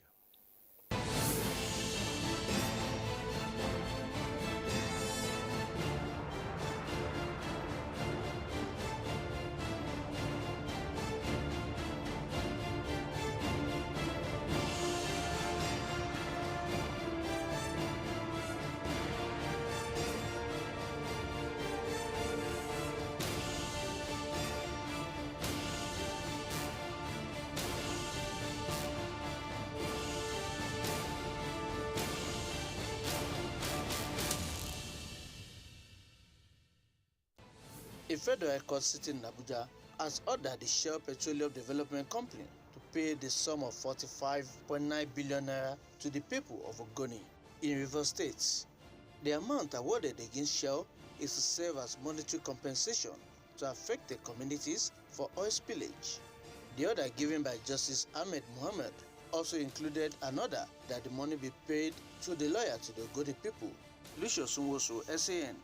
Ogoni land is located in River State, and the community has been victims of environmental degradation caused by oil spillage.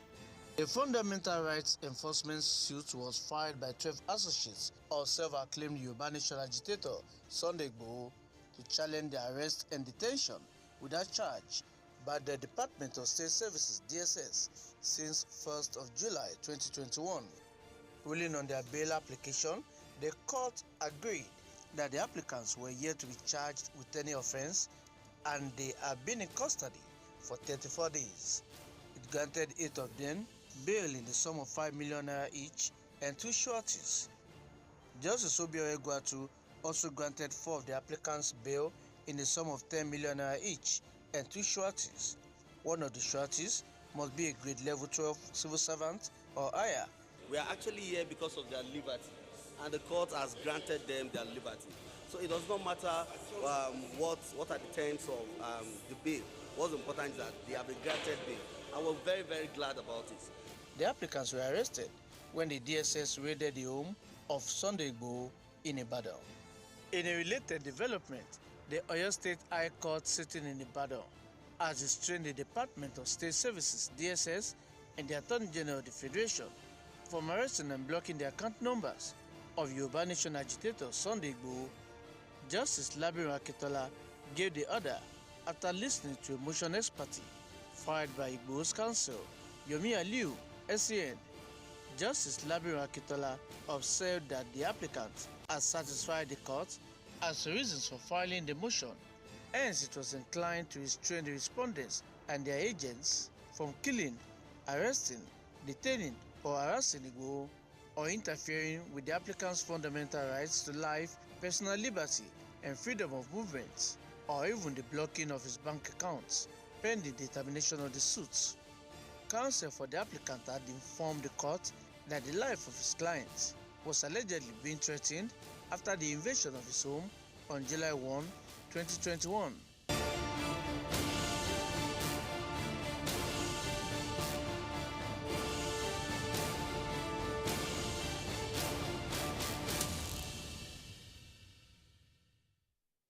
Thank you for being part of the scale today. More issues are always evolving, and like I promised, we shall be looking at the customary court of appeal in the FCT in the coming weeks.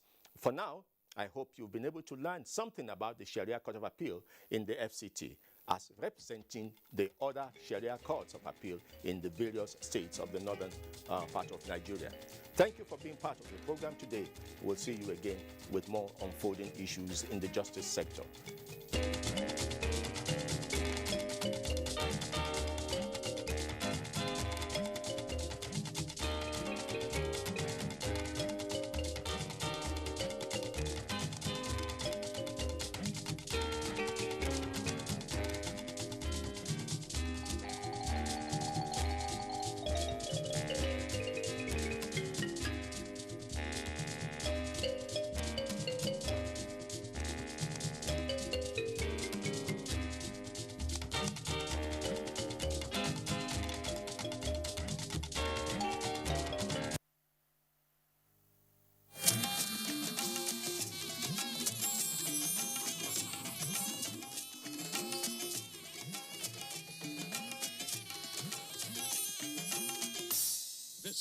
network service of the NTA.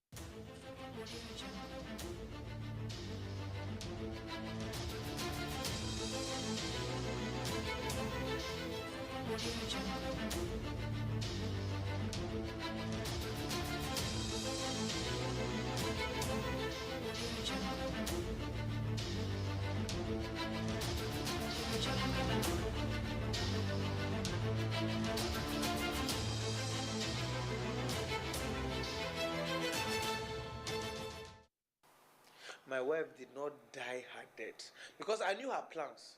You know, she has imported a lot of things into the country, and that was the reason why we had to use that transport, because she needed to transport her things. I know my wife is this kind of woman that she wouldn't want to leave her things, so she wanted to travel with all those her things. But when we got to the park, there was no vehicle. There was no, because normally she takes this 7-seater bus. So there was no this 7-seater bus, so there was this 18-seater bus. She said no, she can't take that bus. So we're already driving out of. She said no, I can't go today, I'll go tomorrow. So as we're driving out of the park, that was when we saw Brown. Brown is my friend. Brown is an elder in my church. You know, I attend NKC low level. Okay. So Brown is a diacon in my church. Okay. So my children know Brown because he's the diacon of the children. Oh. Yeah, so when my children saw him, Uncle Brown, and then Brown was saying, this is how you people will come to Abuja and will enjoy yourself, and you'll not tell me, okay, come, let me go and buy you bango. Brown took my children and was buying all those children bango, those Hausa people at the park and all that. You know, when I saw Brown, I was on duty that day. When I saw Brown, my man came down. I even asked him when I went to Nazareth, Brown, is this what you promised me? You told me you were going to take care of my family. So what's up, man? You are lying down here dead. My family is lying down there. Brown was just raising his hand like this.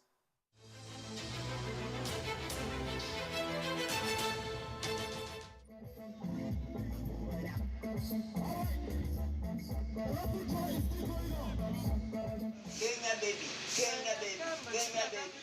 10 years of friendship, 3 years of courtship, 12 years in marriage, 25 years of their lives together, 3 children, 10, 7, and 3, with a wife, all blown up in a ghastly motor crash.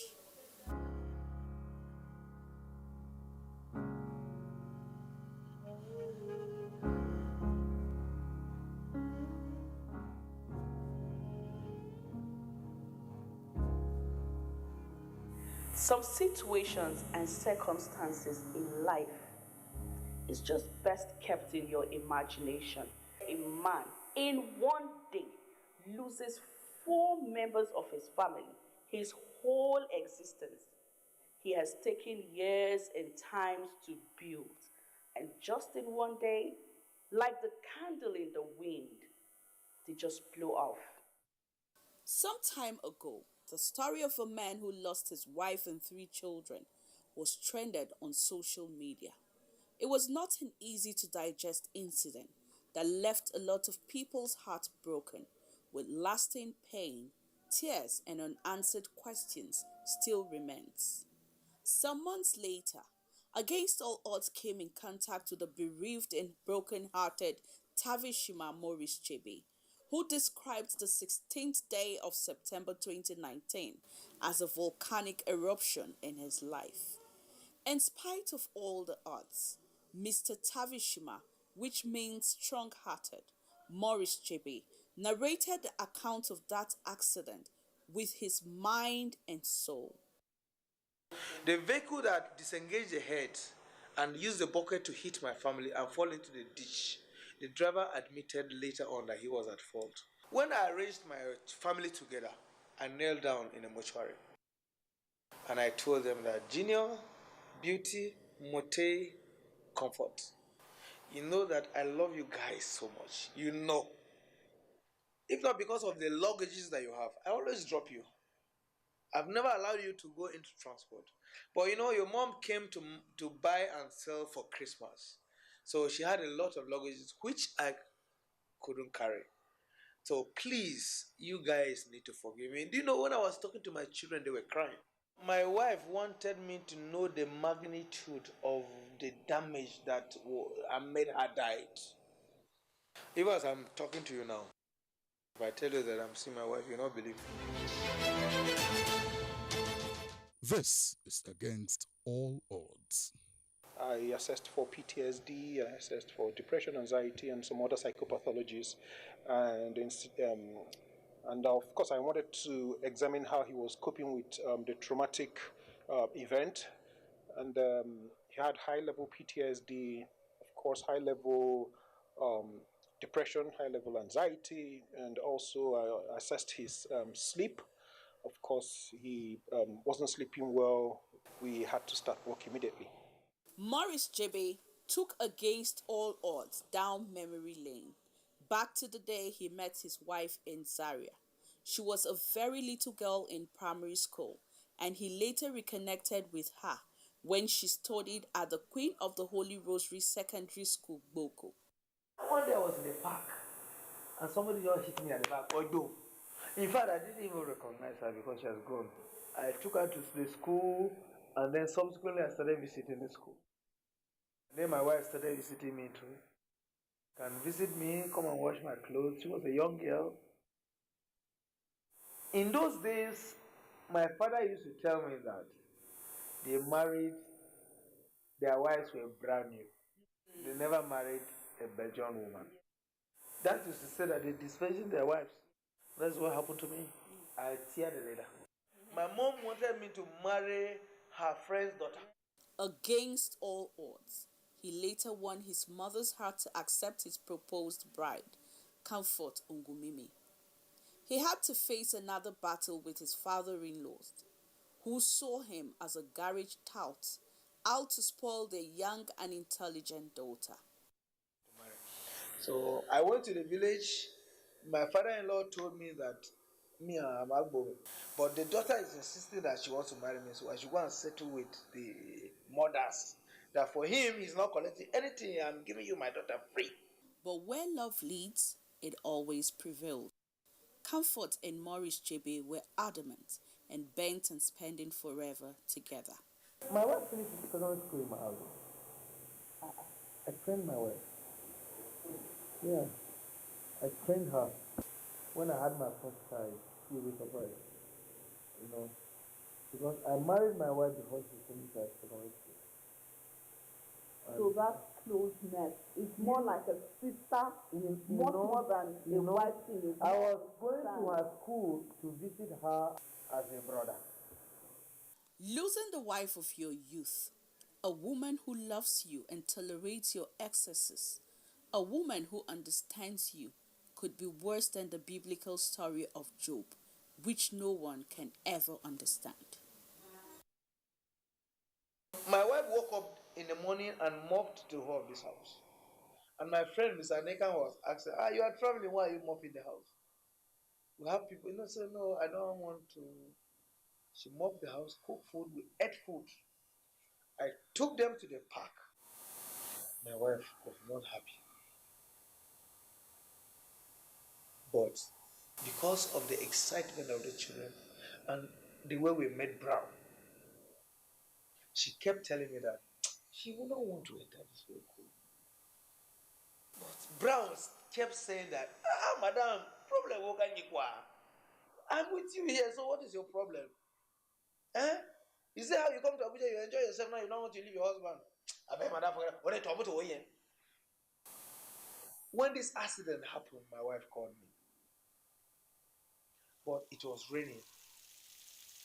So and it was like 10 minutes to the office. So I didn't want to pick call. I said, when I reach office, I'll pick call.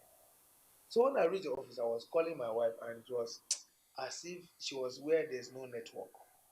So I said, no problem, maybe they are still on the road, so there's no network. So I sat down with Mr. Ed when I was doing one thing. This small time, I just heard something that, Daddy, we have accident, we are dead, Mommy is dead, Mote is dead, Junior is dead, it's only Beauty that is alive. I didn't say anything. After 15 minutes again, Daddy, we are dead, Mommy is dead, I am dead, Mote is dead, it's only Beauty that is not dead. I now told Edward. I said, Edward, I'm having the feeling that my family is dead. It was, is it not these children that you are with here? Why are you saying this on your children? I said, but that is how I feel. So no, don't say that. But as I sat down, I kept on voicing it out to Edward. Edward, something is wrong. I can feel that my family is in pains. So Edward and I said, okay, let me call Matthew. Because Matthew is in Lafia. So let him help us stress. I now called Mr. Nekan. I said, Mr. Nekan, my spirit is not resting. It's like my family had accidents. When everything happened, how were you able to put yourself together? It's the way I was brought up. Our mom usually told us that something happened back home. So he said, anytime you had a distress call, you don't need to be in a hurry. You need to think and know how to act. So when he put up the call, I told him, no problem, come back home, let's prepare and go. The worst may have happened, so you take it like that. So, but I didn't believe that something happened. I just thought maybe when we get there, they will be waking up and they will survive. Because I've been through an incident before, 2011, August 26, the UN bomb blast. I've been involved and I know how I recovered. So I know that there's always an afterlife. So I jumped out and we were on the road. So I started making some contact to find out have someone in Lafia. So I was in touch with the person while driving to know what is happening. So he confirmed that the worst had happened. So I couldn't hold it. Somewhere around Kefi, I had to break the news to him. Look, that was that we expected has happened. So you need to brave up as a man. He was like, I should park, he wants to drive. I said, don't worry, I will take the driving again. So when I recovered, I picked up the driving. This is against all odds. And then this man burst into tears, uncontrollable tears, because this is a family that is his family. Yeah. And he told me that, Maurice, what you are saying is truth. I just confirmed that your family is dead. And I said that I told you. But he said that the exciting aspect of it is that Beauty is alive. Because Beauty is my favorite daughter. Beauty knows me in and out. And Beauty was waiting for me. She never died. I was on slow motion, but I picked up, and in my mind, I didn't really believe that they were gone, because they left this house. I actually left them for church, so they were leaving, so I didn't believe that they would be gone. Just maybe they'll be conscious. But when we got there, the reality set in. They were already dry and straight. So he started crying, apologizing to them for putting them on the public transport and all that. I went to the hospital. When I went to the hospital, my dear, everybody was lying down dead. Brown, whom I gave my family to take care of, was putting his hand up like this. You know, he died a death that he didn't expect. My wife was lying down, broken. The truck was coming from the other side and eventually dodged the gallop that removed the head from the bucket. Oh! And then the bucket now faced their vehicle was passing at the time that bucket was removed. Oh. And the bucket now pushed them to the dish and now rolled on them. That was the time my wife called me to tell me that they're in danger. But because we are not allowed to make calls while driving, and because of the time limit and the rain that was falling when I was coming out from the airport, I couldn't see parking space, so I decided to drive to the office first. So it took so many hours for people to come and rescue them. I now called my auntie, who works with teaching hospital. Auntie, my family is dead. My wife and my children, though Beauty is alive. So, please, the doctor is a student doctor. He's a housemanship because the hospital is on strike. So he's saying that he can inject this baby and this baby can stay for 4 hours. From Nasaragon to Makurdi is less than 3 hours. So arrange a doctor so that when we come, the doctor will attend. I left the hospital, went to the market again, and was knocking from one supermarket to another to look for leather, to look for carton. Because we had a Camry. There was no ambulance. I looked for ambulance, I didn't see ambulance. So I wanted to make a stretcher with a carton. Because my daughter had a broken hand, a broken leg, and a removed limb. So there was no way I could shake her. I looked for a carton so that I can make a stretcher, come and put her on a stretcher and tie her into the carton so that she would just remain straight. Carrying the children was not a problem, but when I had to carry the wife, the cold set in, and he didn't really understand what happened when I asked me to put on the AC for the doctor that was surviving. I was still up. So that one would come awake, pass out, come awake, pass out. I was telling him, just beg your wife to free her because I think they're trying to carry her. Because when she comes awake, she'll be calling mommy, junior, Mute, because the last one is Mute. So it's like the spirit is worrying them. So it was until I drove out and hit the express that the cold left me. When we got to Ojiwina, to Madonna Hospital, that is where Beauty lost. That is where we lost Beauty. If we had a proper medical attention, Beauty would have been alive, even though you're on a wheelchair, because she had serious injuries, she would have been alive. By the time we got to Madonna Hospital, everybody was dead. My wife dead, Beauty was dead. I was so scattered. I was so devastated. In fact, I didn't even know what I was doing. Wow, my wife, 3 children. Oh my God. He mentioned that immediately he found out that they had died, he felt his heart leave him.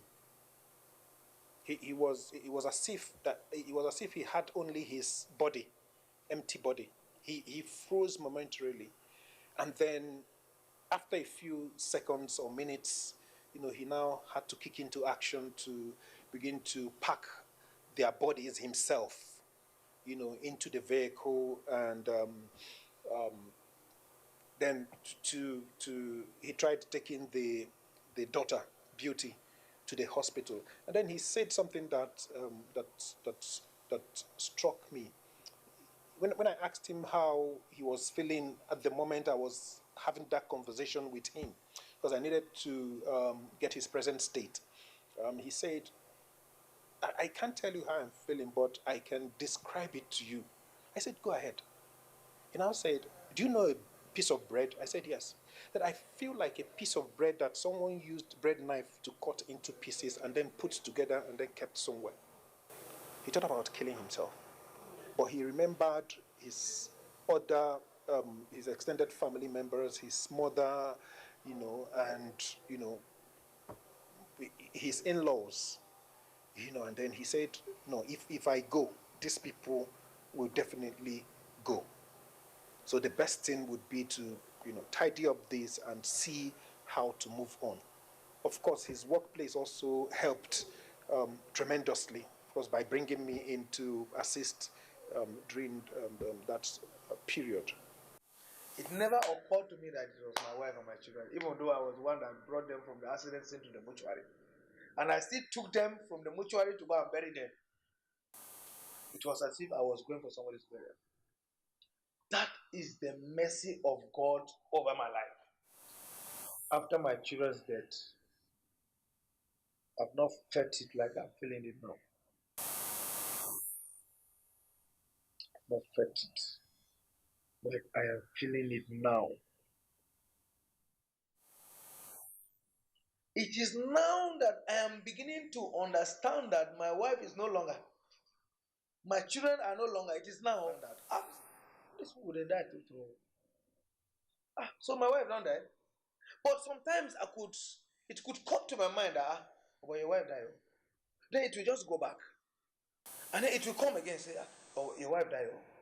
But now it is really telling on me. I don't sleep at night.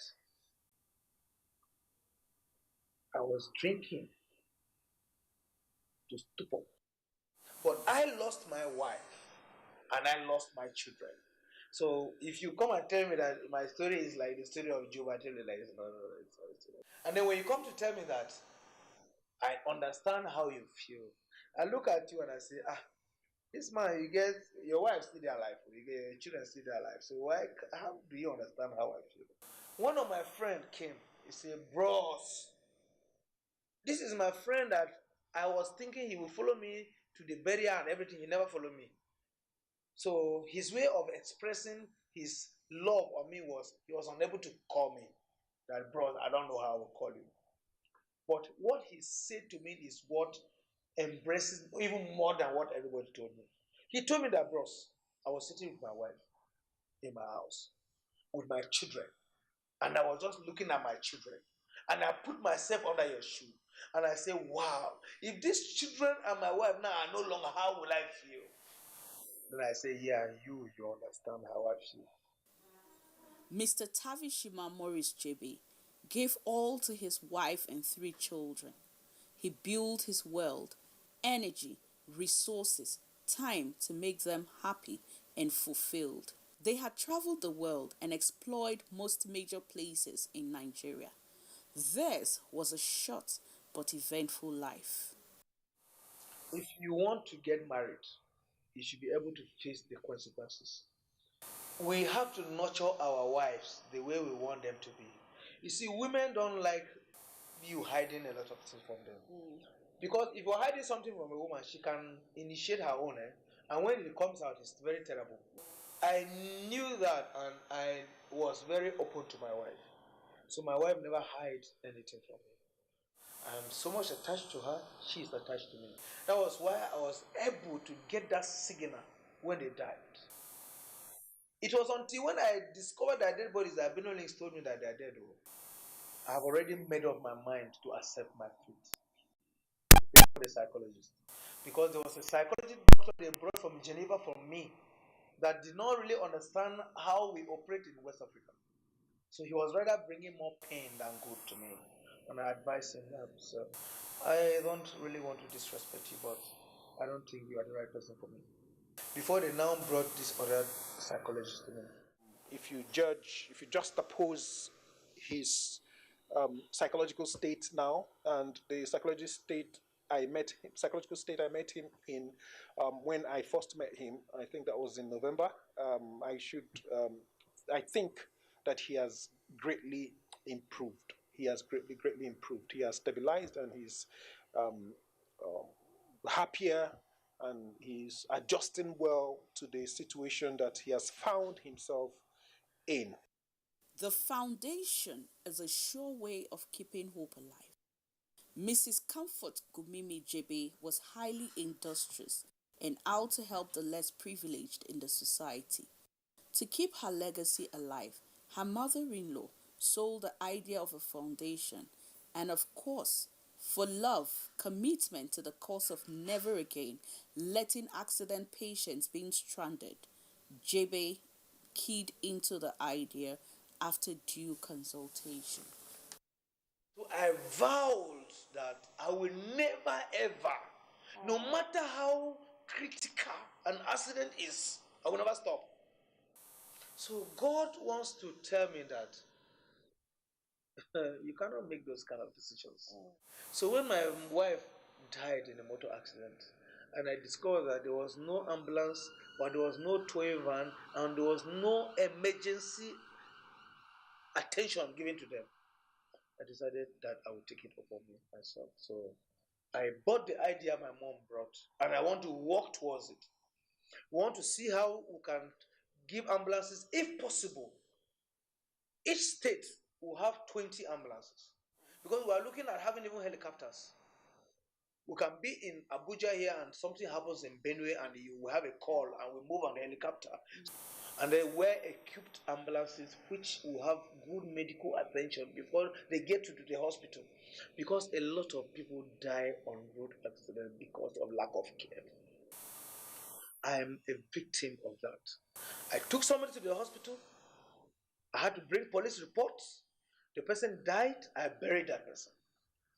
My wife died with my children, and the doctor who I met in that hospital refused to give me a notice to any other hospital than the government hospital. Now I want to neutralize it.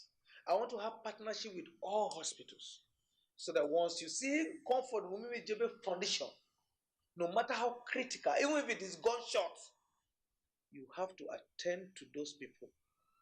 I want to work with the Federal Emergency Agency. I want to work with the road safety. And I want to work with all concerned citizens, both in Nigeria, here in diaspora. I need support from them.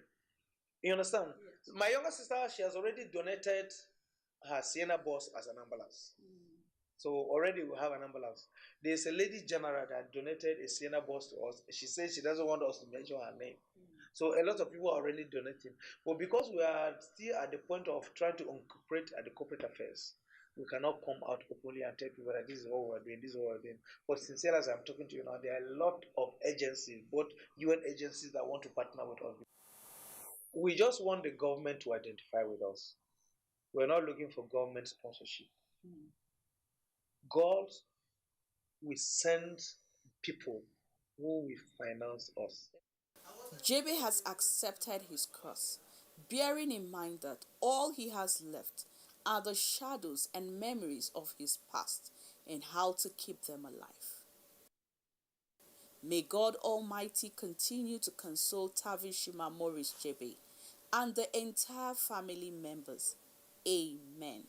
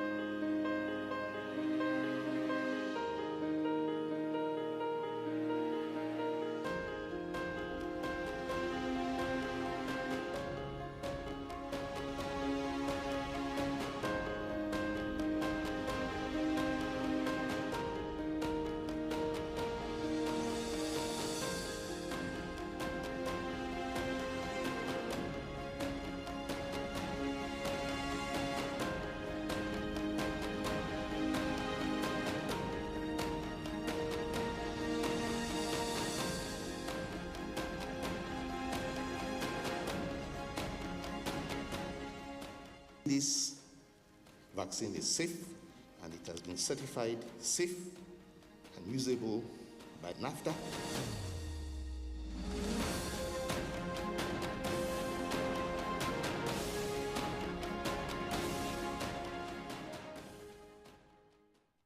Hello and welcome. It's time for another interesting package of Everything Music. Angelina, you dey cool in my temperature. If you call, I go come deliver. This is Talking Movies. In times of old, the world was full of wonder. No! Stop it! Welcoming you to your weekend for today. Arise, O compatriots. It's time to use our voice. Beyond 6 packs. Bills. Pay the bills. Keep paying my telephone bills. Keep paying all of my bills. Welcome to Gallery.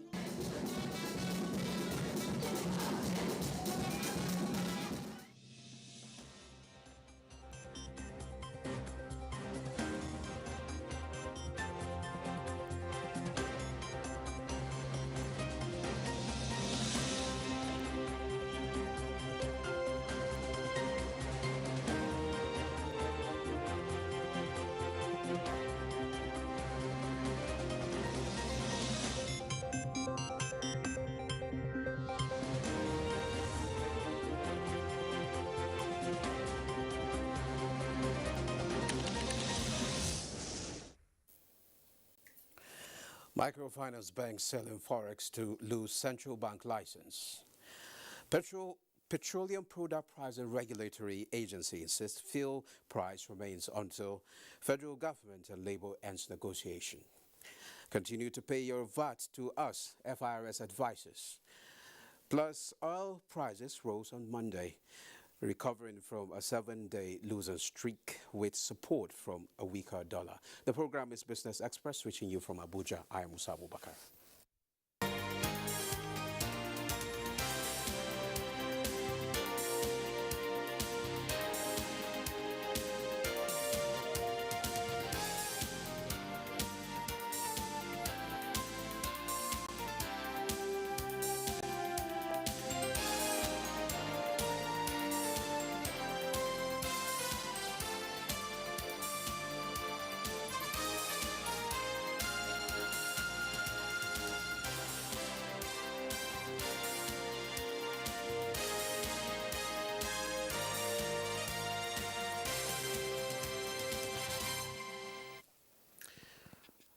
Now, let's bring you up to speed with the business development. Nigeria is making effort towards improving her revenue generation through the export of her agricultural produce. Some of these efforts will include ensuring that the proposed agro-processing zones takes off this year in 8 locations in the country. African Development Bank, United Kingdom, and International Fund for Agricultural Development are to collaborate.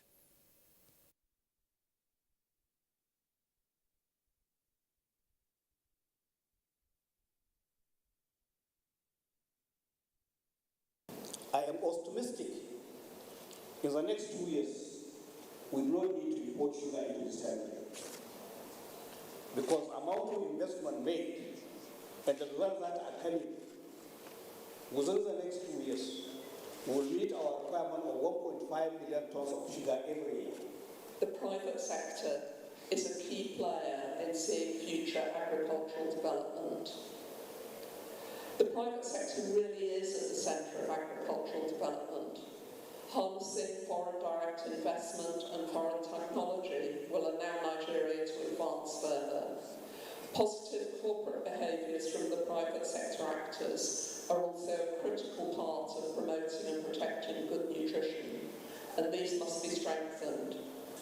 Nobody survives by simply just producing and exporting raw material to other countries. It won't go anywhere.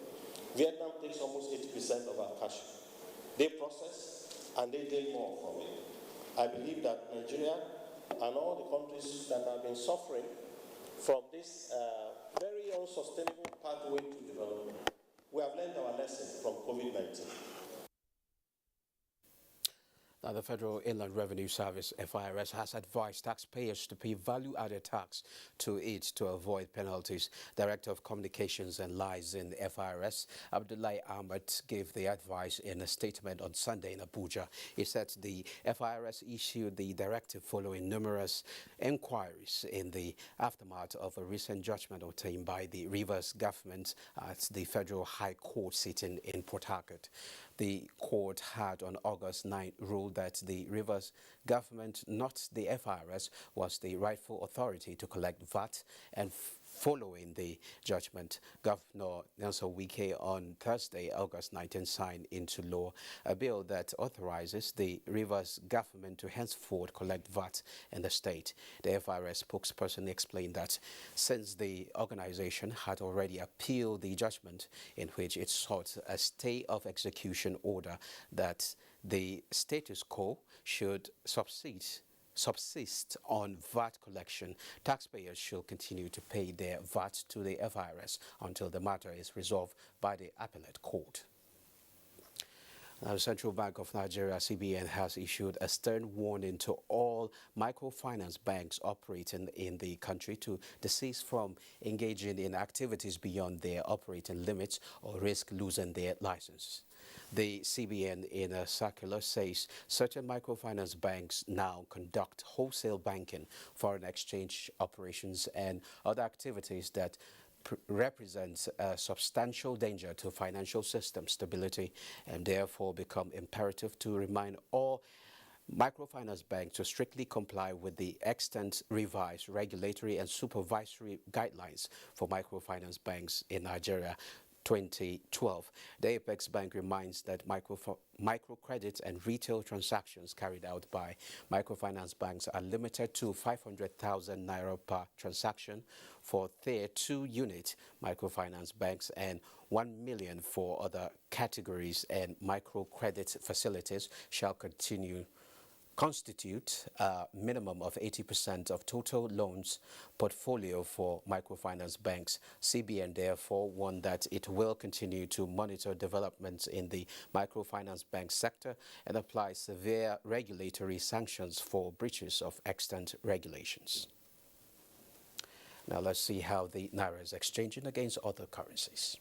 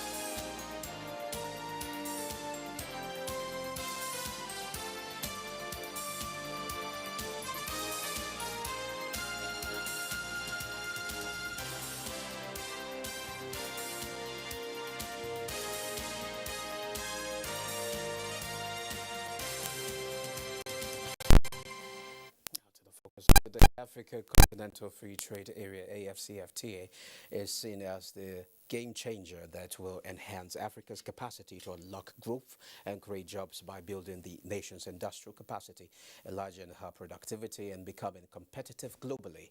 This is believed to be possible as Nigeria has the largest economy and population in Africa, with more than $500 billion in GDP and a population of 200 million. How ready is the Nigerian entrepreneurship to take advantage of this market size is the focus today. And joining me in this conversation is an entrepreneur, CEO, Lilux Bags Academy, Chinwe Ezenwa. You're welcome to Business Express. Thank you. Okay. Can you briefly take us through your journey into entrepreneurship and the progress so far? Thank you very much.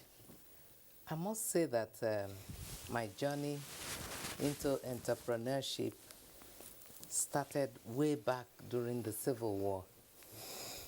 When I was a teenager, I always tell people that I became old young because I had to look after my parents by hawking food items, the proceeds of which I used to look after them. And little did I know that that war was preparing me for the value I'm able to create today. So I will thank a bit of that entrepreneurial development. I'll give a bit of that to the war. Okay, can you give us a picture of that now? Well, a picture of the war? A picture of your me experience now. Well, because you talked about hawking in the early days. Yes. What about now? How big is it? It was big. It was food.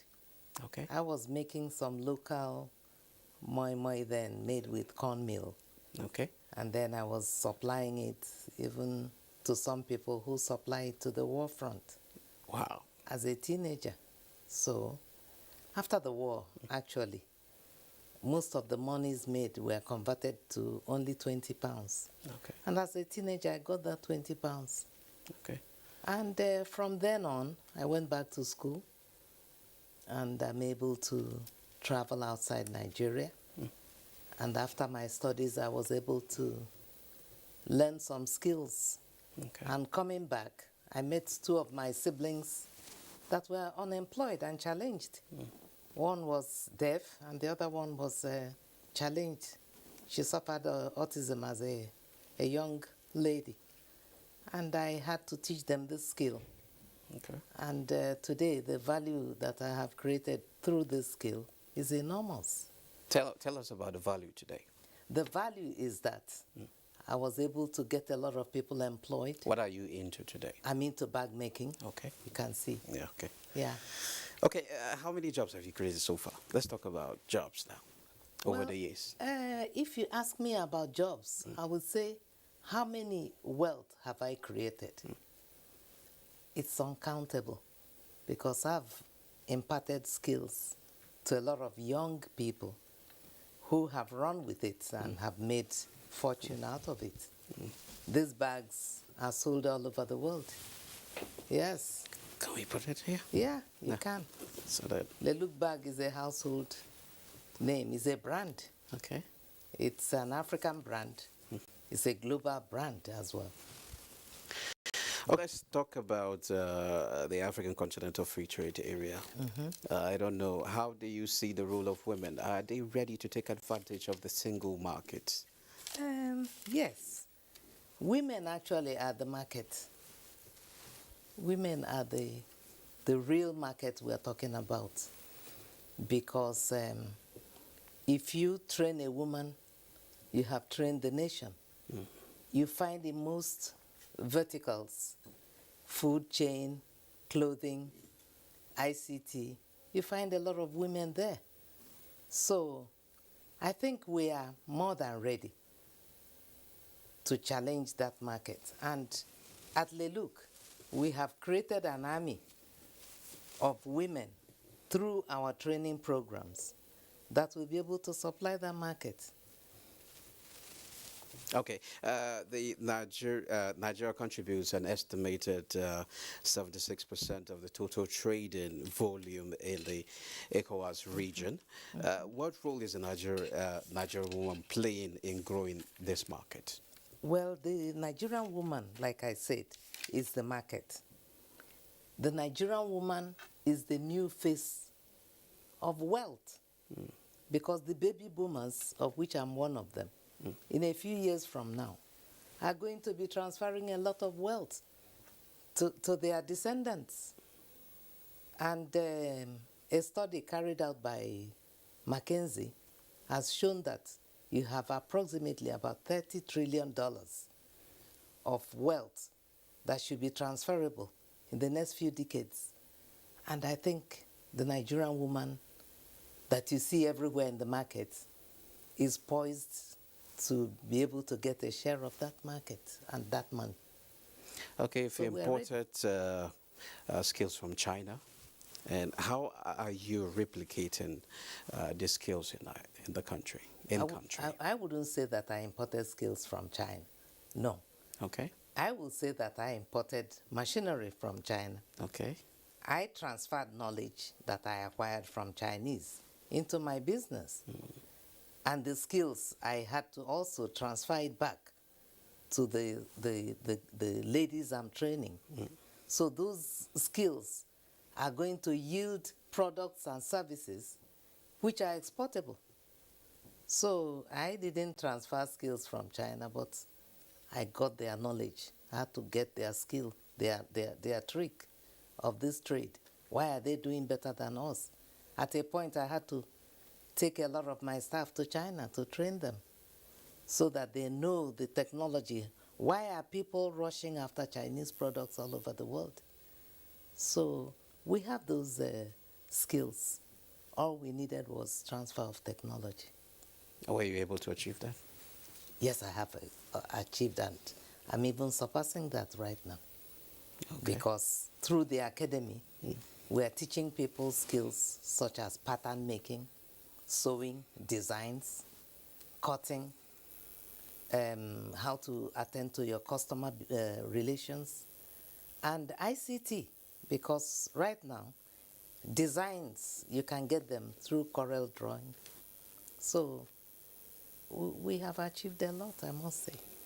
Okay, where do you see the woman entrepreneur several years from now on? Like I said earlier, the Nigerian woman or the woman is the face of the new world. If you look around you everywhere, women are everywhere. And women are now embarking on all manners of trade and in all professions. You are now seeing women pilots. So through the value chain, I can see the woman taking over the entire enterprise that human beings have never known before. A female is the new face of wealth. And I think Leluk is also the new face of wealth with her ladies in the academy. Okay. Yeah. Thank you very much. Thank you. Chinwe Ezenwa, CEO, Leluk's Bags Academy. Thank you for having me. Thank you. Now moving on, the Federal Ministry of Communication and Digital Economy says it is 90% ready to unbundle the Nigerian postal services. It says the agency, more than 2,000 property nationwide, will be deployed to money-spinning ventures. Minister of Communications and Digital Economy, Isa Pantami, told the news agency of Nigeria that property and development, logistics, courier, and Microfinance company were among the forthcoming ventures. According to him, all assets of NIPO scattered all over the country will be fully utilized to maximize revenue generation for the emerging business enterprises. Now, the Petroleum Products Price and Regulatory Agency on Sunday said the Petroleum Industry Act had signaled the full deregulation of downstream oil sector. It was, however, quick to state that the negotiations between the federal government and Labour will minimize the effect of subsidy removal upon full deregulation of the sector. The Executive Secretary, PPPRA, Abdul Qadir Saidu, in a statement issued in Abuja, stated that petrol price will be adjusted in a way that it will not cause hardship on consumers, adding that the current price will remain until negotiations with organized labor, which will develop a feasible framework that minimizes the impact of a market-based pricing policy on the masses, is concluded. The Petroleum Industry Act had provided legal governance, regulatory, and fiscal framework for the Nigerian petroleum industry, the development of the host communities, and related matters. Oil prices rose on Monday, recovering from a 7-day losing streak with support from a weaker dollar, although the concern about surging cases of the Delta variant led to cautious trading. Brent crude climbed $1.23 to $66.41 a barrel after dipping to $64.60 earlier in the session, its lowest level since May 21st. U.S. West Texas Intermediate crude for October delivery rose $1.13 to $69.27 a barrel, recovering from $61.74, also a low since May 21st, hit in early Asia trade. Now, a quick look at other prices of commodities in the market.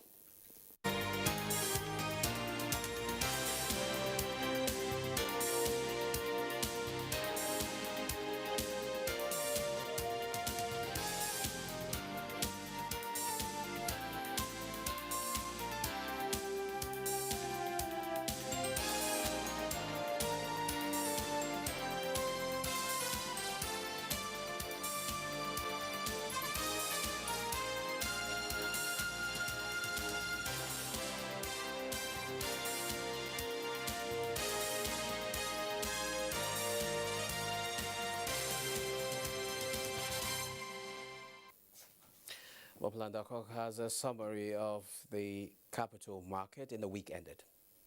The NGX All-Share Index depreciated by 0.10% to close the week ended 20th August 2021 at 39,483.08, with market capitalization depreciating to 20.571 trillion naira. 866.5 million shares worth 12.2 billion naira in 17,291 deals exchanged hands by investors on the floor of the exchange.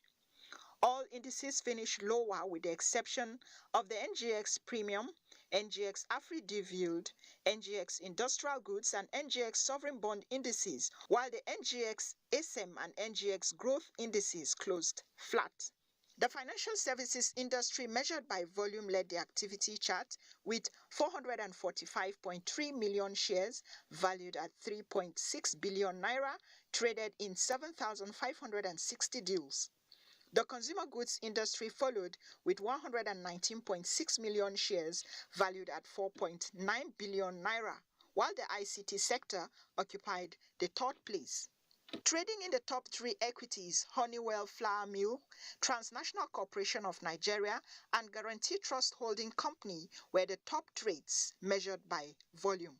A total of 1.001 million units of exchange-traded products ETPs valued at 16.762 million naira were traded in the week in 14 deals. Also traded in the week were 30,877 units of federal government bonds valued at 31.8 million naira.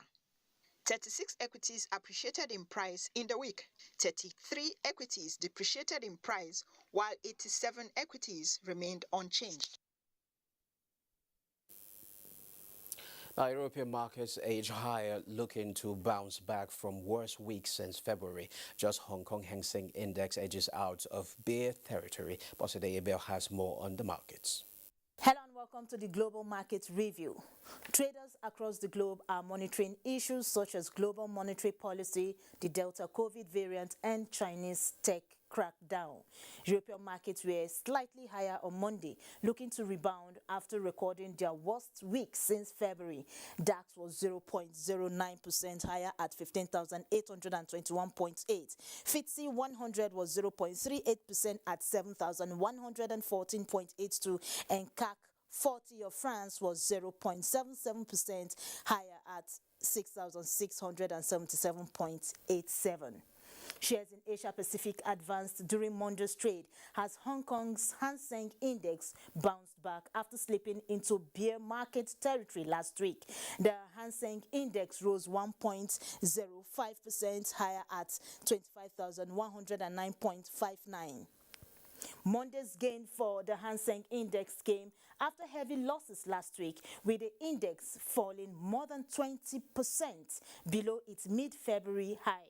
Mainland Chinese stocks also rose on the day, with the Shanghai Composite up 1.45% higher to close 3,477.13, and the Nikkei also topping 1.78% to close 27,494.24. U.S. stock futures were higher in early trading Monday, following a volatile week on Wall Street as investors eye a key event where the Federal Reserve could hint at prospects for tapering stimulus. Dow Jones Industrial Average was up at 0.65% higher at 35,120.08, S&P 500 0.81%, and Nasdaq Composite maintained 1.19%. Africa stocks also started the first trading day in positive territory, with South Africa's JSE Africa Top 40, Nairobi's All-Share, Ghana's GSE Composite, and Namibia's overall index posted gains, while Tunisia's Tunidex was down 0.19% at 7,309.26. That's the market review segment on the global scene. I am Bosside Abel.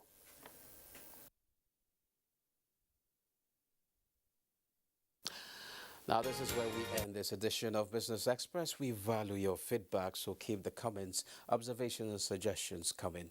Be informed that all previous episodes are available on YouTube on the NTA's channel. Business Express returns Tuesday by 9:30 a.m. I am Musa Abubakar saying stay safe.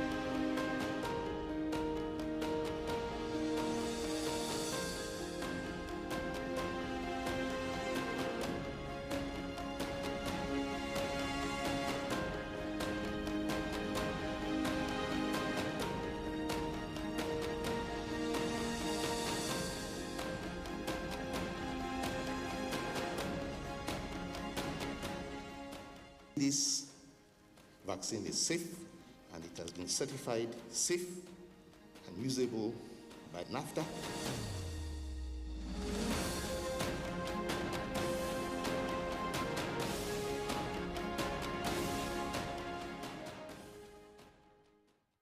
Hello and welcome. It's time for another interesting package of Everything Music. Angelina, you dey cool in my temperature. If you call, I go come deliver. This is Talkie Movies. In times of old, the world was full of wonder. No! Stop it! Welcoming you to your weekend for today. Arise, O compatriots. It's time to use our voice. Beyond Six Packs. Bills, bills, bills, bills. Pay the bills. Keep paying the telephone bills. Keep paying all of my bills. Welcome to Gallery.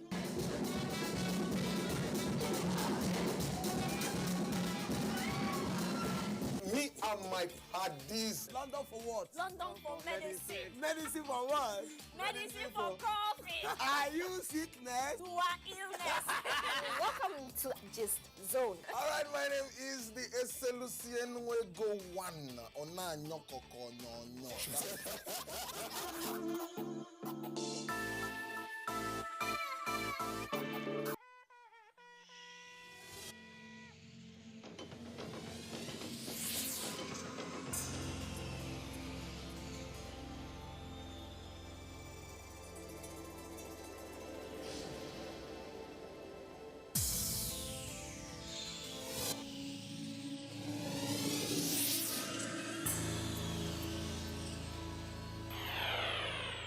NTA, you can't beat the rich.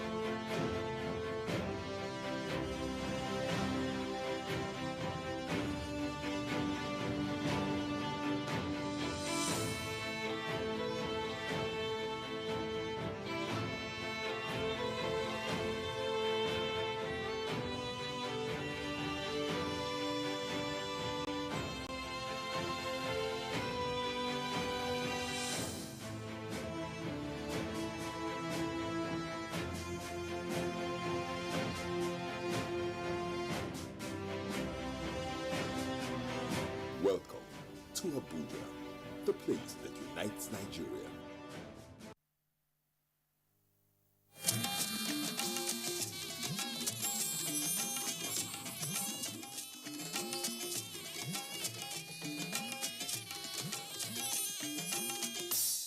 This is the network service of the NTA.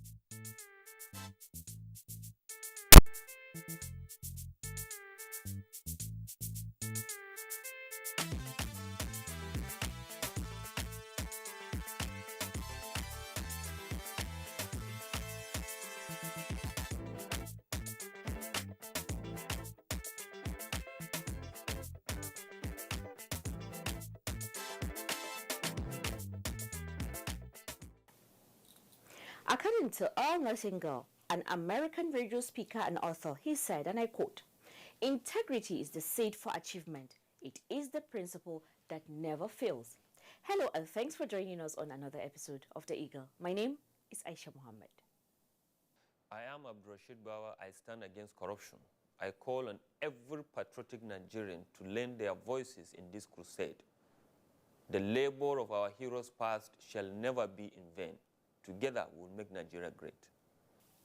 Today, both for-profit and non-profit companies have recognized the value of collaborations, while profit-oriented organizations have long realized the many benefits that collaboration between organizations can give.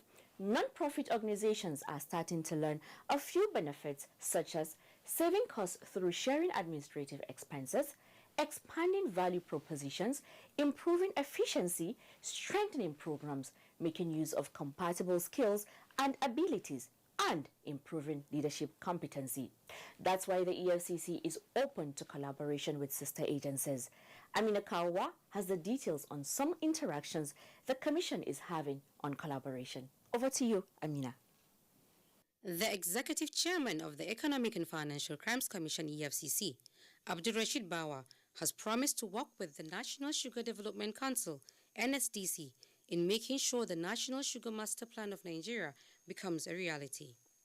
The EFCC boss gave this assurance when the Executive Secretary of NSDC, Zak Adediji, presented a copy of the National Sugar Master Plan to him during a courtesy visit to the Commission's headquarters in Jaibi, Abuja. Explaining the vision behind the master plan, Adediji said it was to revolutionize the sugar production industry towards achieving national sufficiency in the production of sugar. The Executive Secretary, NSDC, noted that the sugar industry has the potential to solve unemployment and insecurity problems in Nigeria, but regretted that the country was active in less than 5% of the sugar value chain. We want to partner the EFCC that will put our heads together and put any change that will be required in what we want to do here. So one of our major problems in Nigeria today is unemployment. But if we are to solve it, sugar industry presents a lot of opportunities for us to solve this major problem of unemployment and insecurity in Nigeria. He therefore appealed to the EFCC to assist the council in achieving its objectives by giving the agency more support, stressing that they were at the commission to revamp the alliance between the two organizations. He added that the council looks forward to collaborating with the commission in intelligence and data gathering. Responding, Bawa assured the NSDC boss that the commission would provide all the necessary support needed to achieve the mandate of the council. Nigeria is the only country that we have. Yeah.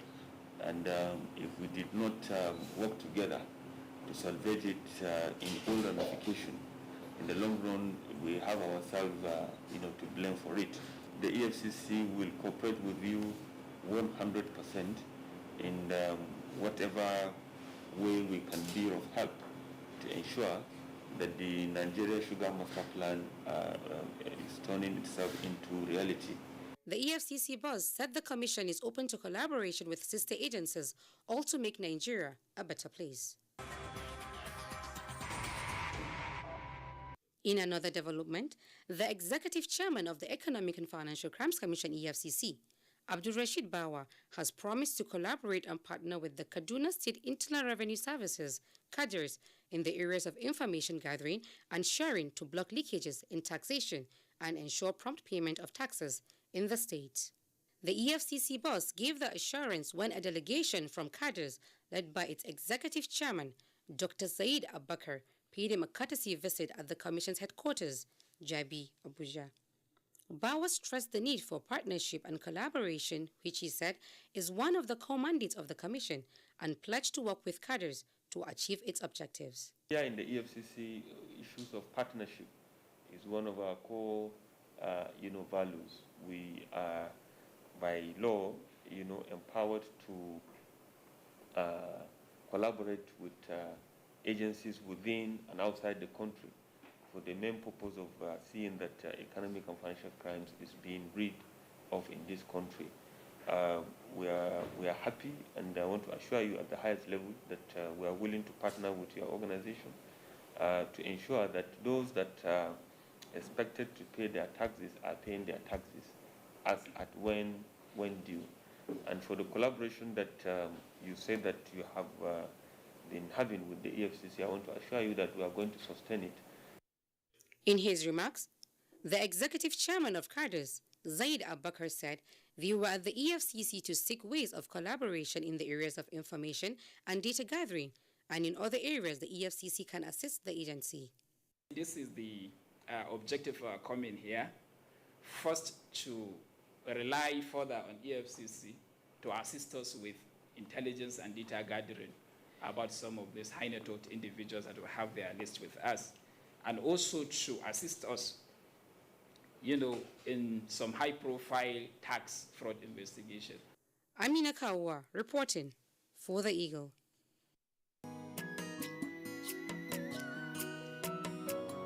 Any rhymes here?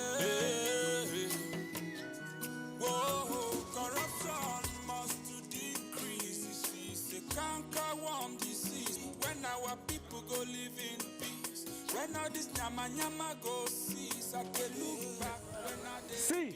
Now here I dey work, and I here I dey chop. Sometimes this my work, it is very, very tough, and things go just wrong.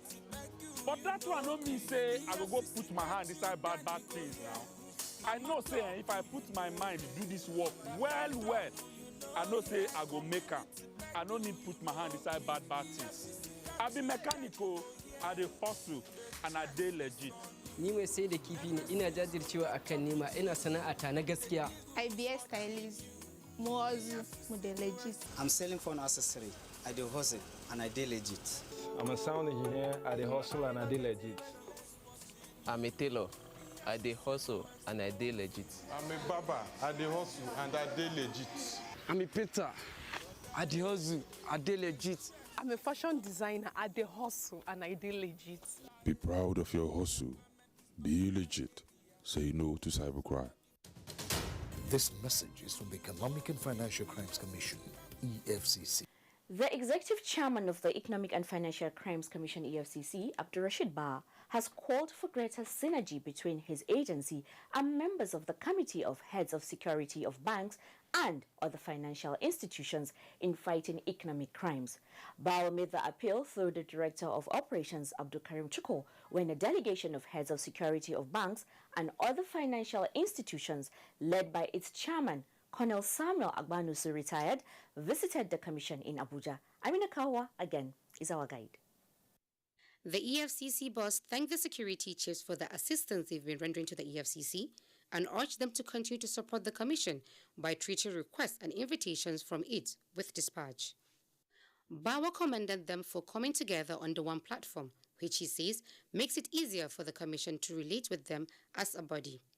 On his part, the chairman of the committee, Colonel Agbanusi, retired, said the visit to the commission was to congratulate the EFCC chairman on his appointment and explore ways to improve collaboration with the commission.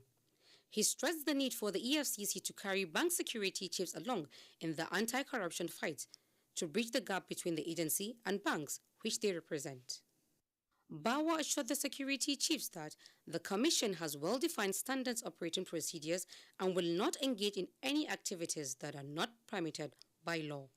Banks represented at the meeting include Fidelity Bank, Access Bank, Standard Chartered Bank, Stanbic IBTC, GTCO, Zenith Bank, Heritage Bank, Polaris Bank, and Providus Bank. Amina Kawa reporting for the Eagle. Corruption is a cankerworm, na cankerworm. I say na cankerworm, na cankerworm. Corruption corruption don't finish our country. Nigeria women rise up and come together. Oh yeah. Every woman come out. We could fight corruption together. Oh, every woman fall out. We could kill corruption together. Oh, them they thief our money. Send them obodo yibo. Children they suffer every day. Better school in no day. Nigeria women come, oh, women from every sector. Make we fight corruption. We won't kill our country. Them go collect money for light. Chop the money, light we no see. Good road and good health and call. We no see. I said nakaka wamu. Join the EFCC in its crusade to rid Nigeria of corruption. Naija, now we all know. According to an American philosopher, Sidney Hook, the fear of death has been the greatest ally of tyranny past and present. People want to live and feel safe, but when they live in perpetual fear of what a group of people might do to them, then their security is threatened, and oppression and cruelty are lurking around the corner. This is what terrorism is all about. And for terrorists to perpetrate their evil act, they need funding. They need lots of money for weapons, training, travels, accommodation, recruiting members and logistics. In fact, without funding, terrorism will not survive for long. Preventing terrorism-related financial flows and transactions is therefore the business of all and sundry. Martha Eche explored the intricacies of terrorism financing, investigation, combating and preventing with the head Counter-Terrorism and General Investigations and Pension Fraud section of the EFCC headquarters, Friday Ebelo. Enjoy the interview.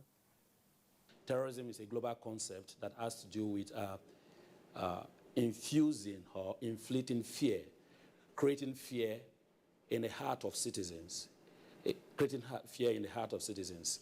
And why did they create these fears? These are not state actors that create these fears, so as to drive in their ideological points, agendas. So it has to do with fear and violence. So anything that has to do with creating fear and violence, it has potency and tendency of terrorism. Okay. So when we talk about terrorism financing, we are looking at the process, the support of making financial instruments available to carry out terrorism.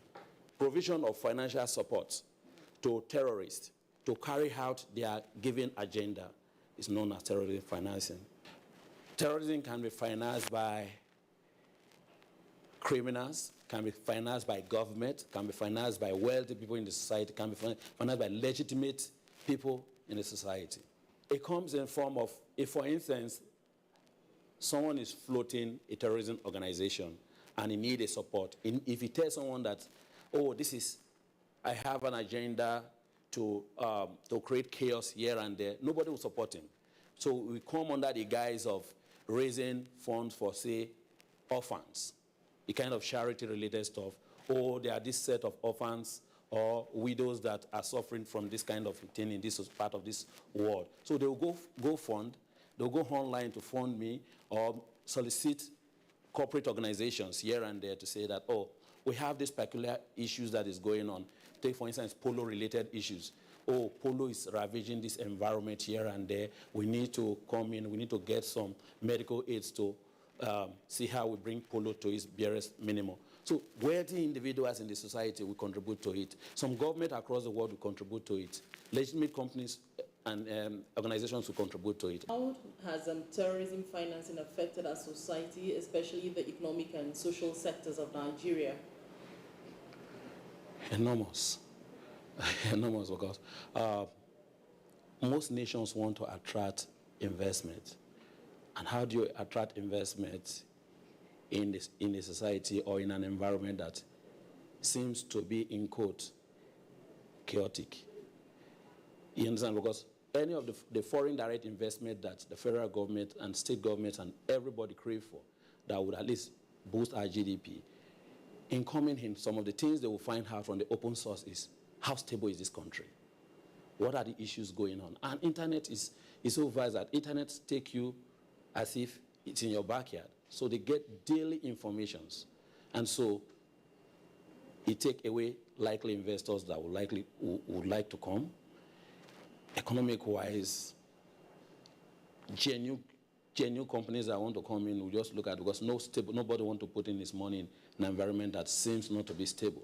So that's why we must do everything to make sure that terrorism and all these issues relating to terrorism are all put down to its barest minimum, or if not totally eradicating it.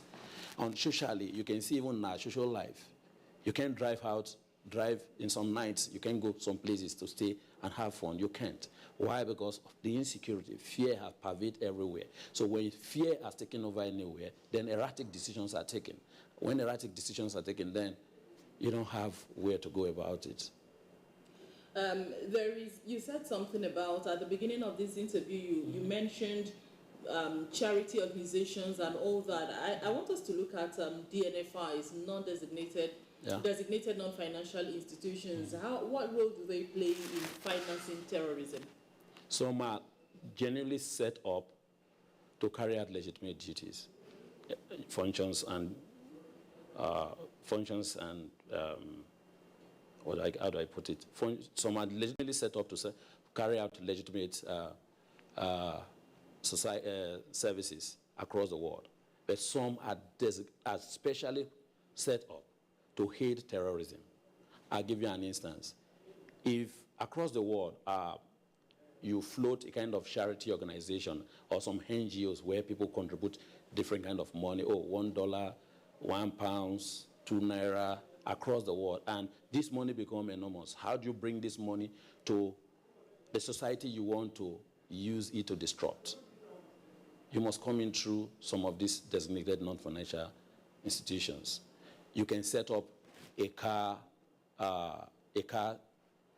shell company like a car shop in the close nations like, say, Benin, Niger, or Chad across. Then you use this money to import vehicles, different brand of vehicles to those places. And genuine people go to those places and buy some of this equipment, buy some of these vehicles and products and this kind of thing, and take it in.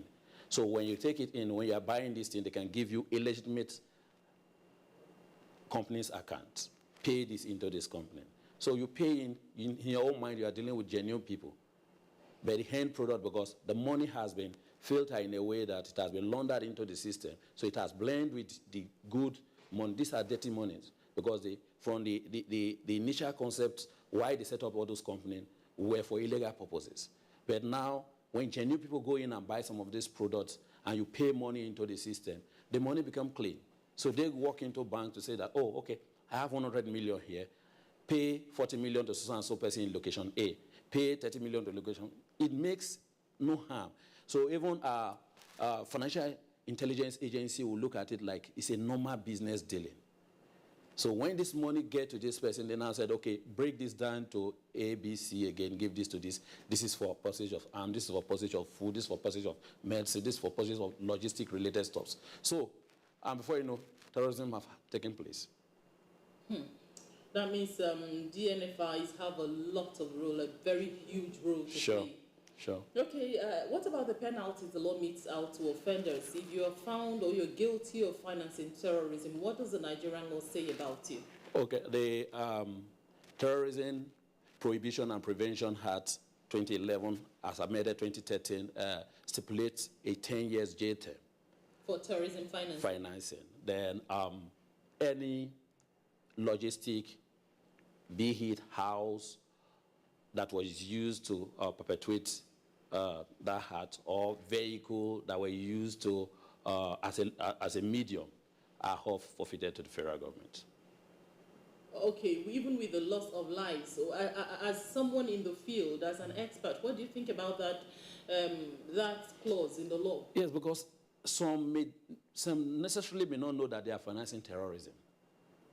So, for instance, there are some charity organizations, like people that come in to say that, okay, I use the word polio. Let me go back to polio. Say, okay, say polio issue here, and people just contribute willingly. But it's the person that used the fund for its illegal activity, especially to disrupt state function that has the maximum penalty of life. But the one that contribute me, because some may not actually know, it's like a Ponzi scheme that will go wrong. We just launched the Eagle Highs. When you see something, report it. You don't need to come physically to report such things. You can report it via, just pick your mobile phone.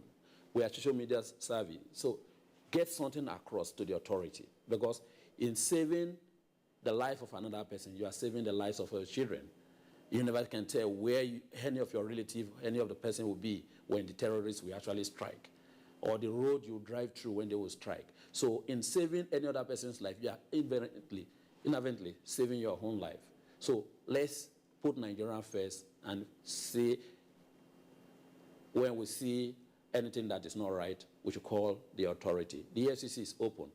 Wow, hope you all enjoyed that interview and understand the detriment that terrorism is actually doing to all of us. So join in the fight against economic and financial crimes. Imagine a society where everything works. Durable road networks, stable electricity supply, portable water, well-equipped and functional healthcare facilities, quality education for all, affordable housing schemes, social security benefits, job creation, and a lot more that makes life comfortable to live. That is an ideal society. We can only achieve these if we all play our part. Say no to corruption to enjoy these benefits. Kill corruption to save Nigeria. This message is from the Economic and Financial Crimes Commission, EFCC. Terrorism is the biggest security threat of the 21st century. Countering the menace is therefore a very important step towards subduing it in any society. No wonder the EFCC is not relenting in their fight against terrorism financing. Of course, there are national and international frameworks against terrorism. However, apart from these frameworks, what other ways can a society or government counter terrorism financing? Aisha Gambari has some ready answers for us. Authorities involved in the prevention of terrorism financing should continue to develop framework and strategies that would fight the menace headlong. 2. There should be financial intelligence sharing between the public and the private sectors. 3. Authorities should freeze accounts of persons or organizations suspected to be financing terrorist groups. The ability to freeze funds and other assets are some of the key mechanisms used worldwide to disrupt terrorism financing and operations. 4. Effective investigation and prosecution of cases related to terrorism financing and support of any kind will drastically cut down the desire of people to finance terrorist groups. 5. Money laundering should be severely dealt with, as many people use it as a front to fund terrorist groups. 6.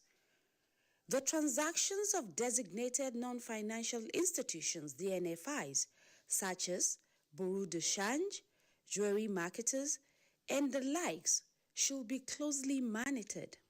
And lastly, as an individual, be careful what cause you donate your money to. You may be invited for a fundraising event, and your money can find its ways into funding terrorist activities. So check thoroughly before making a donation. Thank you. Well, as citizens of this great country, Nigeria, we must be on the alert at all times. Let us report suspicious activities to the EFCC or other law enforcement agencies. Do you know how your religious, social, or charity group is spending your money? Ask questions and be sure you have the right answers so you can make informed decisions about whether or not to continue in that group.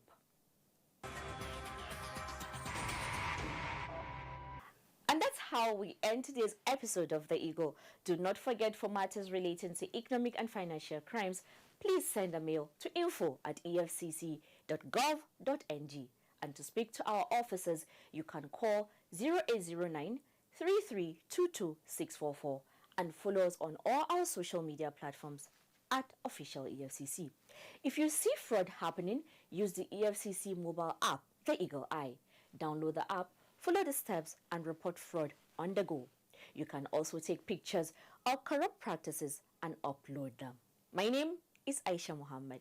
I leave you with this parting words, which says, creating a culture of integrity and accountability not only improves effectiveness, it also generates a respectful, enjoyable, and life-giving setting in which to work.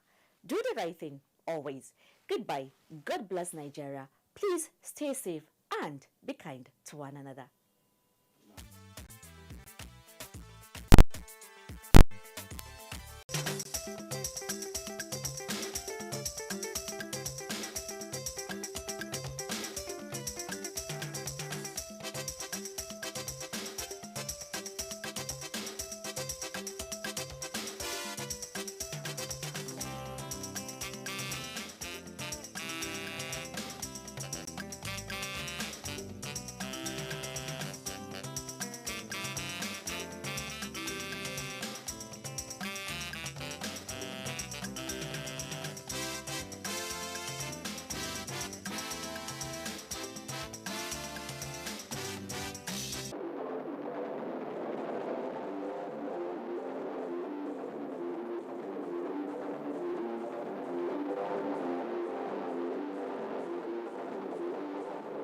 Hello, it's a warm welcome to Sports Ray, reaching you live on the network service of the Nigerian Television Authority. And give George.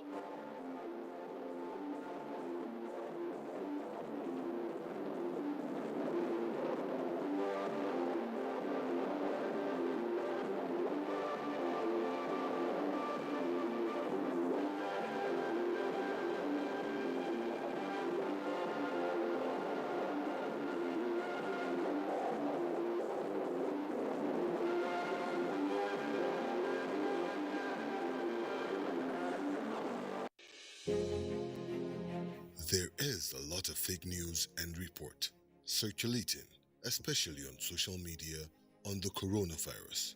Do not believe or partake in the spread of these fake reports.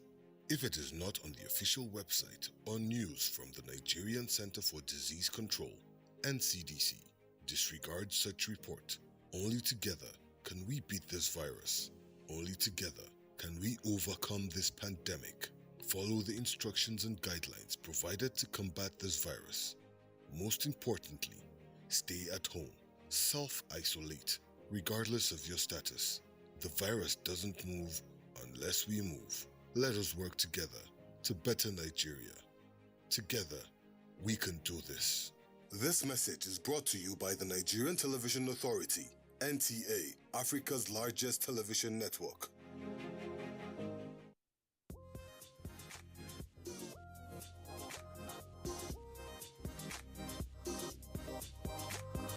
wannan labarin ma yana peji na 36.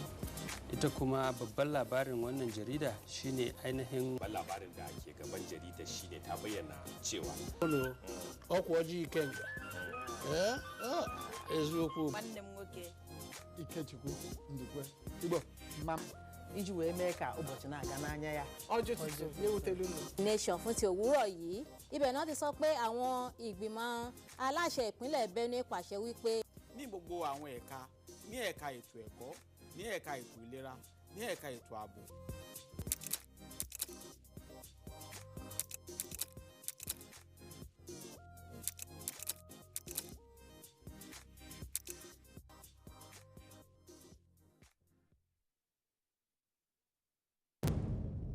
Information is power.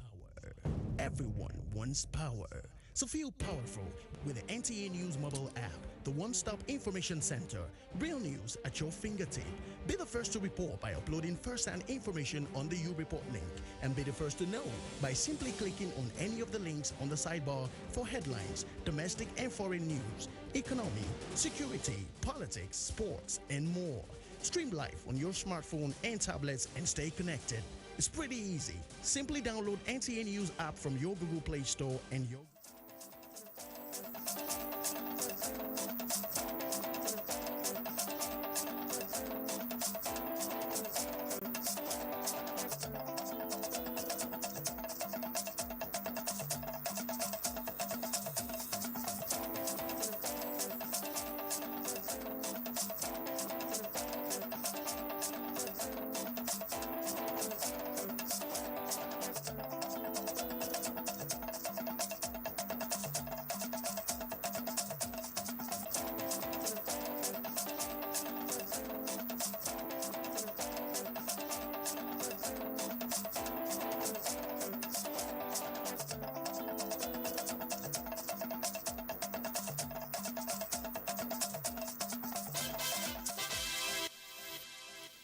Hello and welcome to Nationwide on the network service of the NTA.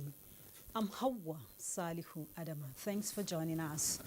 We start with the environment today as the federal government, through the Ecological Fund Office, has flagged off erosion control project in Makun Omi community of the Ogun Waterside local government area as part of efforts at controlling continuous erosion, flooding and other ecological devastations in the area.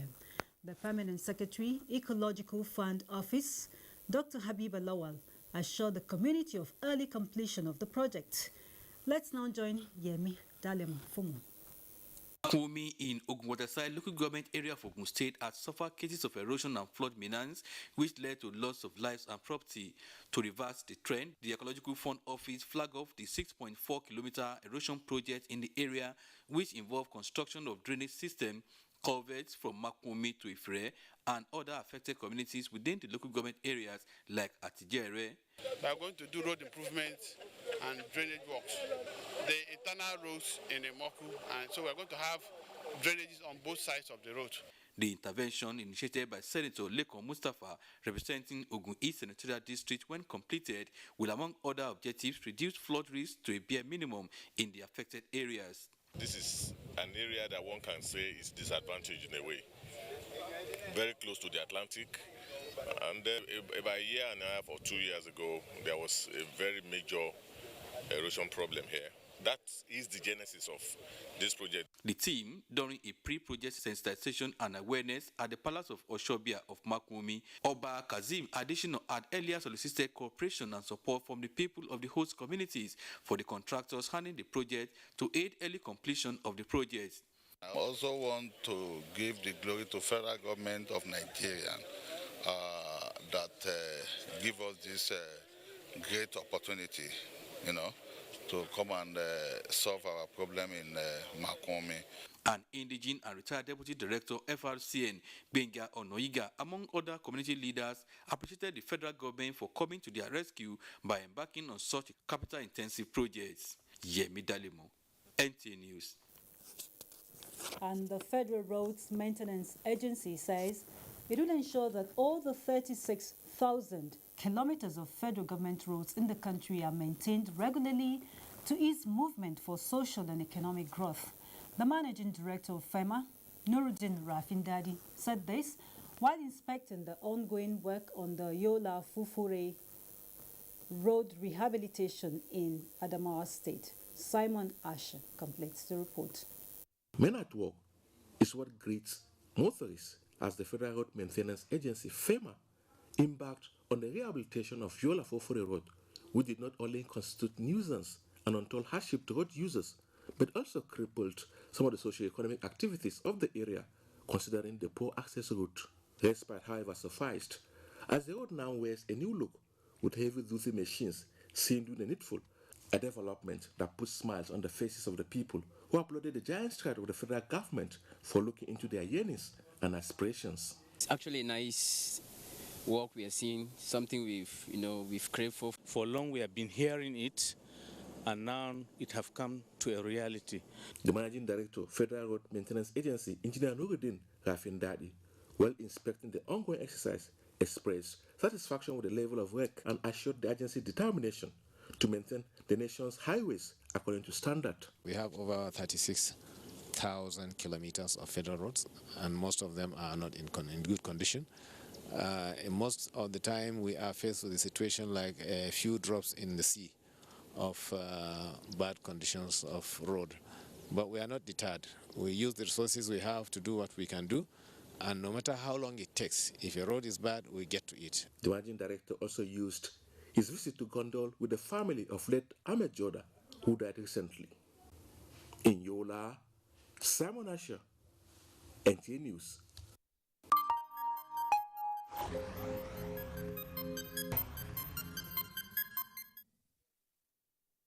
Now to the COVID-19 update. The rate of COVID-19 infection remains high, with 388 new cases recorded in the last 24 hours. In the latest figures released by the NCDC, Lagos State maintains the lead with 166 new cases, followed by Akwa Ibom with 89. Rivers 76, Oyo 15, Edo 12, Benue 11, Delta 7, while the Federal Capital Territory and Ogun State have 4 cases each. Kaduna has 2, while Gombe and Nasarawa recorded a single case each. Nigeria now has a total of 187,023 confirmed cases, out of which 168,455 were treated and discharged, while 2,268 have so far died of the virus. And it has been observed with dismay that the recommended COVID-19 precautions and guidelines are hardly adhered to by some Nigerians, thereby jeopardizing efforts of government to control the pandemic. To curtail the increasing cases of the Delta variant, stakeholders reiterate the need for renewed commitment by individuals to stay safe. Ifoma Ihoji completes the report. Cases of COVID-19 in Nigeria have continued to increase by the day, thereby raising public health concerns and actions to start further spread. In Akwa Ibom State, for instance, the COVID-19 task force and incident management teams will not rest on their oars as deliberate efforts are invested to curb the pandemic. We will not, in our management committee, allow somebody who has been tested positive to roam around. You go on immediate isolation. If you are symptomatic and you stay strong, and you are not developing any symptoms yet, we isolate. You do self-quarantining. You have to quarantine yourself. What then is responsible for the high figures of positive cases recorded in the state? All those who were tested positive, all will repeat the test until you turn negative. So in other words, you may see those numbers.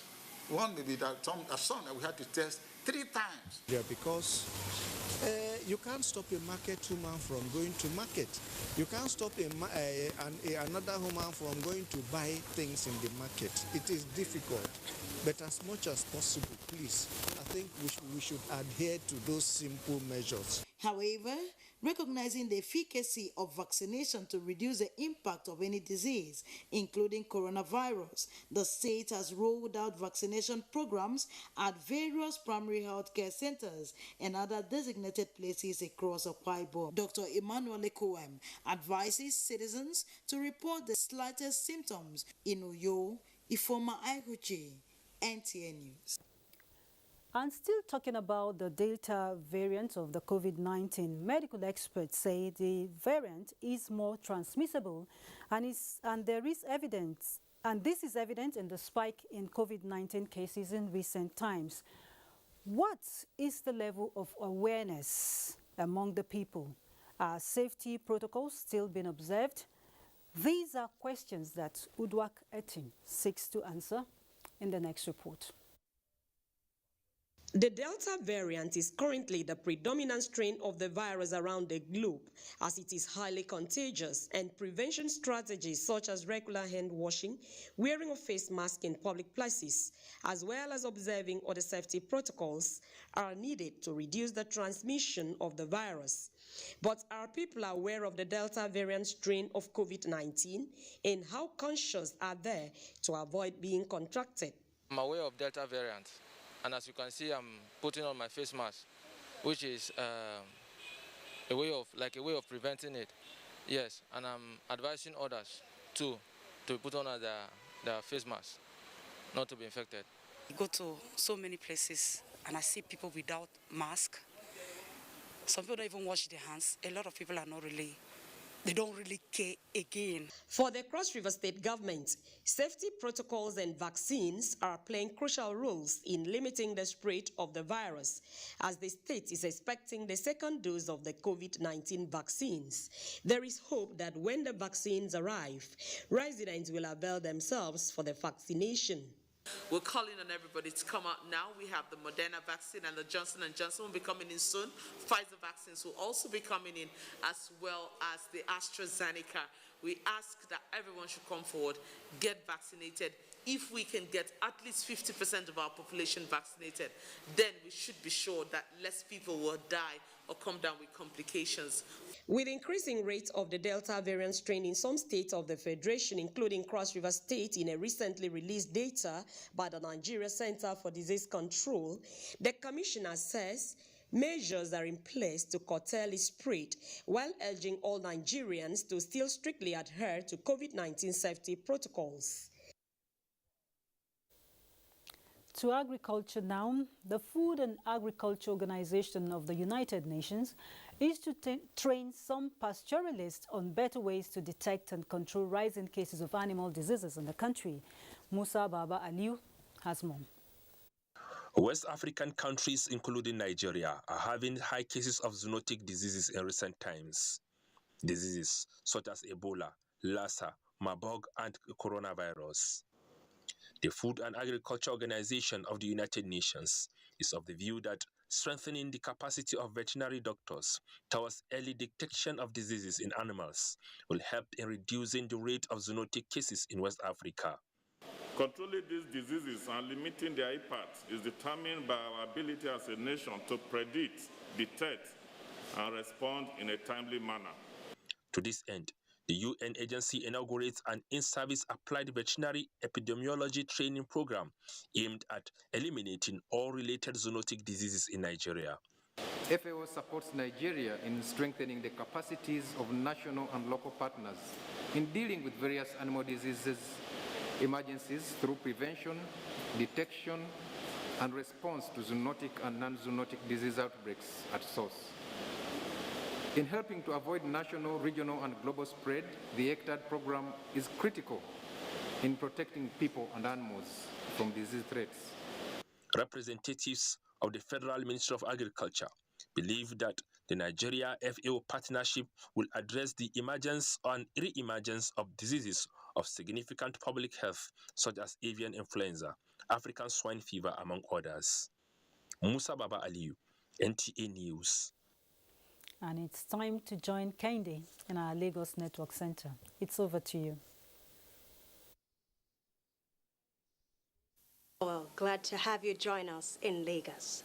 The Central Bank of Nigeria is supposed to support the growth and development of Nigeria's macroeconomic sector. Acting Director of Communications, Central Bank of Nigeria, Osita Nwasubi, emphasized this during an interactive session with union leaders on the bank's 5-year policy thrust in Lagos. Abolade Salami completes the report. The Central Bank of Nigeria 5 years policy trusts targets, among others, double-digit economic growth, increase in financial inclusion to 95% by 2024, and single-digit inflation. The Apex Bank laid a solid foundation for this policy in 2014 when it launched the Anchor Borrowers Program as an intervention in the agricultural sector to boost local food production and grow dwindling economic performance following sharp decline in crude oil prices and the resultant decline in foreign exchange earnings. And we believe that it is important that every Nigerian key into this reality that we need to grow our economy. It is not just about central bank, it's not even just about the government, it is about the Nigerian people. And we are believing that Labour, being a significant and important stakeholder group, will be able to take this message across to their people. While efforts to develop the real economy through sound monetary policies seems to be enjoying the attention of the Central Bank of Nigeria, Labour leaders at this interactive session want the Apex Bank to engage more with the Nigerian workers and other stakeholders in order to forge a better understanding of its efforts in managing the Nigerian economy. In Lagos State, let us begin to think of how we can add to the economy. We can arrange and organize ourselves. And that is what we have been thinking now. We say that for the 5-year policy trust of Central Bank, let us as workers be able to benefit. There is no doubt that the request aligns with the objectives of the CBN as the Apex Bank announced plans to hold more interactive session with union leaders across the 6 geopolitical zones of the country. In Lagos, Abolade Salami, NTA News. encouraged by the potential of the internet and its vast resources to deepen opportunities for growth of the digital economy in Nigeria. Stakeholders in the ICT sector are advocating that equal access to internet be made a fundamental human right. Amaka Obu completes the report. Because digital economy is worth over $180 billion, and Nigeria is said to have about 154 million internet users and 73% internet penetration in Africa. Experts here are demanding increase in digital literacy and adoption of homegrown solutions. You can't take it away from the fact that we're a much larger country. There's a lot more people, a lot more to offer. So that's not going to take it away from us and the capacity we have. So we've got a lot of potential. We've got a lot of human capital, a lot of human intelligence here that would develop here and would keep up with what's going on in the world. So what you find is all the developments that's going on in the world, we're contributing our path, and I think that Nigeria will be more in the map. Awareness is key, access is key. Then the third one is affordability. It has to be affordable. Now, yes, the services are available, but is it affordable?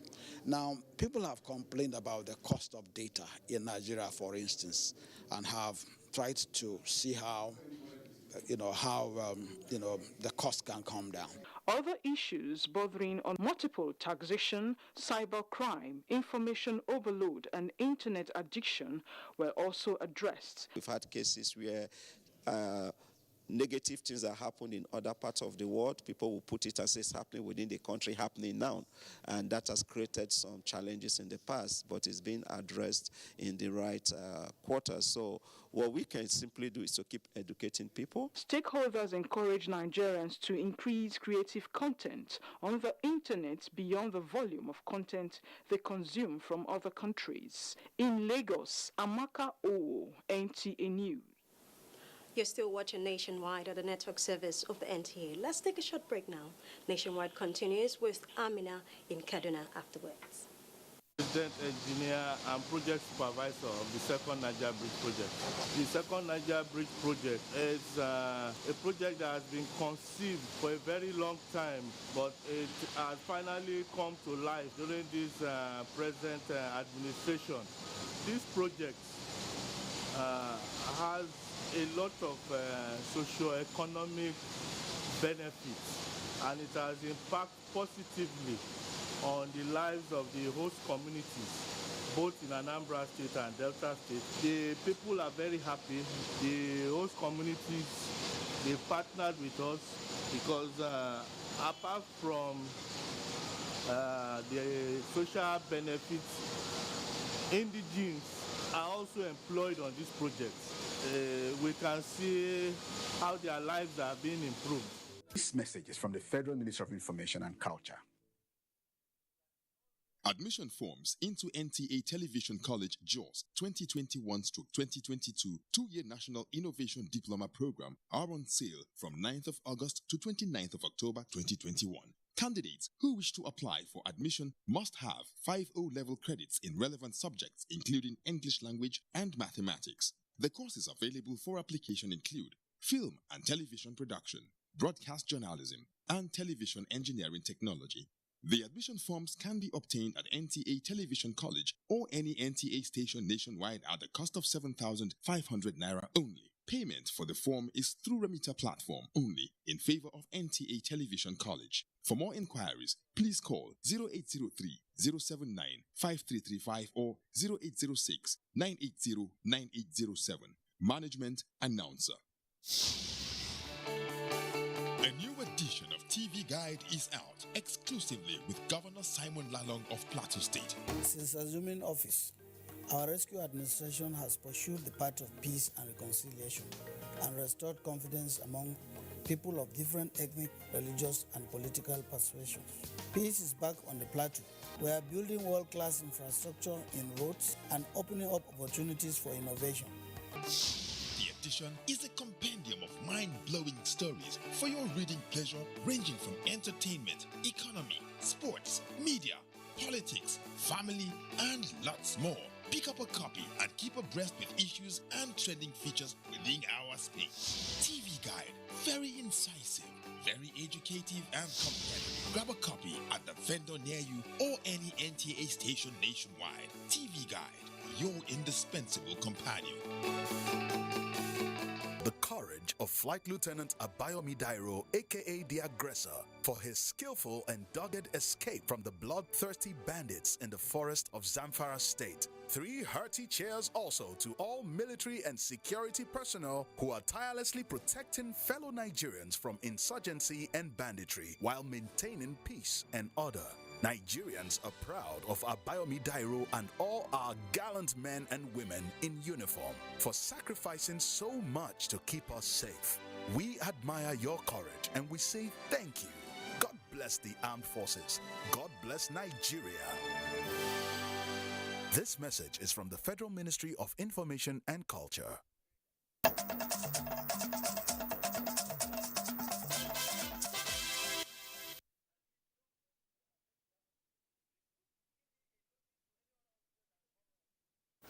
Welcome to Kaduna. The recent signing into law of the Petroleum Industry Bill by President Muhammadu Buhari will open vistas for economic emancipation, peace and prosperity through job creation to millions of Nigerians in critical sectors of national life. This is the position of National Coordinator Babu Buhari for All, Aminu Sani Jaji, while speaking on advantages of the Petroleum Industry Act to national development. Suleiman Abdullahi Ragachku reports. Since the 1950s, in spite of contributing appreciable percentage to Nigeria's foreign reserve, the oil sector contributes only 10% to the country's gross domestic product. The negative effect of this is witnessed in continuous appreciation of foreign currency over the naira, hike in prices of goods and services, and dwindling productive capacity of critical sectors of national life. After 20 years, the 9th National Assembly passed the Petroleum Industry Bill PIB 2021, key objectives of which is to overhaul and transform the Nigerian oil and gas industry in line with global best practices. The Petroleum Industry Act, National Coordinator Buhari for All, Aminu Sani Jaji, says will be a game changer in the oil and gas industry. The act is only a person that has political will can stand and do it. So because President Buhari, he don't have any other interest, that is why he stand and do it the way it is. Therefore, if you have interest in any of the business, then now it is time for you to invest. So everybody can invest and everybody can participate and it's freely. The Petroleum Industry Act, which provides legal, governance, regulatory and fiscal framework for the Nigerian petroleum industry and development of host communities through creation of commercially oriented National Petroleum Company, Amin Sani Jaji says is done in good faith and in the best interest of Nigerians. Suleiman Abdullahi Ragachku, NTA News. The Controller General of the Nigerian Immigration Service, Mohammed Babandede, has warned that the service has zero tolerance for corruption and will, in line with the anti-corruption policy of the present administration, not hesitate to dismiss any personnel found involved in any corruption act. The Controller General of Immigration stated this in a message to a sensitization workshop organized for officers and men of the Jigawa State Command of the service in Dusi. Hawa Haliru Haruna reports. The 2021 nationwide Nigerian Immigration Service Servicom sensitization is to enlighten all security personnel, especially those at the immigration formation, on war against corruption. The theme for the workshop is Zero Tolerance Approach to Corruption, Pathway to Quality Service Delivery and Attitudinal Change. In a message, the immigration boss, Mohammed Babandede, warned officers and men to desist from collecting bribe or face severe sanction. The boss added that compromising security is an act of sabotage against the nation, and everyone, including public servants, are expected to be highly transparent in the pursuit of life and duties. The Comptroller of Immigration Service Jigawa State, Ismail Abba Aliyu, said the command has taken a step on change begins with me. Whatever you are doing, you have to do more. Service delivery will serve our customer very well, especially now if somebody go to the passport office. When you go within the shortest time, you'll be captured, you'll be whatever, at least exiting. Religious leaders, civil society organizations, and other concerned stakeholders at the event stressed on the slogan of change begins with me. We have to come together in order to produce a society that is free from corruption. If we, all of us Nigerians, we will, adhere or obey the teachings of our books, religious books, honestly speaking, corruption will reduce drastically. They commended the immigration boss for the initiative and urged other parastatals to emulate for a sanitized community devoid of corruption. Hawa Halar Haruna, NTA News. And that's it from here. It's back to Hawa in Abuja. Very well, Amina. Thank you. And in a bid to address recent challenges in airport operations and facilitate management systems at the Murtala Mohammed Airport, Lagos, and the Nnamdi Azikiwe International Airport, Abuja, new check-in and screening equipment are being installed to enhance smooth operations. An additional 15 security screening machines are also being deployed to the General Aviation Terminal and the Murtala Mohammed International Airport, Lagos. The Federal Airport Authority of Nigeria, FAN, seeks the understanding of passengers and other stakeholders while speedy completion of the project takes place. Troops of the Multinational Joint Task Force, Sector 3, Mongunu, Borno State, on routine patrols along Gajiram have eliminated 4 Boko Haram ISWAP terrorists at the Gambari axis.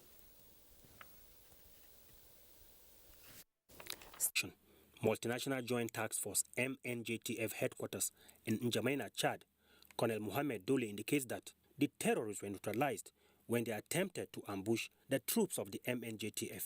Colonel Dole notes that several arms and drugs were recovered from the criminals. In a related development, the commander, Multinational Joint Task Force, Major General Abdul Khalif Ibrahim, has stressed determination to ensure that remnants of terrorists are rooted out of the Lake Chad Basin. The commander was speaking while on operational visit to formations under his command. He was at the Forces Sector 3 headquarters in Mungunu, Borno State, Sector 1 in Marwa, Cameroon, and Sector 2 in Chad, where he was accompanied by principal staff officers from all the participating countries. Major General Ibrahim expressed renewed commitment to take the fight to the enclaves of terrorists to hasten the end of the conflict. In Abuja, Ismail Musa, NTA News. And still on security matters, the Nigerian Police Force is partnering the Central Bank of Nigeria to build a national cybercrime center that will adequately respond to cybercrime threats in the country. To this end, the force is equipping cybersecurity workforce with requisite skills to protect the cyberspace from criminals. Francis Form completes the report. The recent NSAS protest in the country has led to cyber threats and attacks on critical national infrastructure. The act clearly shows that no member of the global community is immune to technology-bound security breaches. This necessitated the capacity building and skills acquisition. So with this training, we will leave this place a better and well-equipped trained personnel to be able to handle the emerging crime and the challenges we are facing in terms of handling cybercrime. Cybercrime investigation is technical. You need the technical capacity to be able to know what to do and how to come about a logical conclusion in your investigation. We're looking at a situation whereby at the end of the day, when we move to the new center, by the grace of God, we should be able to have the right professionals, the right experts to work with. Inspector General of Police, represented by the DIG Criminal Investigations Department, says the establishment of National Cybersecurity Center will be a game changer in the fight against cyber-related crimes. Upon completion, the Nigerian Police National Cybercrime Center will be a cyber security hub and first of its kind in sub-Saharan Africa. The facility is designed to collect, analyze, and counter a variety of threats in the evolving threat space against the critical national infrastructure. Participants at this 10-day cybersecurity training workshop are hoping for a better deal to confront these criminals. Frank Sesform, NTA News. And in continuation of efforts to reduce insecurity, the Kabby State government has fabricated armored personnel carriers to support military operations. The locally fabricated vehicles were carefully reinforced with bulletproof, capable of withstanding attacks during operations. Usman Abdullahi Shehu reports. Has its own share of the banditry misfortune, bedeviling northwestern part of Nigeria, causing losses to many lives and property, and as well massive displacement to many families. The ugly development necessitated the unveiling of various strategies to tackle the challenge by those states in the front line, Kabby State inclusive. Fabrication of a number of Toyota brand Land Cruiser Buffalo vehicles into armored personnel carriers for military operations is one of such efforts. Leading this initiative is the State Deputy Governor Colonel Samaila Yambedabo, a retired military officer. Changing them from a civilian look to military look. As you may have seen, these vehicles were brought in this condition, and we carry out some fabrication to make them look military.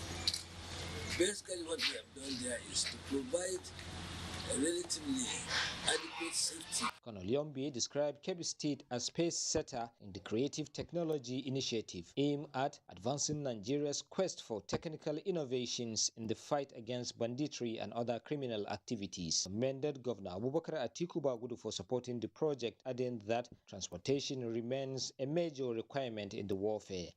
Usman Abdullahi Shehu, NTA News. Let's now head to Maiduguri, where Abubakar is on standby for more reports.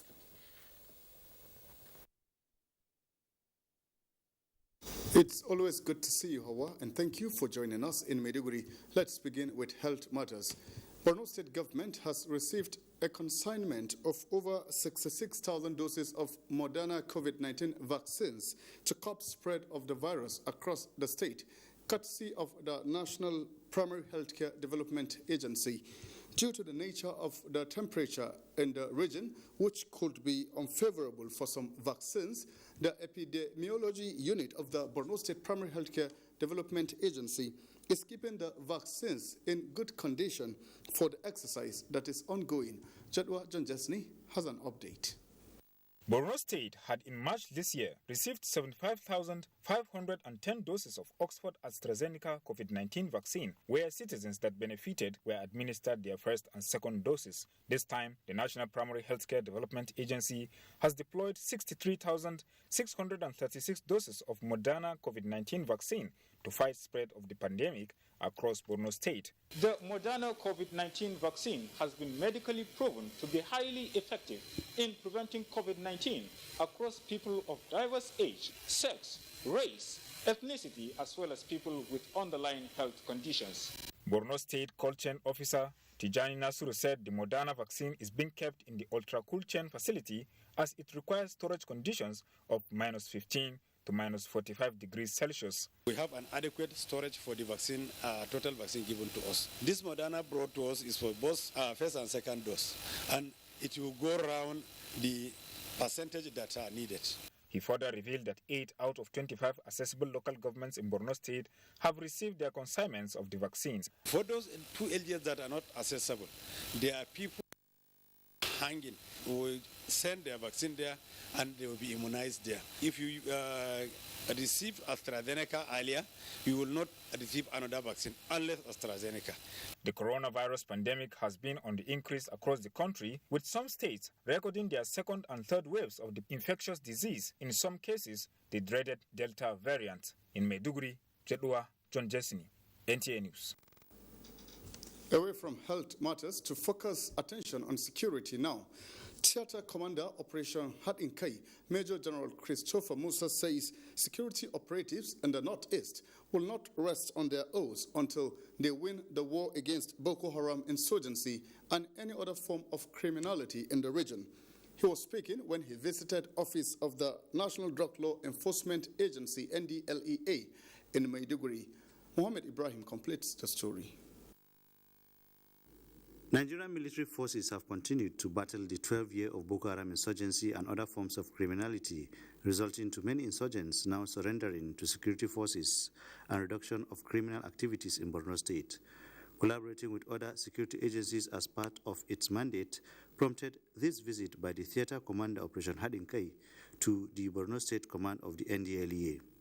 Major General Christopher Mustafa highlighted recent mass surrender of Boko Haram terrorists. We know what drugs does to individuals, and we know how it also enhances criminality. ISWAP is here to occupy our land, and which we will never accept. We'll ensure that those ones that are willing to surrender will surrender, and those ones that are unwilling will take the next line of action.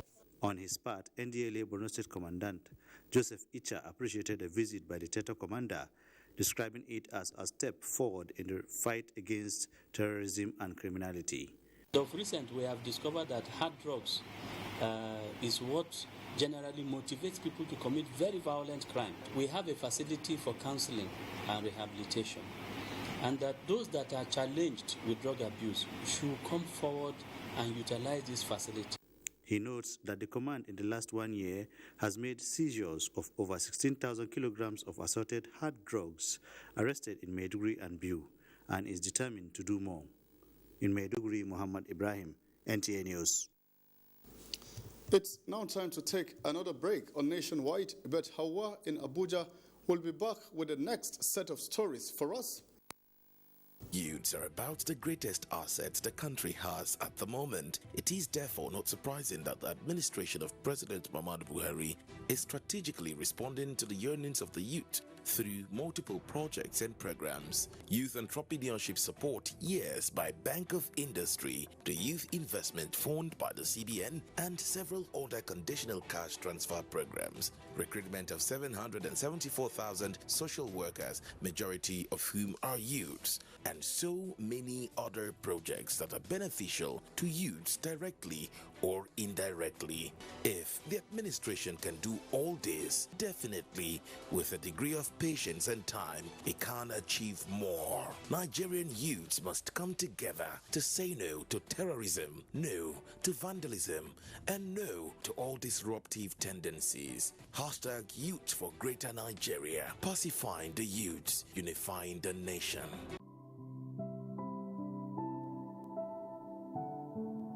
This present government has done a lot on the train modernization.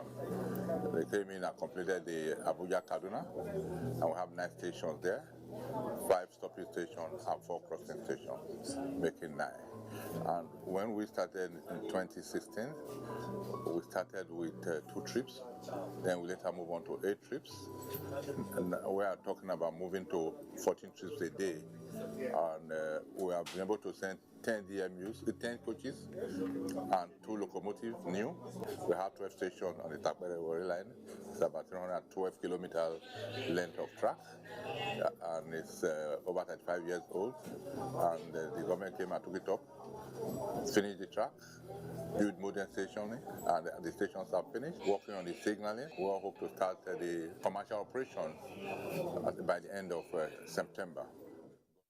We are StarTimes, the most affordable digital pay TV platform with the widest signal coverage in Nigeria, dedicated to bringing the best TV entertainment around the world to your screen. From Hollywood to Bollywood to Nollywood, we offer the most affordable subscription. Enjoy over 75 channels for as low as 1,700 naira, like Nat Geo Wild, BBC, ESPN, and premium sport like Emirates FA Cup, La Liga, Bundesliga, wrestling. What's more exciting? We have the most flexible payment options in Nigeria. Don't dull. Join us now for an exciting journey. StarTimes. Enjoy digital life.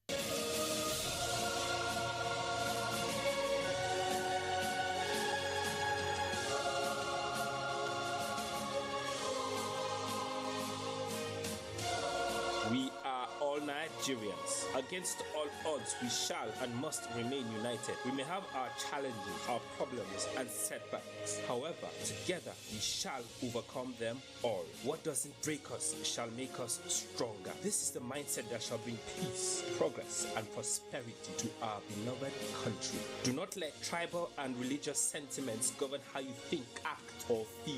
Don't be influenced by those who want to destroy our precious national unity. Everybody who's in Nigerian is your brother and your sister. This is the mindset of the new Nigeria. It is also the mindset that we must all adopt. Let us support each other in creating the Nigeria of our dreams. This message is from the Nigerian Television Authority, NTA.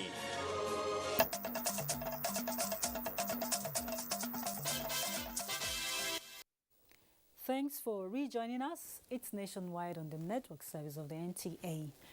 The need for the continuous central collection of tax, value-added tax through the Federal Inland Revenue Service has again re-echoed on NTA's Good Morning Nigeria. Tax experts say the discussion should be on how to raise the bar on derivations for a justified sharing policy that will address emerging concerns. Lydia Sampson has that. Contention on the power to impose and collect taxes in Nigeria has become more complicated, with the Rivers State government signing into law its own VAT Act. This, Gaston Good Morning Nigeria reiterates, is because the Constitution as drafted has a lacuna on value-added tax. Also, it was never anticipated that VAT and transactional taxes can be a huge source of revenue. Gaston Good Morning Nigeria decried the implication of the said Rivers State Act on taxpayers who are at the receiving end. You first pay for VAT in the process of your services or in manufacturing. So what you pay to the suppliers of your work, raw materials is called input VAT. And then when you now finish your production and you sell, what you collect is called output VAT.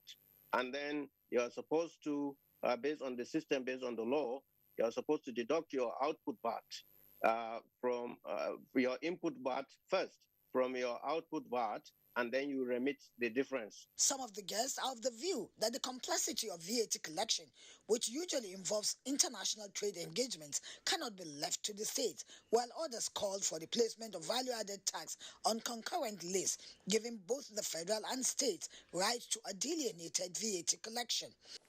So I believe that the equity should make it in a way that VAT administration or VAT as an act should be placed under a concurrent list. Concurrent list in the sense that certain areas will be allowed for federal to collect, while certain areas will be allowed for state to collect, just as you have in stamp duties today. In stamp duties, state collects stamp duties, federal government collects stamp duties. But federal government collects stamp duties with respect to companies, while state collects stamp duties with respect to individuals. The focus should start shifting to who benefits from the amount we've collected. Imagine a model that allows whatever we collect from every state, less cost of collection, goes to that state, such that the amount we are sharing as VAT is only limited to the amount on international transaction through the border and foreign non-import services. They, however, called for continuous engagement to arrive at workable solutions in boosting tax benefits and collection in Nigeria. In Abuja, Lydia Sampson, NTA News. And Nigeria is making significant headway in the quest to achieving a digital Nigeria, especially with the positive impact digital innovation has on the nation's economy. The Minister of Communications and Digital Economy, Issa Ali Pantami, said this at the book launch titled Digital Innovation for Economic Prosperity in Nigeria by Iyene Ibanga. ICT correspondent Joseph Johnson reports that the book explores the way in which the country deploys technology in providing solutions to economic challenges. A light bulb adorns the front page of the book Digital Innovation for Economic Prosperity in Nigeria, which symbolizes the role the ICT sector plays in shifting from the traditional economy into a digitalized one. Described as an insightful literary piece by many here, the 213-page book is a collection of weekly articles with focus on the sector. The future, particularly in digital innovation, digital entrepreneurship, digital economy, and digital technology is very bright. Within 2 years, the sector remitted over 1 trillion naira for the federal government of Nigeria. We have so many initiatives we executed, and based on what I hear, the feedback and this book, it shows that people are appreciating what we are doing. And also the media is doing an excellent job in promoting what we do, because without you, there is no way the people will know what we do. Basically, when you look at the book, it covers almost all sectors within the digital economy. Digital technology or innovation in digital technology is the best way for Nigeria to go. The book presentation, which commemorates the 2 years in office of the Minister and Director General of NITDA, also afforded the stakeholders the opportunity to deliberate on new ways to move the sector forward. Joseph Johnson, NTA News. What could make a man be so patriotic to his country despite going through two horrible experiences which are ordinarily supposed to discourage him? Oinaya Kaluoka in the next report takes us on a journey to a man who believes in supporting government's efforts in repositioning the country despite all odds. In Nigeria, it is common to hear people complain in local palace, "Wetin this government they do for me, self." This is to say, what has this government done for me? Forgetting that everyone has a part to play in bringing about development in their own little way. This brings us to the story of a man who has given it all, so to say, in his own little capacity in making sure Nigeria gets better.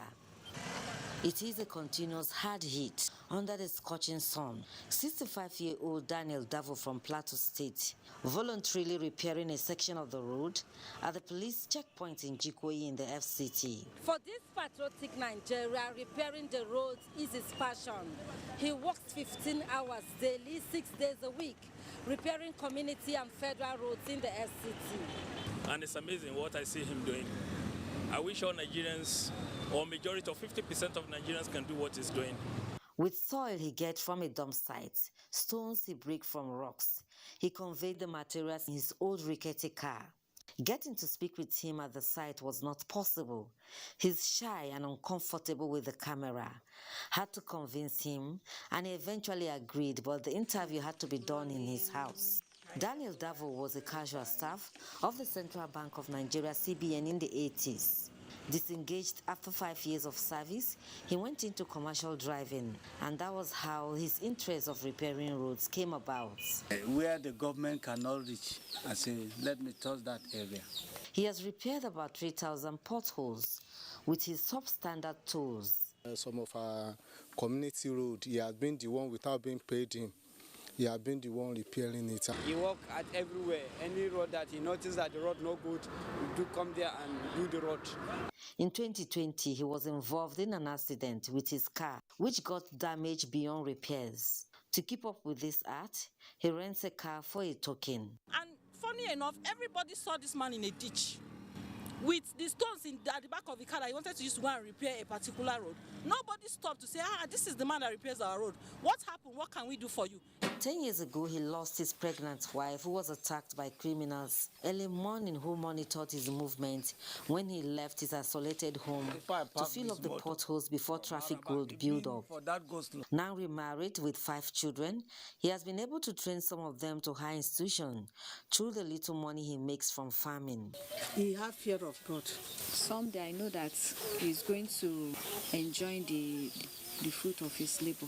If the government can have mercy and help me with these children, if they can give them job, so that if I get it all completely, it is the children that will help me and give me something. That is what I'm begging the government to help me.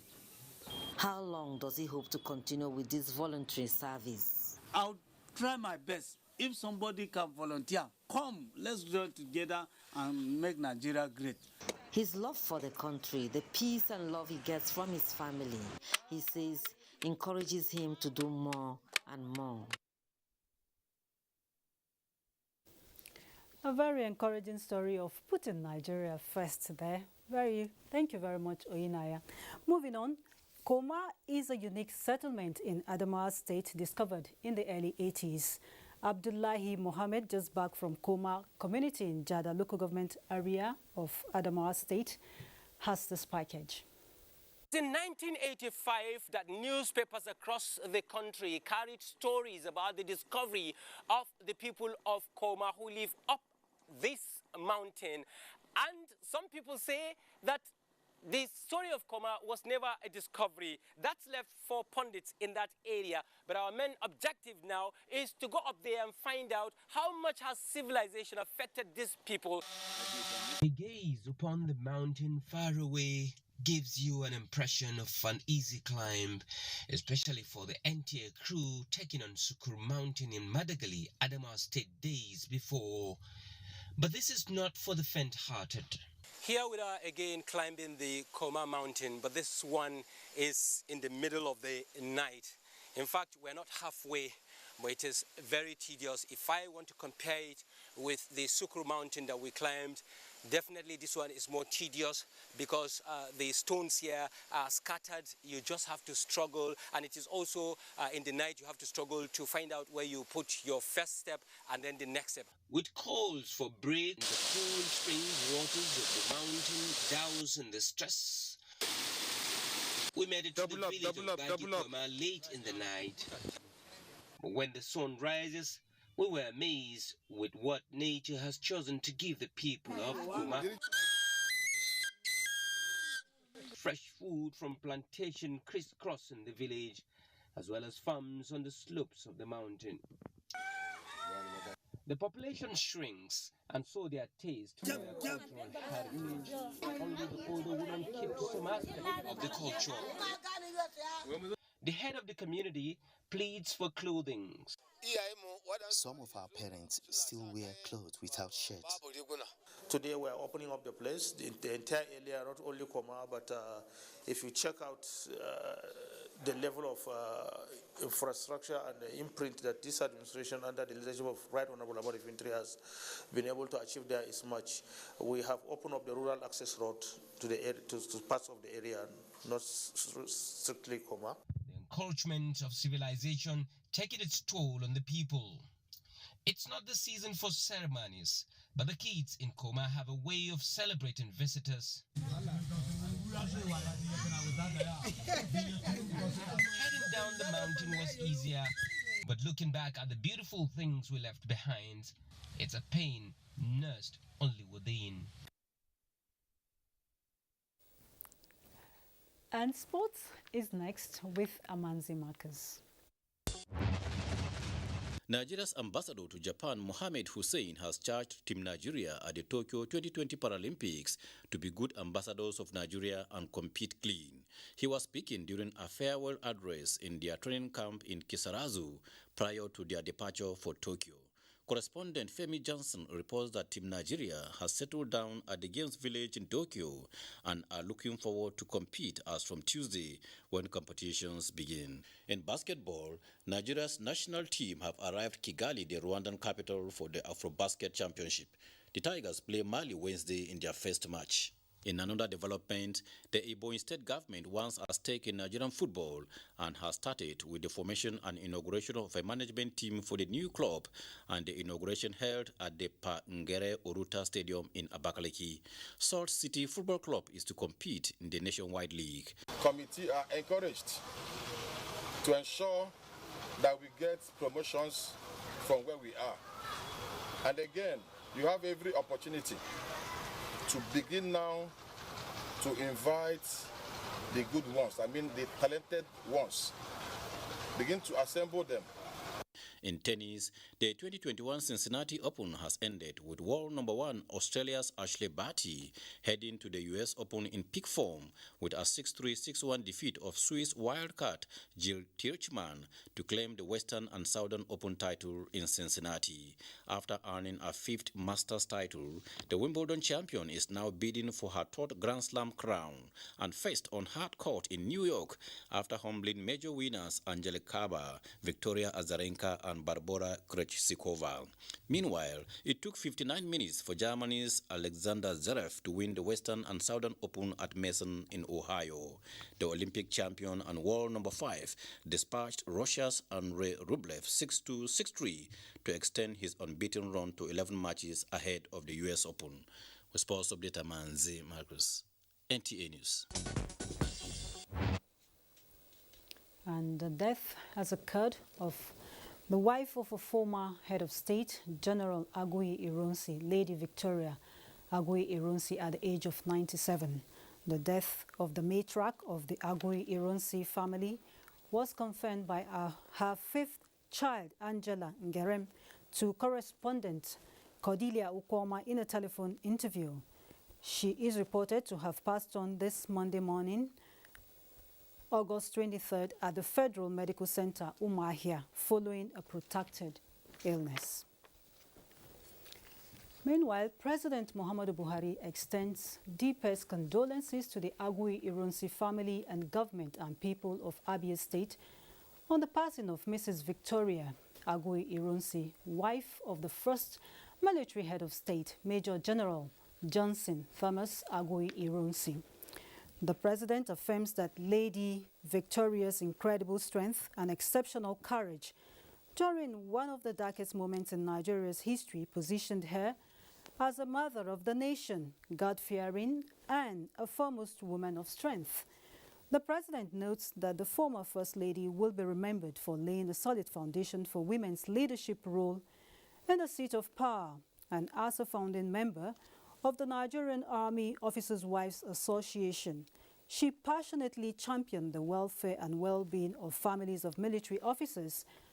The president recognizes that 55 years after the death of General Agui Ironsi, Lady Victoria never stopped working for the greater good of Nigeria and for peace, stability, healing, and reconciliation in the land. The president sincerely hopes that Lady Victoria's labor for the country will not be in vain and joins all Nigerians in praying for the repose of the soul of the departed and comfort for those who mourn her. And that's Nationwide today. We thank you very much for being part of it. Do remember to partner with us here at the NTA as we fight against rape and rapists.